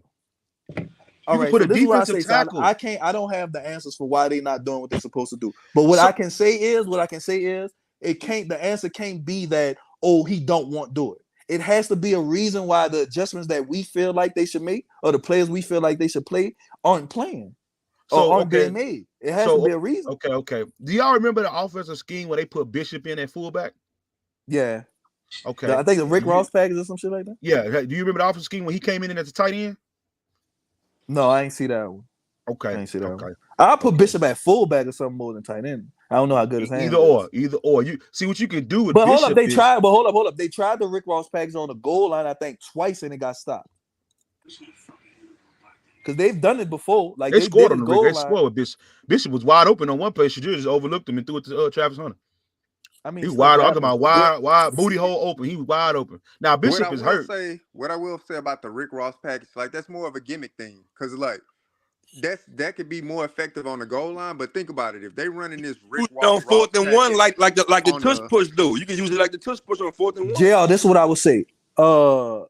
You feel what I'm saying? Homie Like is very Philadelphia, athletic, bro. Homie very he from my part of the time. Homie is athletic as hell. They can put him at tight end in the goal line or even in the middle of the field at a fullback and running back. Like Bishop should be an offensive lineman, Yeah, my opinion. Nah, he's not big enough. What He's I'm not big saying enough. as far as and like, his arms ain't long enough to be an offensive lineman. What He'd be I'm a saying good as far center. as like the gimmick play, you're only gonna get like maybe 1 or 2 concepts, maybe even 3 concepts off of that. The first concept is if it's a short yardage down and you bring it in Bishop, obviously the best option would probably be to run the ball to get a good push, right? Right. The second thing would be some type of play action. You get them out on a little slip and throw the ball to Bishop. That's probably like the best thing you can do. But when you bringing him in, if you bring him in, you bringing him in on the 40-yard line or something like on the 40, and it's 4th and 3 or 4th and 5 or something like that. Like that play, the success rate of that play goes that's down. too long. But hold up, JR. Here's it my goes down. You see what I'm here's saying? my pushback to that. Right now, I will say this: do I expect him to make a position change in the middle of the year? No, I do not. So I just want to sit there and say I do understand how hard it would be to switch. He would if he could. He just can't do it at this level. Trust me, he would if he could. That's what I'm saying. But he's played tight end. But what I'm saying is, do I expect him to make a transitional, just a whole transition in the middle of the season to play football? No, I don't. But what I will expect is this right here, right? You got offensive linemen. You just don't have 5 guys. You got about 6 or 7 guys, right? On scholarship I would say you would have 2 to 3 guys besides your starting 5, right? Mm-hmm. You should have implemented more of I don't know if you know what the name of it is. We call it in Texas, we call it overload situation, right? Yeah. Teams run overload a lot in Texas, right? That extra tackle is basically a tight end, right? And they coming up the ball. Sometimes and the quarterback's under center. It's really it's 11-on-11 personnel. We're gonna put a helmet on you and we're gonna move you. Now, you didn't even attempt to do this. But Sally, you that's only basic have high like school 12. football. They only have like 12 or 13 linemen on the team, period, my boy. But what I'm saying, and I think 4 of them hurt, 3 or 4 of them hurt. I see what you're saying, Solid, like more of like a max protection type of situation. Yes, you bring in more. You bring in even if Bishop you know Thomas, you running a football. Block, but Solid, use a running back to block. But at the same time, if you doing that, like the defense is gonna key in on that. Okay, cool. You bringing in Bishop Thomas, you got Hankerson in. You looking to max protect to get some type of throwing avenue or throwing lane to hit either Weaver or Hunter or Jimmy Horn. So now you putting 3 receivers out there. Okay, so let me ask you a question. Let's say you put Mikey down there, an extra offensive lineman, right? Shadur as quarterback, Wilkerson or Henderson at running back, right? And you got Travis and Xavier Weaver at the ends on the outside. How many passing routes do you got? You still have Jimmy too. I mean, you have 3. No. I'm not. Hold up. I just gave you offensive formation. Let me ask you a question. It's a lot of passing you can do, but that's not a good protection. Mikey Harrison cannot block. It's not asking him to block. He did. Okay, listen. He did a fantastic. Hold on. Listen. Okay, why put Mikey on the end for passing if you know your 5 offensive linemen can't hold up? It was one play against. I don't know if it was. I know it was against Washington State. I think it was against. Who was before Oregon State? Well, anyway, Arizona, UCLA. Oh yeah, it was against Arizona. It was Arizona. It was Arizona. Yeah, he did a perfect. If they could have drawn it up perfectly, it was perfect. He chipped the defensive end, stood him up for just 1 second, not blocked him, just stood him up for 1 second, just put a hand on him. Shedded him, ran an inside route, touchdown. That was literally a touchdown. You don't have to ask him to block. So wait, did Shador just miss him on the pass? No, he scored a touchdown that play. That was a touchdown. He didn't block. He literally came inside. It really was a pick. That's really what it was. He picked the defensive end. He picked him, slid in, ran up the field, touchdown. What it did was it gave his offensive lineman to get enough time to get in position. For the life of me, Why aren't you incorporating more of this? This is what I say. I think Coach Prime is the type of coach that allows his position coaches to do what they do. That's just what I'm gonna point to, because even like I say, even in JSU, he'll make a coaching change, but it's not a lot of times that you see Coach Prime saying, "Hey, do this, hey, do that, do this." Like he'll do it if it's just blatant, like like I'm saying, he's something feel, but it's not a lot of times that he interferes with what the position coach wants to do or what the coordinator wants to do. So okay, that goes back to you asked me what would I give the coaching staff for this year, and I said a D, and you said do they deserve more than that? That's hard, bro. They don't. Hard. That's hard, man. If what you just said is factually true, no, I'm not saying why do they deserve anything higher than a D? I get what you're saying. I would say like there has been times where there's been certain wrinkles that has been added through the week that they've tried to execute in a game, but that's the thing about adding wrinkles. Like you're adding wrinkles to the playbook to try to execute during the game. You're not going to get all the reps you need to necessarily execute in the game. So it may have been, there's plays that we've seen and we're like, man, that just didn't work out. Like you hear Coach Prime say, it's a play, it's a play here, it's a block here, right? Yeah. Like they tried to motion Javon Antonio during the Washington State game for him to get the backside block for protection. He was missing the whole game, bro. It was two screens that the running backs dropped that was touchdowns. But that's okay. But hold up. But that's you're asking to put in. Javon Antonio needs to be playing what Travis Hunter is playing. He needs to be playing 50-50 balls and basically quick shell routes to where he's getting the ball within his hand, and you allow him to make a run over a corner or two and let him see if he can bust open. That's the game he's supposed to be playing. Bro. Listen. He's supposed to. He's not a tight end. Just listen, Javon Antonio cannot play X receiver. He is too. He mechanically. Listen, that's what I'm about to tell you. Mechanically, he's not fast enough. You don't have to be fast to play the outside receiver. But that's what I'm saying. The reason they put him at tight end is so that he can be matched up on slower linebackers, because they know he's going to, like you say, 50-50 balls. Most likely he's going to come down with. But they want to give him an opportunity to get separation because of Shador's accuracy and the offense's timing based. No, you know what it was? He wanted to keep Travis on the football field. I'd rather you say that than to sit here and tell me he can't play the X receiver. That's what it really is. I will we say can't. We gotta. Antonio. I love Prime. I want to see this man win, but we gotta stop this.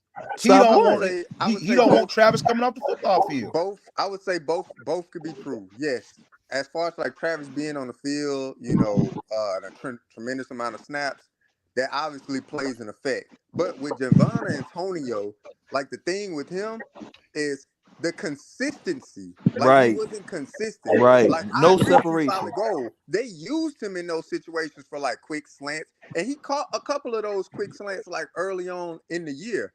But then he kind of faded throughout the year due to injury. He was injured. He like injured his shoulder or something like that after like the third game or something like that. He injured his shoulder. But when he came back from injury, he wasn't consistent. There was no separation. Like the only DB up on him on the line, he wasn't getting any separation. Now I will agree with that. He don't. The only two wide receivers that are consistent for Shador on a week to week out of basis is Zay Weaver and Travis Hunter, bro. That's why Travis never gets off the field. That's why. Hold on. Here's my pushback to that. I feel that, and y'all gonna say I'm tripping and the outside. I feel like, honestly speaking, the reason why the offensive wasn't more prolific was because of the fact Shador relied so heavily on Travis Hunter. That's not true though, Solid. Because all right, listen. So listen. If we play in football, there's a difference between me purposely only throwing it to this person and me throwing it to this person every time he's open. But what I'm saying is, I can throw him the ball every time. What I'm saying is, if Travis doesn't play defense, he doesn't play receiver. That allows a space up for a receiver to come on the football field. All right, but what if? All right, so listen, Sada, how many times have you been watching a game and during the broadcast they show that Shador talking to one of the receivers because they weren't in the right spot? It happened with Tavares Dawson a couple of times. Hey, listen, I'm not going to even argue that. So this is what I'm saying though. You want him to take out somebody that's constantly doing the right thing and being what they're supposed to be and put in somebody that's not. Well, you can't have. Okay, so look, hold on. If this is who you sending out every play, Mikey, Travis Hunter, Jimmy Horn, and Xavier Wimby, that's who you sending out every play, and they basically get the blunt of the snaps. 75 to 80% of the snaps they on the football field, right? When you call my number in the middle of the 5th game and I ain't touched the football, I'm not gonna know what to do. That's not true. That's what you practice for.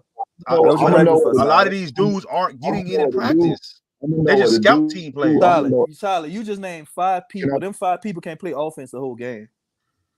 They literally play offense 85% of the time. What are you talking about? But other people do get in though. They didn't. This didn't transpire. Hold up, who that was? Go ahead, me, Mike. Listen, Solid Gold and Charles, they gonna know what to do. But if any of us on the panel played the game, and there's 3 practices a day, probably 2. All right, and I've been working my butt off. I get up early in the morning, 5 a.m. in the morning. I'm going to team meetings. I'm going to breakfast, blase squaze. Sometimes I miss breakfast. Sometimes I miss weightlifting. Like those things count, all right? And we as people, we are emotional. We are human beings. We come with emotions. So when they finally put me in after Travis done got 80, 90 snaps and they done put me in, you think I'm going to go out there and give it 100%? Just answer my question, yes or no? No. I know the answer to that, but why wouldn't you? That don't make no sense. But that's the point. Y'all not like that don't make no sense. But that's not logical, Jonas. Man, listen. So when you do get in, you ain't gonna do shit. So now you like what? Hold up. So wait, so I gotta ask y'all something. Has that ever happened to y'all before? So you on the sideline. So you on the sideline whining about you ain't getting your opportunity, and when you do get in, man, I ain't going hard. Y'all can hear me now?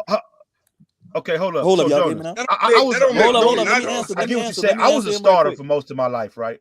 I didn't play college ball, but I would have. I just got sound like some jealousy shit. Hold up. They are though. They are jealous. No. Let me answer this question, bro. Listen. In order for you to do that, you should not be on no team sport, bro. Because hold up. Have you ever seen that before? Yeah, but this is what I'm saying. So why do you think it's different? All of a sudden they gonna see you. But this is what I'm saying though. If that's the type of player you is, bro, then you never gonna win. You're not a winning player because it shouldn't be up to nobody else, bro, to get you in position. If you go to, like you say, you go to practice, you go to the game plan, you know exactly what you're supposed to do at every position. Ain't no way in the world if I know I'm being substituted when dude come out, coach ain't got to confine me. I'm right there. Okay. You how old are you, Charles? I gotta ask this question. You're gonna be a backup for the rest of your life with that. You're gonna be a backup for the rest of your life. I'm 32. I just turned 32, right? We get that. We would tell our kids that. No, my nigga, I'm talking about what I did, bro. I'm saying at 21, 22 years old. This is what I'm saying, bro. I'm talking about what I did. I'm not basing off. I'm not waiting for my opportunity, my bro.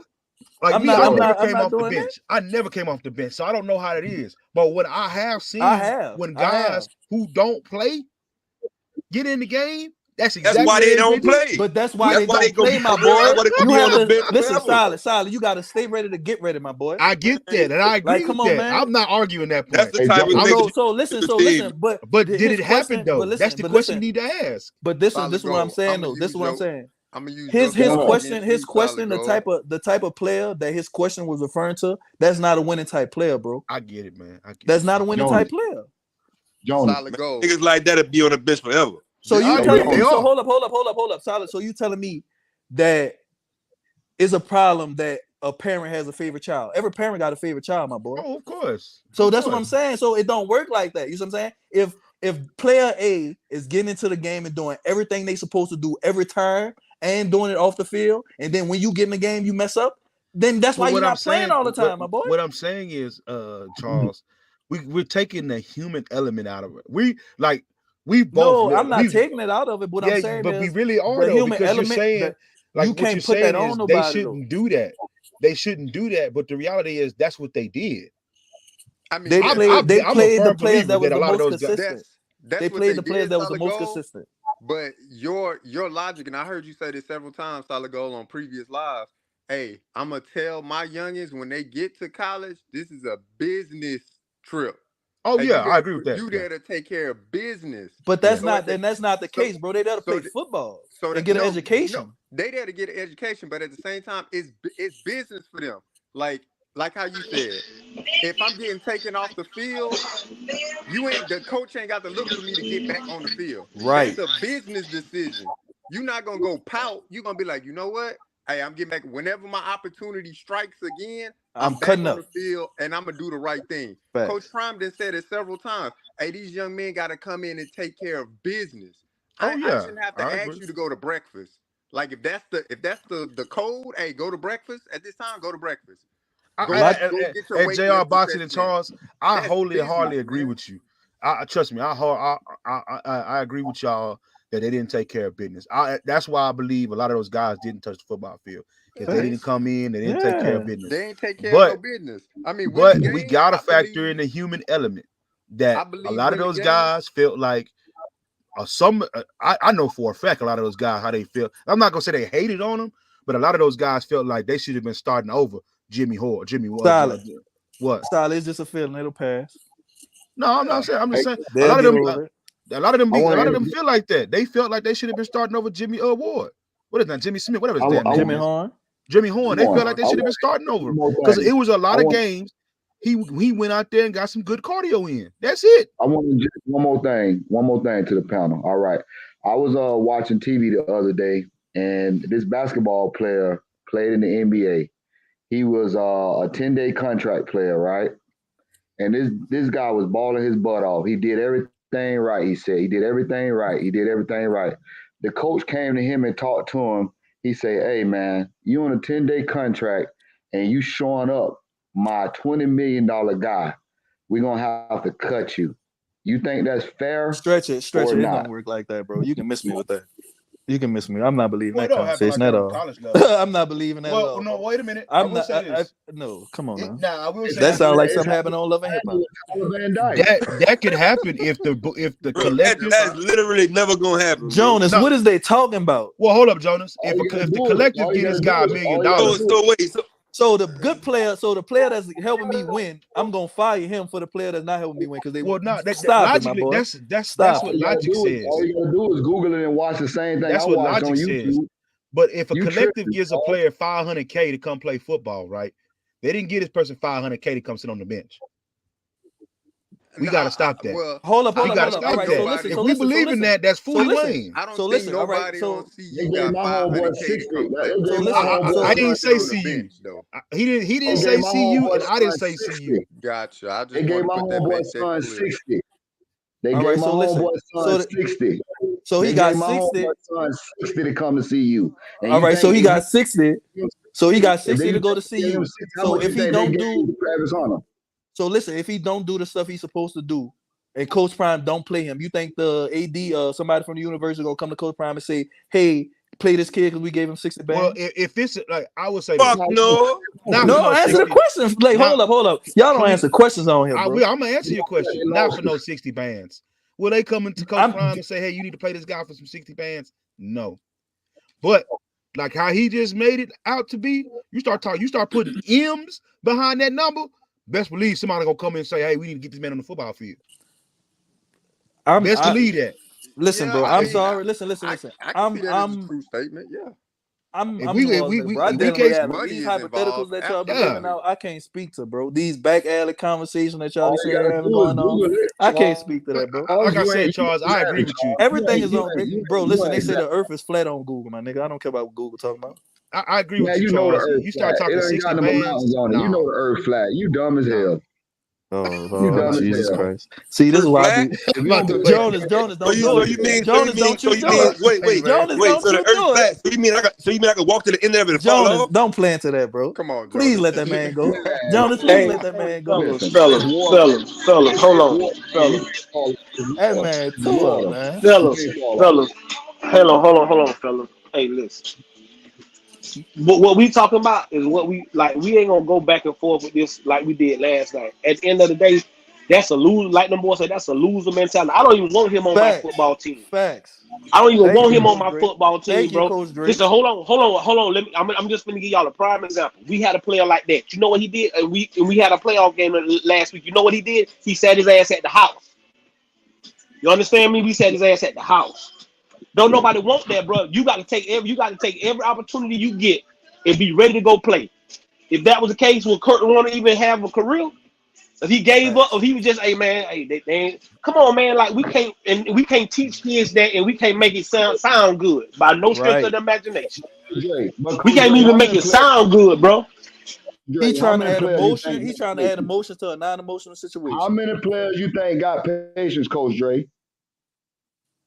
Bro, you got to be taught that, bro. If I told you, everybody want everything microwave. You got to be taught it, bro.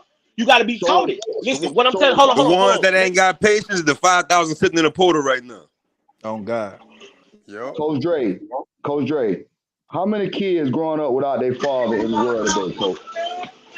Bro, it's a lot. Stretch, what I they got to understand do with what you're anything? saying. Hold on. I know what dog Dre, getting at. sit your ass down somewhere.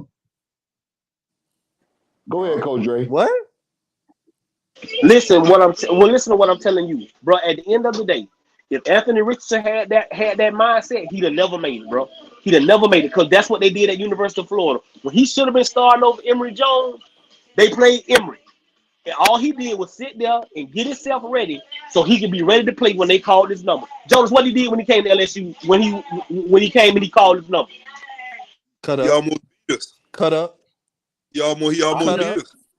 How many players can you recognize with mental toughness that's on the CU team right now?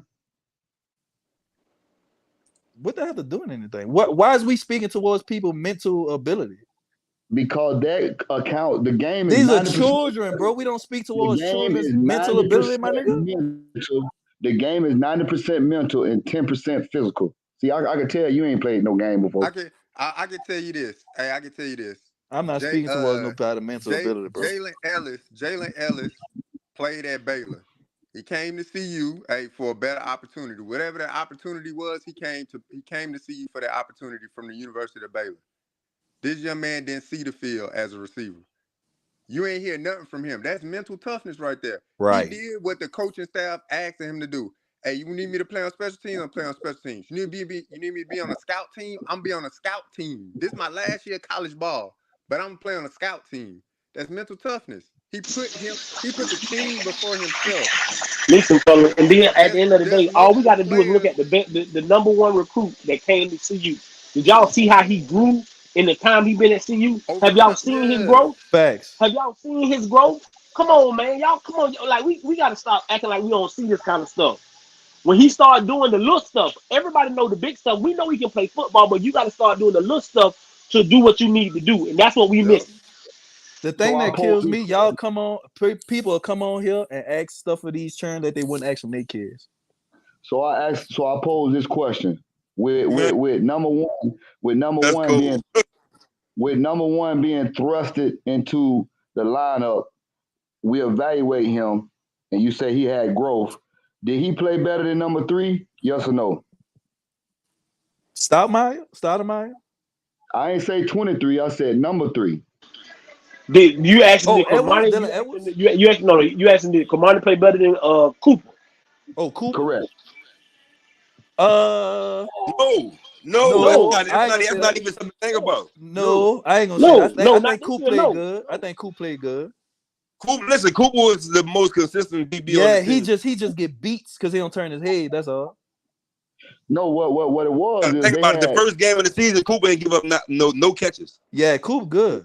And TCU scored 40 points and he ain't give up no catches, bro. They had Travis Hunter playing man on one side, and they had Cooper playing zone with the safety over top, which is Trevor Woods. What we already been saying, Trevor shouldn't have been back there. It should have been Rod Ward.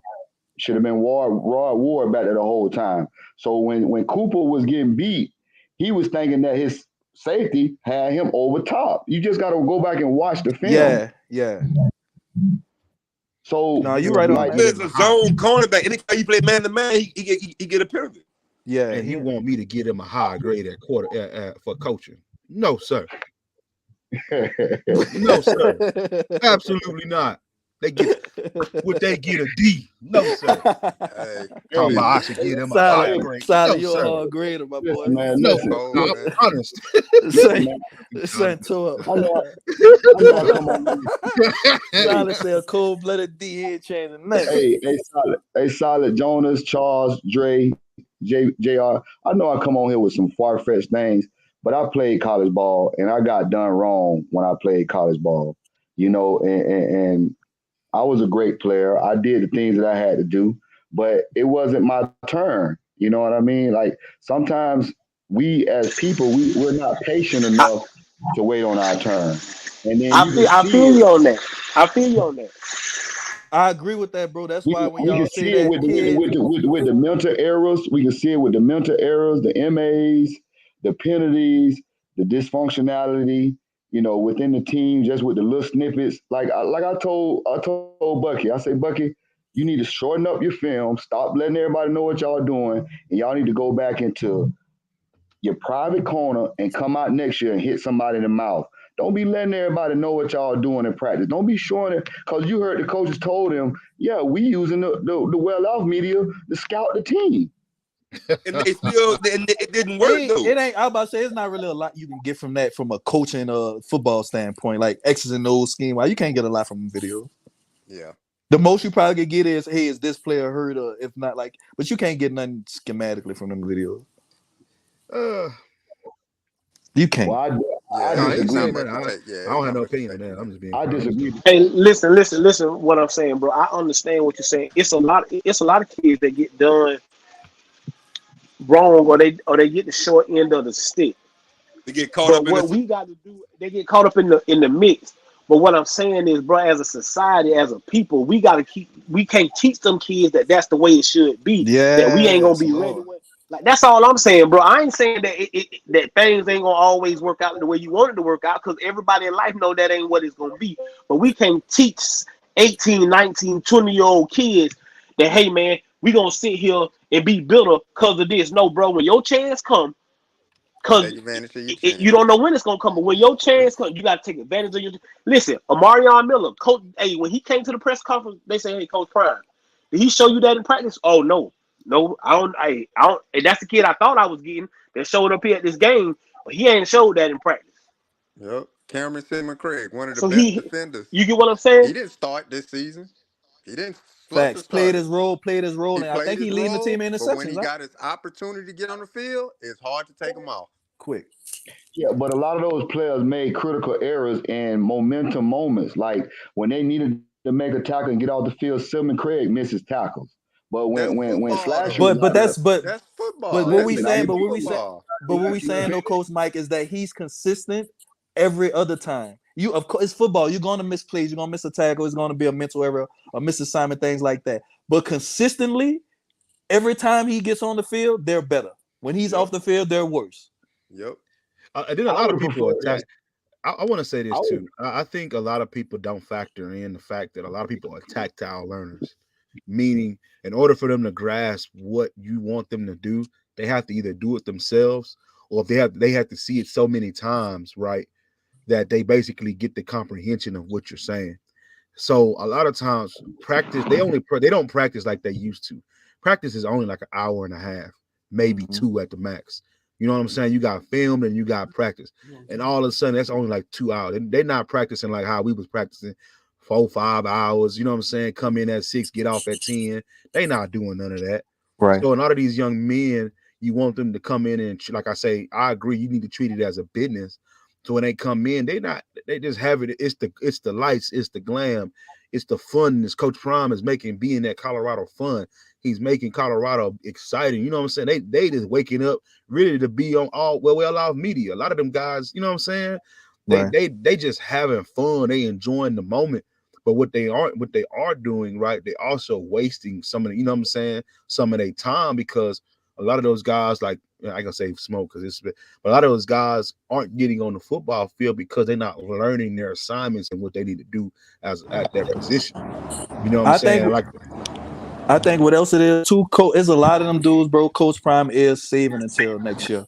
Like he know, like you said, he know the deficiencies of the team, and he know what they can and can't do. So I think it's a lot of them dudes he's saving. Hey, fellas, let me say this, right? I know I stepped away for a minute. I get y'all want to have fun with players, man, but just don't come on my channel bashing players. You know what I'm saying? Because it is people, I see you watching my channel and stuff, and so you can I'm have sorry, fun. Baker Mayfield. Yeah, I call Baker Mayfield a bum. I call Baker Mayfield a bum. Yeah, I didn't say. I don't think nobody really been out here bashing. Rob, Yeah, I ain't saying nothing about bashing. No, Ain't nobody. I might have stepped in at the wrong time. I'm just giving it, the disclaimer out there. Yeah, Oh, yeah, nah, yeah. I I'm know. not saying that Yeah, y'all we gotta know do. your You know what rule. I'm No saying? playing Yeah, names we and no don't. bashing. Nah. Yeah, we know your rules. Yeah, these young men at the end of the day. Yeah, so yeah. Like I said, a lot of those guys they might not get what they trying to do, right, until they get a full off season, a full, summer camp, really learning their job and what they need to do, like running routes. Now, certain things like blocking, the only thing that can be done is really, being innovative with the scheme. Running some counters and some traps and some stuff like that. But other than that, So did y'all go back and watch all the games again and see how the offense was clicking in the first 2 or 3 games, and then how bland and vanilla the offense got in the last 8 or 9 games so far? I told y'all after week 4 they had to throw like 70% of the playbook out. Yeah, like once people realize that they can just rush you with 4 down linemen and get to you without issue. With no D tackle. Yeah, with no D tackle, that made it even worse. That's They can crazy. get to you with no D tackle. That's There was crazy. basically no defense. You just played basically a zone scheme. Yeah. You know what I'm saying? Maybe if you had the talented corners to run man, right? But you just ran a zone scheme and kept everything in front of you. I mean, at the end of the day, it worked. Because all I was trying to say is that a lot of things go into factor in winning and losing. You know what I mean? Like emotional well-being, because you see now they talk about they have mental health counseling. You know what I mean? Like they never had mental health counseling when I played back in 2005. I would have shown up. Hey, up. There's a lot of things But go ahead, Coach. you stay in the no, you all right, bro. I'm sorry, I didn't mean to step on you. It's a lot that's factored into it, fellas. But you got to understand, a lot of these boys been the men where they at. So now you come from being the man, or like I say, being the man that's starting and people looking up to you. Now you got to go earn it. That's why I say I'm for the portal for 1 year, but kids got to compete. We can't just make it seem like, hey, I can go run all over because this coach don't like me. This. See, that wasn't how it was when we was coming up. Coach Dre, that's learned learned behavior. That's learned behavior. There's no way you have to be raised to in order to say this person told me no, so I'm gonna go ask somebody. Like, you see what I'm saying? Like, it just don't work like that. Well, I look at it like this here, bro. Check this out. My mom, if I was in high school right now, my mom been broke her whole life, son. It ain't gonna hurt her to be broke 2 more years. While you know what I'm saying? That's all I'm telling y'all. What I'm telling y'all is, bro, especially when you know the bag that's coming after them 2 years. Yeah, like. Well, hold on. Because she gonna tell me, like, why would you go sit on the bench for 3 years for $25,000, and in them 3 years you could build enough tape to get drafted? Mm-hmm. Well, most people, right, who got pipelines, like she been broke her whole life. Like me taking them $25,000, they gonna stop her from being broke. Well, here's the difference though, Jonas. Like that would be a comparable comparison for like Missouri or a school like Northwestern or or Pitt or some shit like that, where majority of their players are not even being considered for the NFL. But if you're talking about teams that got pipelines like LSU, Georgia, Alabama, Michigan, Ohio State, the schools that's pipelines, you'd be a damn fool for one of them coaches call your phone not to go there. Jonas, I put it like this, just like homie say Jalen Ellis came to see you and was doing just special team stuff, didn't get a chance to play. Coach Prime still have enough connections to get him a pipeline to the NFL. You see what I'm saying? Going off the tape he had from the previous school and plus what he did at CU. So that's kind of different. Y'all think so? Solid. Yeah. Yes. You don't think Coach Prime the same way, like, all right, take I know he got roots. I ain't gonna sit here and act like he ain't got no roots. But something like You don't think a Also, Hall of Famer got a pipeline to the NFL? No. There's a difference of having roots and then it being a pipeline. Say if I got like okay, like here's an example, right? I think Kavasio Smith will get drafted to be on somebody's special team, because Coach Prime kind of alluded to the fact that that's what he wanted him to do. He'll put it out there like that's what, you know what I'm saying. But to think that that he can do that with all of his players, right, or the majority, that's not happening. I think so. I don't. Because the reason I think it was like that for Smoke is because just right now in the NFL, it ain't good to be a running back. Well, that's what I'm saying. So I think that's most of why could Smoke getting that. Could Smoke do with that? What's that dude that be having that podcast? I forgot his name. The big Darren. What's his name? Darren. The one that got 59 tackles in 9 years. I forgot his name. He got a podcast right now. He was NFL linebacker, man. He got 59 tackles. Home and play for the Colts. Darren Bates. That's his name. Darren Bates. Now you could be a Darren Bates. I would love to be a Darren Bates. Man made M's on the special teams. That's what Kavasio Smoke could do. Yeah. But to think that all his players can get that, no, you gotta stop that. But that's what I'm saying though. But it's not like he's taking a player that's not good enough and putting them in a position he don't need to be in. They're already good enough. He's just giving them more eyeballs. That's what I'm saying. Like Xavier Weaver, he'll get drafted. Yeah. Without a doubt in my mind, he'll be a 1,000-yard receiver. Yeah, he'll be. I don't know. I know he's close. I don't know if he'll get it because Shadur's hurt. If Shadur was playing, he'd probably get it. But can I ask you another question? What's up? Do you think that the team should have learned the fight song as well as Coach Prime? You know, you got the. Nobody don't give a damn about that fight song. I would say this.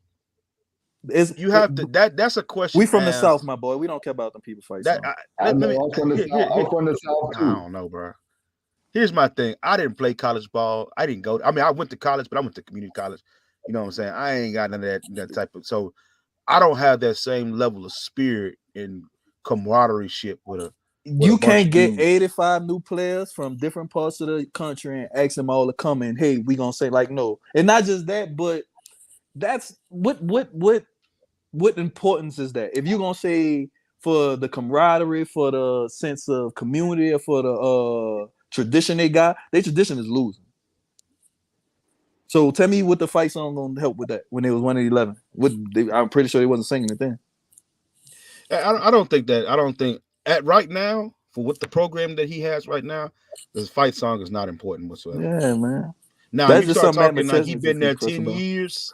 Yeah, of course. He's had a couple college court. I mean, freshmen, coming in, a couple confined. Then I would say not knowing the fight song, when you've been there that long, even after 5 years, I would say is a problem. Yeah, I would hope, but just not even. It ain't even been a full year yet to ask those guys who really didn't come here for CU, right? To be appreciative of CU don't even make sense. And Sal, I think that's what the biggest thing too is. A lot of people feel like, okay, all these players that came to CU to play football, and that's not the case. Some of these dudes came to raise their profile, to get attention, to get connect, or whatever the case may be. So next year is going to be different because he's going to have a full team of players that want to play for CU, that are coming to play for Coach Prime. It's not what it is this year. No player, unless he is just like, just like a born and bred Denver, Colorado. He was just that's what gonna sit here and admit that his dream was to one day play for Colorado. Not no elite player. No, I'm sorry. We can stop that. We don't because they don't have a tradition of winning nothing. No. Now you got people that's from a JIT that want to play for LSU. They got dudes in New Orleans right now that's 5 or 6 years old ripping them Tigers. Man, you got people in Alaska that want to play for LSU, my boy. You know what I'm saying? You got dudes in Texas right now that's 5 or 6 years old right now in Austin, Texas that ripped them Longhorn real tough. You feel what I'm saying? But that's what be killing me about these CU fans, Solid. I don't understand how going from 1-11 to 4-7 or 4-8 ain't good enough for these people. No, see, here's the issue with that statement. Improvements. You can see the improvements from there's not a part of the team from last year a part of the organization, period, that you can say isn't improved on from last year. And they complain. But the offensive line is 10 times worse. We got it. How? If they won one game last year, they won 4 this year. The offensive line, the offensive line unit they had last year was better than this year. Now, That's why I had said they won one game last year, right? But they brought a quarterback whose talent, the wins that they got, he equals the talent level gap that they had at quarterback. You see what I'm saying? If they had the same line they had last year with Shadur at under center, it would be a whole different ball game. I ain't It'd be watching a whole last year, different so I ball can't game. say. I can't say. But I'll give you their offensive line probably was better last year because these niggas trash. Yeah, Bro, I've never seen a left tackle just blind to a defensive end coming in front of their face. Well, it's okay. Never mind. Y'all, they get mad at me if I bring it up. I ain't gonna bring it up no more. Nah, talk your talk, bro. Nah, man. They say I don't know what I'm talking about. So man, until you see as long as you ain't until all I ask is that you can say what you want, bro. I get that. Until people, I want them to watch tomorrow's game, and you'll see exactly what I'm talking about. And we'll come in here after the holidays. We'll have that talk, and people gonna be like, "Man, Solid Gold, I thought you was bull, but you really was right." And then when they say it, I'm gonna be like, you know what? I appreciate that. What part you talking about so I can watch for the bad mechanics of him being in the shotgun position and still. But we went over that side. That's from being even so, bro. you got to get the ball out. You can't hold it. You got to get it out. You got to get it out. If they're not where they supposed to be, where you want them to throw the ball to? That's the point why I said it's also a coaching problem, because if you know you don't have the talent on offensive line for your receivers to develop a route, right, to create a route, then that means that you have to basically be a window type of thrower, meaning you have to create windows, right, for your receiver to be there, and they got to be there. It's either going to be an incomplete pass or it's going to be a catch. That's it. That's it. Because he going to put his hand. That's it. Can I ask another question? Huh? The chat brought up earlier about 21 personnel and 11 personnel. How was Oregon able to run 21 personnel and 11 personnel so effectively with only the tight end and one receiver and the backs going out, and Colorado couldn't run their offense effectively like that? I just want to know what's the difference. Because Colorado don't have the players that Oregon has. No, I'm gonna be honest with you. Colorado don't have the depth of talented receiver that Oregon has. They really don't have depth at any position except running back and defensive back. A lot of people think they have really good receivers. They do. No, they don't. The majority of the receiver class are young, bro. No, they don't. Good, bro. Them dudes. No, good. I'm not saying that they're not athletes. They're athletes. But when you look at actually good receiving corps, like North Carolina, like Florida State, like Ohio State, hold on, Oregon, look at solid. But this is the Washington, difference, USC. Them teams know what type of receivers they have a template. We know what type of offense we gonna run, and we know what type of receivers we're gonna. This is Prime first year doing all this, bro. Let me ask you a question, right? I gotta just ask this because I like this. This is how I solve arguments. Okay. Please forgive me. Nah, you good. Right. Who receiving corps would you rather have? Washington State's or Colorado's? I don't know nothing about Washington State, so I'm gonna say Colorado. Okay, I'm not gonna use the big schools because I feel like that's just given. I'm not gonna use LSU or Ohio State. I was just and then look. I'll give you this too. So I'll give you this too. Whatever receiving corps Shedeur has, if they're adequate, he's going to make them do what it do. Oh yeah, I would. I believe he would. I believe that also the offense would be more successful if they had better receivers. But they don't have. They don't really have good receivers. Like, but this is what I'm. Besides this, what I'm saying. If it's the man first year doing what he's doing, he has not built anything. He's not built anything at CU to make any 5-star receivers say, "Hey." It's not like LSU, bro. You know, if you go to LSU and you're good enough and you're a receiver, you most likely go in first round. Colorado doesn't have that established. You see what I'm saying? It all has to go through Coach Prime, what he can do. They don't have nothing established on, on paper, on principle yet, type shit. That's all it is. I can already see that quarterback is going to be the position that CU always has the best of. As long as Coach Prime gonna be there at least. Yeah, Coach Prime ain't gonna. They won't have the best quarterback in the Big 12. No, not the best quarterback. But I'm saying I think Coach Prime is always gonna have a top 5 quarterback in the country. Because he run an air raid offense. He run a spread offense. Yeah. I was looking at Patrick Mahomes. I was looking at Patrick Mahomes stats when we was on here earlier. And do you know Patrick Mahomes threw the ball almost 600 times? That's what I was telling you. When at Texas Tech? Yeah. Yeah, because they had to win, my boy. You can't win in college football without throwing the ball. They didn't have winning records at Texas Tech. They barely was 500. Yeah, Texas Tech they wasn't a good football team that year. Yeah, but Patrick Mahomes every year his passing went up, his touchdowns went up, and then his last year his interceptions went down. So you've seen the progression in his development over the 3 years that he was in college. Yeah. That's what we were saying. You can look at him and tell he is better than Deshaun Watson. Deshaun Watson had a better team around him. Yeah. Bro.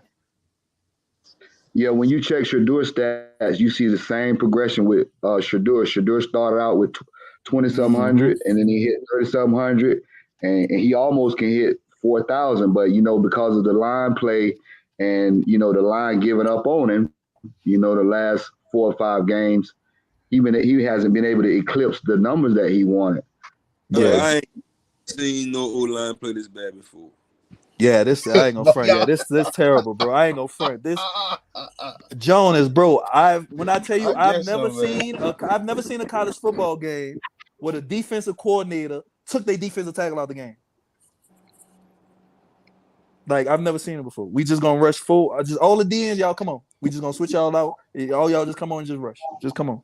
But okay, never mind. I gotta stop, bro. Never mind. Well, we know in football we gonna hit that weak A gap and a strong A gap when we trying to get to the quarterback. And if you watch the game, that's where they was tackling. Van Wells was not picking up those blockers when those blitzers was coming through the weak and the strong A gap. If you watch the games over and over, they don't talk to each other at all. The offensive line don't never talk to each other. I don't never see them call out no protection or nothing at the line. Nothing. I just believe when I watched the game when they first started, they had a lot of play action, and that's how they was getting deep. They was running the ball. They was trying to run the ball because you see Hank told them in the presser that him and Wilkerson they averaged 4 yards a carry. That's what you want as a running back, 4 yards a carry. So imagine if you take those 48 attempts that Shadour was throwing and just get those backs, half of those attempts, 25 attempts a game, we'll be talking about a different record for CU right now. Yeah, I always say no matter what, bro, they supposed to run the ball at least 20, 25 times a game. I don't care what yardage it is, or you just have to. It's not if you run the ball, it's how you run the ball.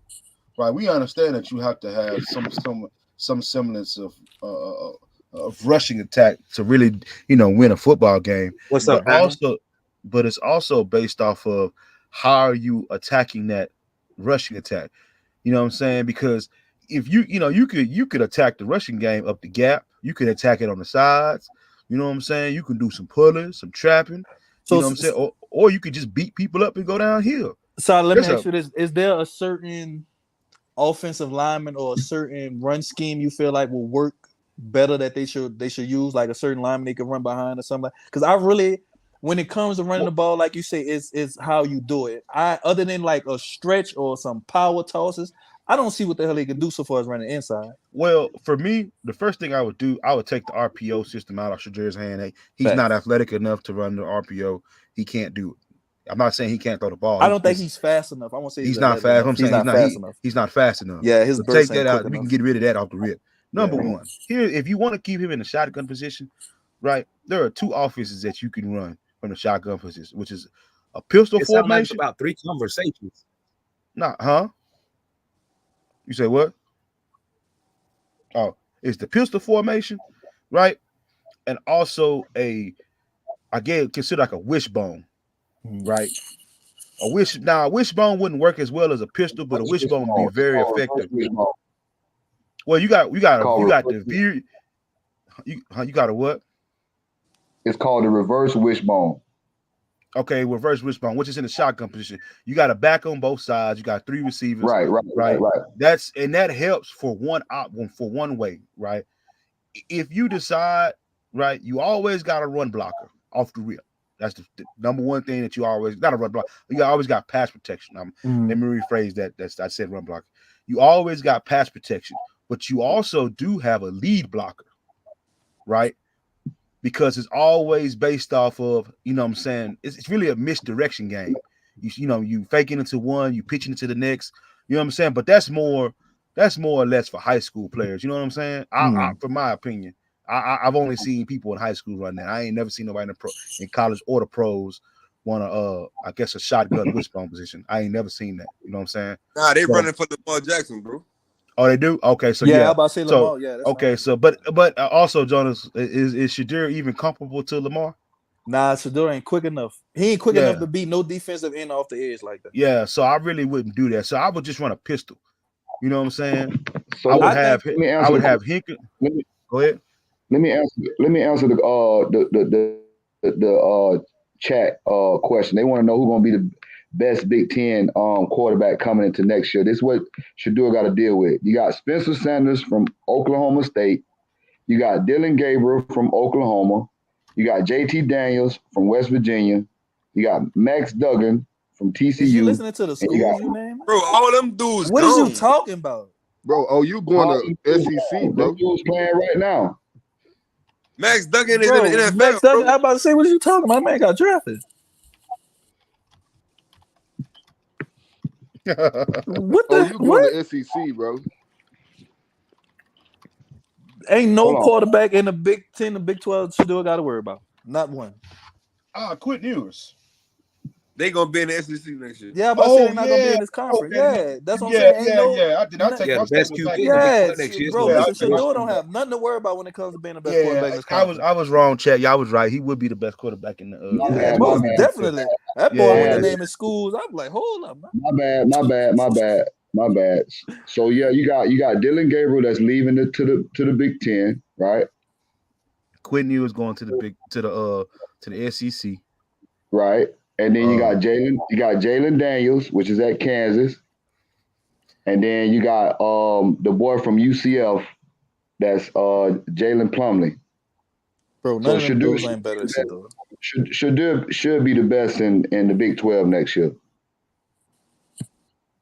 I don't even think they're gonna have him in a shotgun as much next year. I think he's gonna be behind center, if not most of the time, and at least like 20-25% of the time. I don't think they're gonna have him in shotgun all the time like they do now. Hey, we're gonna see about that. We gotta see about that. I don't like giving people that jackets, bro, without putting in that work, bro. We gotta see about that. He gotta prove himself first. Who gotta prove this up? Shador. We talking about the Big 12, a whole different conference. I'd like to see it before we start. Bro, them dudes the Big 12 quarterbacks over Shador, bro. What you talking about? You wouldn't take none of them quarterbacks. The Big 12 over the Pac-10? Look, you crazy, huh? Now, you wouldn't take none of them. You would take before them dudes, huh? But let me say this, none of them quarterbacks over Shador, bro. Can I say this? Let me say this though. Y'all talking about Shador, bro. This ain't no one-man team, bro. This a team, bro. This ain't all about we only talking about the best quarterbacks. We talking about the best quarterbacks. So y'all crowded just like this year. They crowding, CU go be this, CU go be that, bro. It ain't happening. Y'all He's one of the best quarterbacks in this people crowding him, saying they're gonna be the best, this and that, bro, and it didn't happen. He's one of the best quarterbacks in the Pac-12 now, and of course you gonna be, bro. You throwing the ball 100% of the time, your numbers gonna be up there. I'm not talking about numbers. I'm talking about ability. He's one of the best quarterbacks in the Pac-12. Every analyst will tell you that. Not one will tell you not. There's not one quarterback you'll take over none of the team's home name that Coach Mike named that you'll take over Shador. Not one. Not one. Not one. I wouldn't say that right now. We can't say that now. Let's slow in down. The Big 12 right now. In the Big 12? Oh, no, not in the Big 12. That's what I'm saying. That's what you're doing that next year. No, I thought he said in the conference right now. No, Tyler, in the Big 12, they're not one of them quarterbacks you'll take over Shador, my boy. There's nobody in the Big 12 that's come on, man. Because I forgot that that Quentin Ewers and a dude from Oklahoma is going to the SEC next year. So it ain't even like he really the best. Yeah, but you got that boy from Kansas now. That man, listen, if you think Shador did horrible in that CU offensive line, put him back there. He ain't finna do nothing. he ain't finna get it. Only thing he gonna get is some water on the sideline. That's it. But this the thing though. See, y'all, I hear y'all. He got some talent on him. But I'm gonna tell you, he got some talent. Is he gonna live to see it though? Is he gonna be in that backfield living to see it? Cause all them hits he taking, bro. Hey, he might not make it.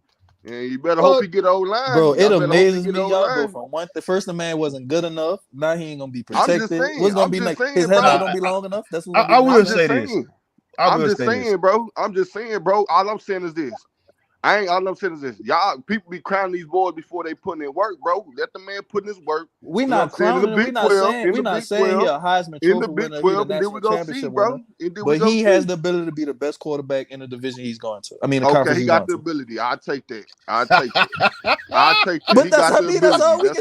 But that's all we talk about, bro. We can't speak on what haven't happened yet. All right, but don't crown the man before he put his work in. Y'all silly, man. Bro. Y'all silly. That's all I'm saying. I'll say this, right? Before I realized that Texas and OU wasn't gonna be there, right? Now I will say this though, they schedule. They schedule hard. They might start 0-1. I ain't saying it's a fact. I thought they played North Dakota State the first game. Yeah, they do. Man, get out of here, man. Get out of here, man. Man, Jonas. Get out of here. Y'all just be talking. Get out of here. Listen. When last top team North Dakota State beat, bro? Please tell me when North Dakota State I don't think they ever played. Let me see the last time North Dakota State played the FCS team.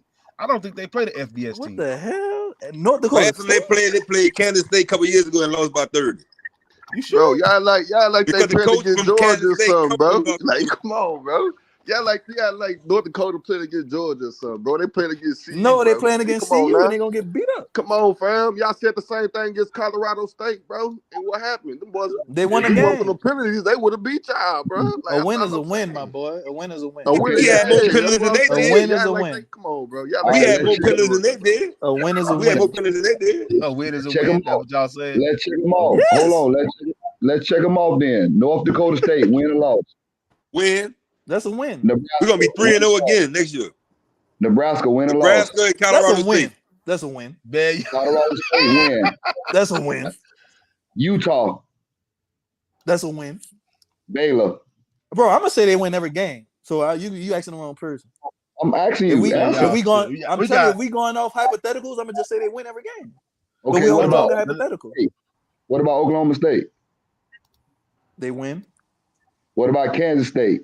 They win. What about Cincinnati? This is gonna be the answer for everything, bro. I'm not gonna say they lose until I see the team they have next year and I see what they're capable of. What about Arizona? You think they're gonna get back against Arizona? We'll see when we get there next year, my boy. No, you said hold on, wait a minute. See, I'm glad I got a computer, man, because I just went and looked at North Dakota State record. Man, the only two teams they have lost to in the last 4 years has been South Dakota State and Arizona. Man, we got to stop in the FCS. They don't play no. What they have to do in it? No. Solid. They don't play hold on, wait a minute. Okay, I know this. Y'all gonna say this is a bad compliment. Didn't James Madison just play in the FCS? Yeah. And they wasn't winning. North Dakota State was winning. No, James Madison just jumped up because they got the money, bro. They just lost. Yeah. They lost. James Madison because they were winning. They went up because they like Jonas said, because they money. That's why they not. They got the money. That's why they moved up. North Dakota State can't get no money. They in North Dakota. Yeah, but James they would have Madison been moved up if they had the money. They would have been moved up, bro. They lost last week. Yeah, against Appalachian State. Yeah, James Madison just lost. James Madison just lost. Yeah, but you know why they lost, because they ain't got nothing to play for no more. They can't go to the conference championship or they can't go to the bowl. My question is, what's the point of asking if they're gonna lose next year if next year not here yet? I'm gonna be here. Remember, cool, CJ Cool. Remember that thing. I'm chat trolling y'all. But why not just wait till next year when it happens and we can wait till then? It don't make no sense to speak on it now. Yeah, they lost 23-26. Well, we did predictions last year, and listen. We did predictions in the beginning of the season, and I predicted CU to go 8-4. So when I look at that season, they didn't meet your expectations. Boy, y'all like them preachers. Them preachers, No, they ain't preachers even talk good, boy. Y'all If anybody think you gonna put a team together and win 8 games, you don't know nothing about football, bro. Right. It don't work like that, especially without a good offensive line. You used to playing Madden and shit like that, man. Who that? Man, Hey, come on, man. hey, I know y'all ain't talking about me, boy. I know y'all ain't talking about me. Shit, I gave him credit. I paid Juco. If you gonna grab 80 people and say, "Come on, let's go win," if you gonna think you gonna grab 80 people and say, "Come on, let's go win 9 games," you crazy, man. What team is in the top 10 right now that does not have an established offensive line? An established offense? None of them. All of them got an established offensive line. That's what I'm saying, bro. That's what I'm saying. All the teams we You lost have to have an established offensive line to be able to win. all the teams we lost to except Stafford was ranked though. And besides Oregon, it was all 1-score games. Well, in this past game. Well, y'all ain't about getting no linemen. Y'all ain't about getting no linemen, throwing them under the butt like y'all be doing, boy. I wouldn't. Man, come on. Goofy, man. Any football player that came here that they coach they said they're not doing good don't need to play football. I'm not gonna say they're not gonna get no offensive lineman. No, we Point can't say that. But I will say, if you playing like ass and your coach can't say it, then you don't need to play football. all I know is, y'all gonna put some respect on North Dakota State name. They ain't got too many L's. I do know that they ain't got too many L's at all. They got they got a whole bunch of W's in their college. Who do they play? I'm saying like they in FCS. Who they played last week? Who they played last week? Hold on, I just had them up. too. Give me a second. Let me find Colgate or something like that. Who they play? Colgate. Who they start quarterback? When you look at Colgate, man, y'all stop that, man. Who they play? Montana State. Colgate. There's a school called. I'm laughing because there's a school called Colgate. Who they play? Eastern Washington. What's up, brother? What's up? Solid. When you look them up, look up the lineman. See how big the lineman is. Solid. When you look them up. Man, the boy trying to tell you. I will do that because y'all sleeping on them. Last week they played. Hey, I'm in the cold. Sleeping on them. I just don't think no FCS team gonna beat them. They played Northern. They played Northern Iowa. I bet you Montana give them that run for their money. Man, come on. Man. Oh Lord, have mercy. Send them boys out there. Around this time, send them boys up there in the mountains, boy. I ain't gonna lie. They got a big ass offensive line. Boy, them Grizzlies. Center 6'5". Let me hear. Center 6'4". The backup center 6'4". Guard 6'4". Another guard 6'4". Another guard 6'6". Offensive tackle 6'6". Offensive tackle 6'3". Offensive tackle 6'3". Offensive tackle 6'4". Offensive tackle 6'6". 6'5", 6'4", 6'7", 6'8". Them boy disciplined too. Them boy disciplined too. Dude, look at the break beat off. Oh, this is what we've evolved into. Man, these niggas crazy. Yo, this was going on. Crazy, man. Hey, man, they all they defensive linemen 6'2" or better. That boy get hot. I'm sorry, they got one DT who probably ain't never touched the football field. He's 6'1". Everybody, oh no, he played linebacker. I'm sorry, he played linebacker. No, everybody, all they defensive linemen is 6'2" and better. 300. Listen, bro, we gonna beat them. Man, I don't see no FCS team beating you, man.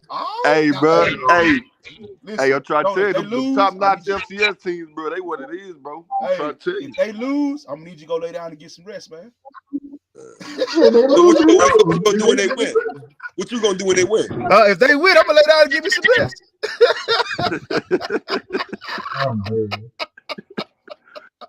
Nah, I'll just bet you. I hope they win though.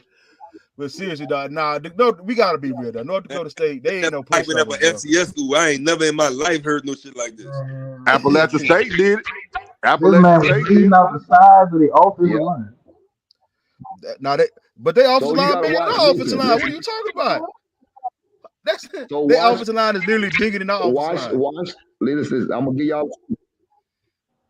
Hey, watch the uprise of Appalachian State, how when the commentators talked about they ain't have no chance to come in and beat Michigan, and they came in and tore that butt up. And look how they done propelled themselves into national prominence in the last 15 years because they beat Michigan that game. You remember that game, right? Yeah, I remember. remember. Like All they moved up is from they moved up from SCF to Group of 5. They ain't Power 5. Who you talking about? James Madison? Appalachian State. They're in the same conference with Tulane. They Group of 5. Yeah. Hey, why y'all? They can't even play for the national championship. Hey, why y'all playing with North Dakota State? If y'all been following Prime from Jackson, y'all know North Dakota State been wanting to get at Prime because they wanted to play Jackson State way back then when they was getting all that hype because they were saying they was the best FCS school. North Dakota State was trying to play Jackson State I ain't gonna lie. a year ago. If North Dakota State would have played Jackson State, it'd have been 60-0. Real shit. It would have been what? It would have been 60-0. Man, I don't know about that, bro. Right. Y'all sleeping on North Dakota State. I'm trying to tell you, bro. Why y'all playing them games? Hey man, I ain't talking about Colorado. If they would have played State, Jackson State, Jonas, Hey, I'm telling you, it would have been a blowout. North Dakota State been wanting that smoke with Prime. That coach, bro, the white boys, bro. They offered Jackson State a game to play them a game. They been wanting that smoke with Prime, bro. and they gonna bring it to Prime them in that game. North Dakota State one of the ones. Don't go in there with that bullshit you brought last year. Hey, the white boys built different, bro. I'm telling y'all now, Jonas, you come out there with that same bullshit with that weak ass jab, you gonna get stepped on. I'm telling you right now. North Dakota State one of the ones. Y'all FCS team though. That's crazy to me. No, I was just about to say, I've never seen so many fans of a relevant school in my life. It's not. Look, hold up. It's not Colgate or Old Dominion we talking about. We talking about a team that has won 3 consecutive national championships, except for last year. We talking about a team that has constantly even though they fizzled out. They ain't constantly doing the damn thing, man. Now, even though they fizzled out, they got 2 first-round draft picks. Yeah, they got Trey Lance. And they got Carson Wentz. What's Trey Lance doing right now?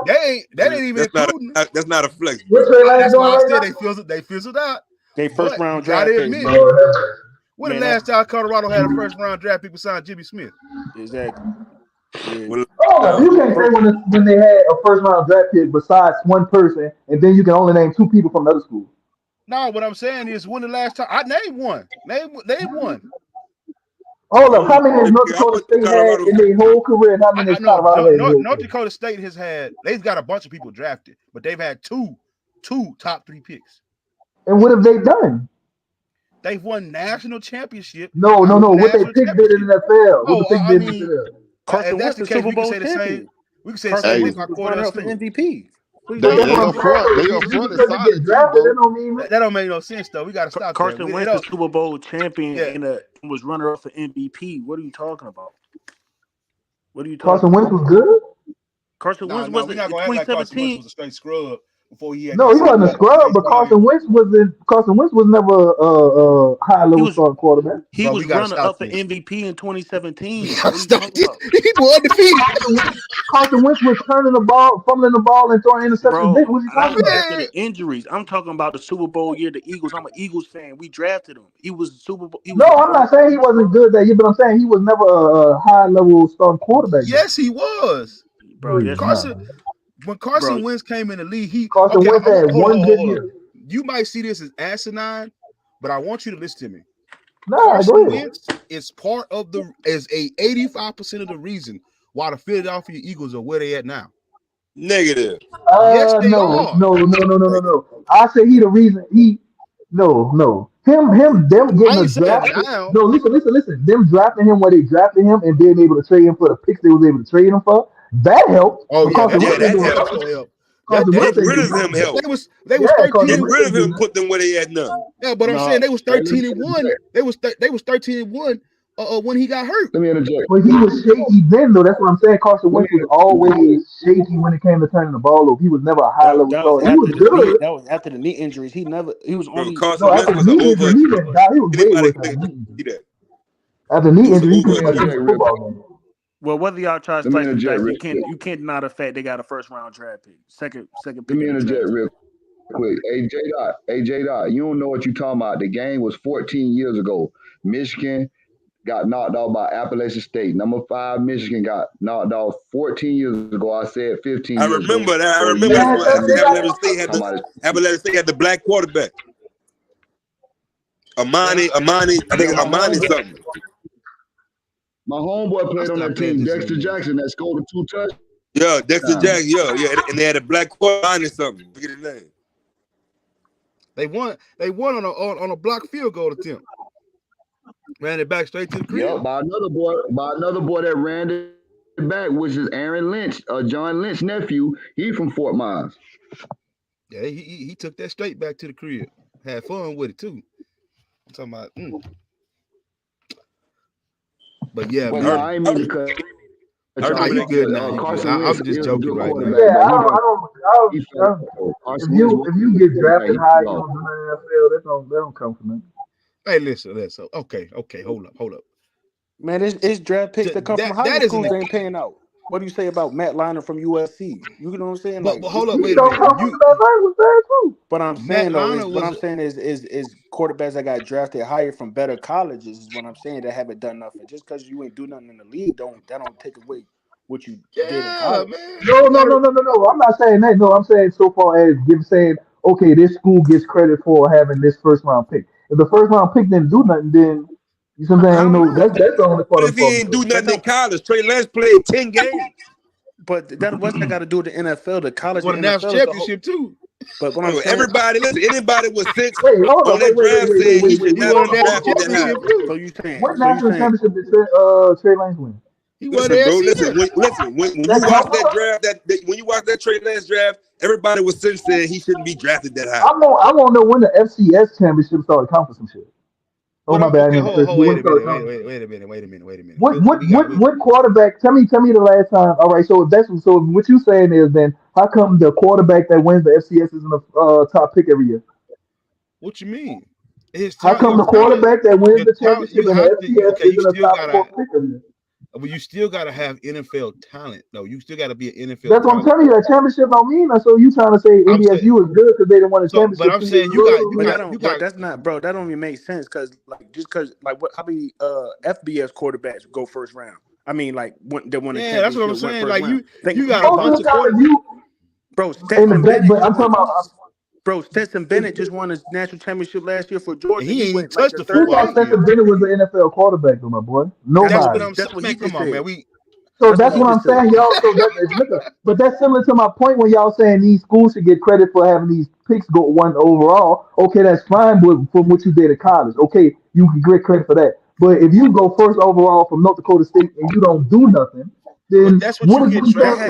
But that has nothing to do with anything. You think about it like this, bro. If you get selected 9 times out of 10, if you get selected within the first 5 picks, you go into the worst team in the NFL.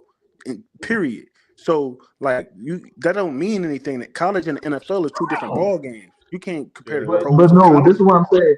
Solid brought up the point that SDSU has these 2 top picks that have been taken in the draft. Colorado don't have none in recent history. So what I'm saying is, if them 2 picks didn't do nothing, what's the point of saying that? But what I'm saying, okay, hold on. You can't see what you're trying to diminish is the fact that they actually got drafted. No. I'm not diminishing. I'm diminishing. They got drafted. You said they didn't do nothing in the NFL. Yeah. So what's the point of you trying to put up a like? What I'm saying is you can't diminish the fact that they got drafted. No, this one I'm saying. I feel like the way you was putting it is, this school gets more respect. North Dakota State has put more people in the NFL than Colorado in the last 10 years. But I feel like the Colorado has better players though. How? That doesn't even. Never mind. I'm finna leave that. How many? No, I'm just telling you what I feel. I get what you're saying, bro. But I don't know. I've never seen an NFL player that won the MVP or got Defensive Player of the Year or anything like that. That's a lot of schools. Under their thing. Ain't no. Okay, it's always either Power 5 or Group of 5, my boy. Nobody from the SCS. That's all I'm saying. What'd you just say? I ain't hearing. I don't know no player from the SCS in recent history that has done anything good in the NFL. So when that's not true, Joe Flacco, no. Joe Flacco went to Delaware. He a Super Bowl champion. Yeah. I say recent, my boy. I say Cooper Cup. I say recent. Cooper Cup was 7 years ago. He won a Triple Crown last year. See, I'm See, I that's can the say thing. that. But this is the thing. But People. but This is the thing. but Look, listen, the only reason I was bringing this it the up is thing that that people because I miss. felt like you were saying that these players that's coming from SDSU is better because they went to the NFL than the players from CU. Like you see what I'm saying? Like I'm not about to do that. But just because you We go to gotta a admit, just because you go we to a have to Power be Five honest. school, Go just ahead, because you go Charles. I'm to a sorry. Power Five school, don't make you gonna be an NFL caliber player when you get there neither. You know what I'm saying? Like Of people like course. this the thing. This the thing about football about what people say about competition. I don't like. If you can play football, you can play football. Like for instance, when everybody was talking about Shador and talk about going from Jackson State to Colorado, talk about the level of competition. It don't matter. Like at the end of the day, like it's about football. It's about how you play the game. You know what I'm saying? Like competition really don't matter. Like the level of because some people their ability is hidden by the level of talent they playing with. Like Mac Jones, for instance. When you go to Alabama and you got 5-star recruits, it's easy to look like the best player in the country. But then we get to the NFL when everybody is almost at the even playing field. That's when you get exposed. So sometimes these players I'm not they gonna give don't you that, bro. A good player is a good player no matter where you go. know. Is that so? That's what I'm saying. That's what I'm saying. Like Shador, he was a good player at Jackson State. Everybody trying to discredit him everything what he did at Jackson State because it was Jackson State. He doing in Colorado doing better or as good as he was doing at Jackson State. So that's what I'm saying. Like a good player is a good player, but what I'm saying is sometimes good players aren't really they get exposed sometimes because they're not really what you think they is when they get to their next level of competition or what you supposed or whatever it's supposed to be. That's what I'm saying. Yeah, y'all see the scale. Y'all see the standings in that conference. SDSU is better right now, bro. They're 11-0. Just to let you know, bro. Oh, I mean, I'm not speaking towards if they better than Colorado right now. Y'all said that. Okay, y'all just No, said they was gonna beat them. I'm, Y'all I just was said talking they about gonna give us some specifically the problems. players that come from the team. That's what I was talking about. Okay, you're Like saying their when players a on the player team are get better than drafted from a Colorado's team. You just said that, bro. no, I'm saying because he was like when players get drafted from one school and go to the NFL and don't do nothing. That's what I was saying. Just I don't understand we're still getting credit for that if the player ain't do nothing. That's all. Bro, Okay. you know how many players get drafted to schools and go to the NFL, they don't do They're nothing, but they say, trash. Yeah. bro, think about how many Alabama's players who drafted to the NFL and didn't pan out. Like you can't really A But say lot it's of that. way them. more that do They though. got, bro. But It it's don't way matter more if that it's do more. that There's don't. not no bro, if you go down to any college, whether it's Alabama, Ohio State, Penn State, Maryland, Miami, you can walk down the All American Hall of Fame and see all these people that got drafted to the NFL. You could probably name about uh almost a quarter of them that actually did something in the league. You know what I'm saying? Like Yeah. that don't really mean anything. Just Can because I they fit interject? the Alabama scheme don't mean they gonna fit Can I anybody else's interject? scheme. Can I interject? Look how many buzz quarterbacks USC got in the NFL Can or I had in interject the real NFL. quick? Can I ain't seen can a I Florida quarterback come out and do nothing yet. Oh no, can I J Dot, I said they was 11-0. I'm talking about SDSU, not NDSU. can I NDSU is interject real 8-2. quick? Like Can I Ohio interject? State. Hold on, real quick. Do you know if CJ Stroud make the Pro Bowl this year, he gonna be the first Ohio State to ever make the Ohio State quarterback to ever make the Pro Bowl. Out of But I all was the just about to quarterbacks say, that have I think CJ Stroud is the only pro quarterback Ohio State that had like the last 5 years. bro, but I'm saying in the history of Ohio State, out of all the quarterbacks that had drafted to play the NFL, he about to be the first quarterback ever to play in the Pro Bowl. Like Yeah, out of yeah. all You the gotta quarterbacks that understand ever though, played it, if you look at Ohio but State's you past quarterbacks, none of them have really had NFL grades. JT Barrett didn't Right. have none. Troy Smith didn't Yeah, that's have what I'm none. saying. Them dudes was no, Cordell trash. that Jones no, didn't have no, none. that's not the point I'm making. His point was they can't get because he was saying because they went to NDSU and got drafted to the NFL, they're not doing nothing. But I'm saying you can say No, that no, for no, no. I didn't say they because they went to NDSU. I'm saying if you all right, like you say, the majority of Ohio State quarterbacks get drafted and don't do nothing.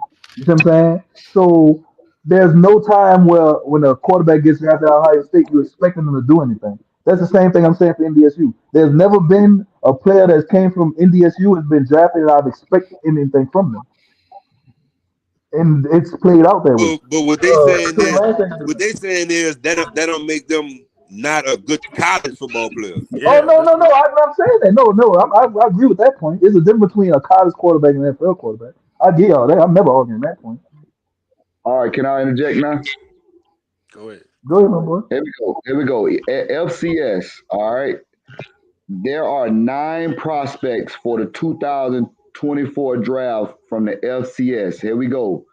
O line from North Dakota State, Jalen Sundell. Wide receiver, Devron Harper from Mercer. Edge rusher from Gardner Weber. All right. You got quarterback Davis Butkus. David, hold on, let me get it right. David Davis Richards from North Carolina Central. You got O lineman Torricelli Simpkins from North Carolina Central. You got a DB, PJ Giles from Southern Illinois. You got a tight end, Marshall Martin from Sacramento State. You got Edge from Chattanooga. You got a linebacker from Lafayette. Now, I want to tell y'all one more thing before I let y'all in on this. Do you know that historical black colleges have more people in the FCS Hall of Fame than regular FCS schools, which is like North Dakota State, Montana? So when Prime did leave the historical black community, they was winning throughout the whole history of the league. So when he went there, it was a good thing for the HBCU because it brought back the prominence of the historical black college, how dominant they was. So when you was talking about how North Dakota State want to play Jackson State, because for the last 9 years, North Dakota State been running the playoff bracket. So that's why, you have that hype on that game coming in. So that's why we should be so eager to watch this game, because them boys got a target for Prime. They want him. They want that. You know what I mean? But But that's in but that's total, that you but that's you see, that's a little different though, because now you talk about two different levels of football. Now you talking about FC, because Prime is now in the FBS, not in the FCS no more. So it really like the game really wouldn't have the same magnitude if he was still at Jackson State. Hey, Rob, see about to enter live in a few minutes, yo. Like Oh, it's you not safe a in the stream? Yeah. All right. I'll see y'all later, man. Y'all be safe. All right, boy. All right, let's go.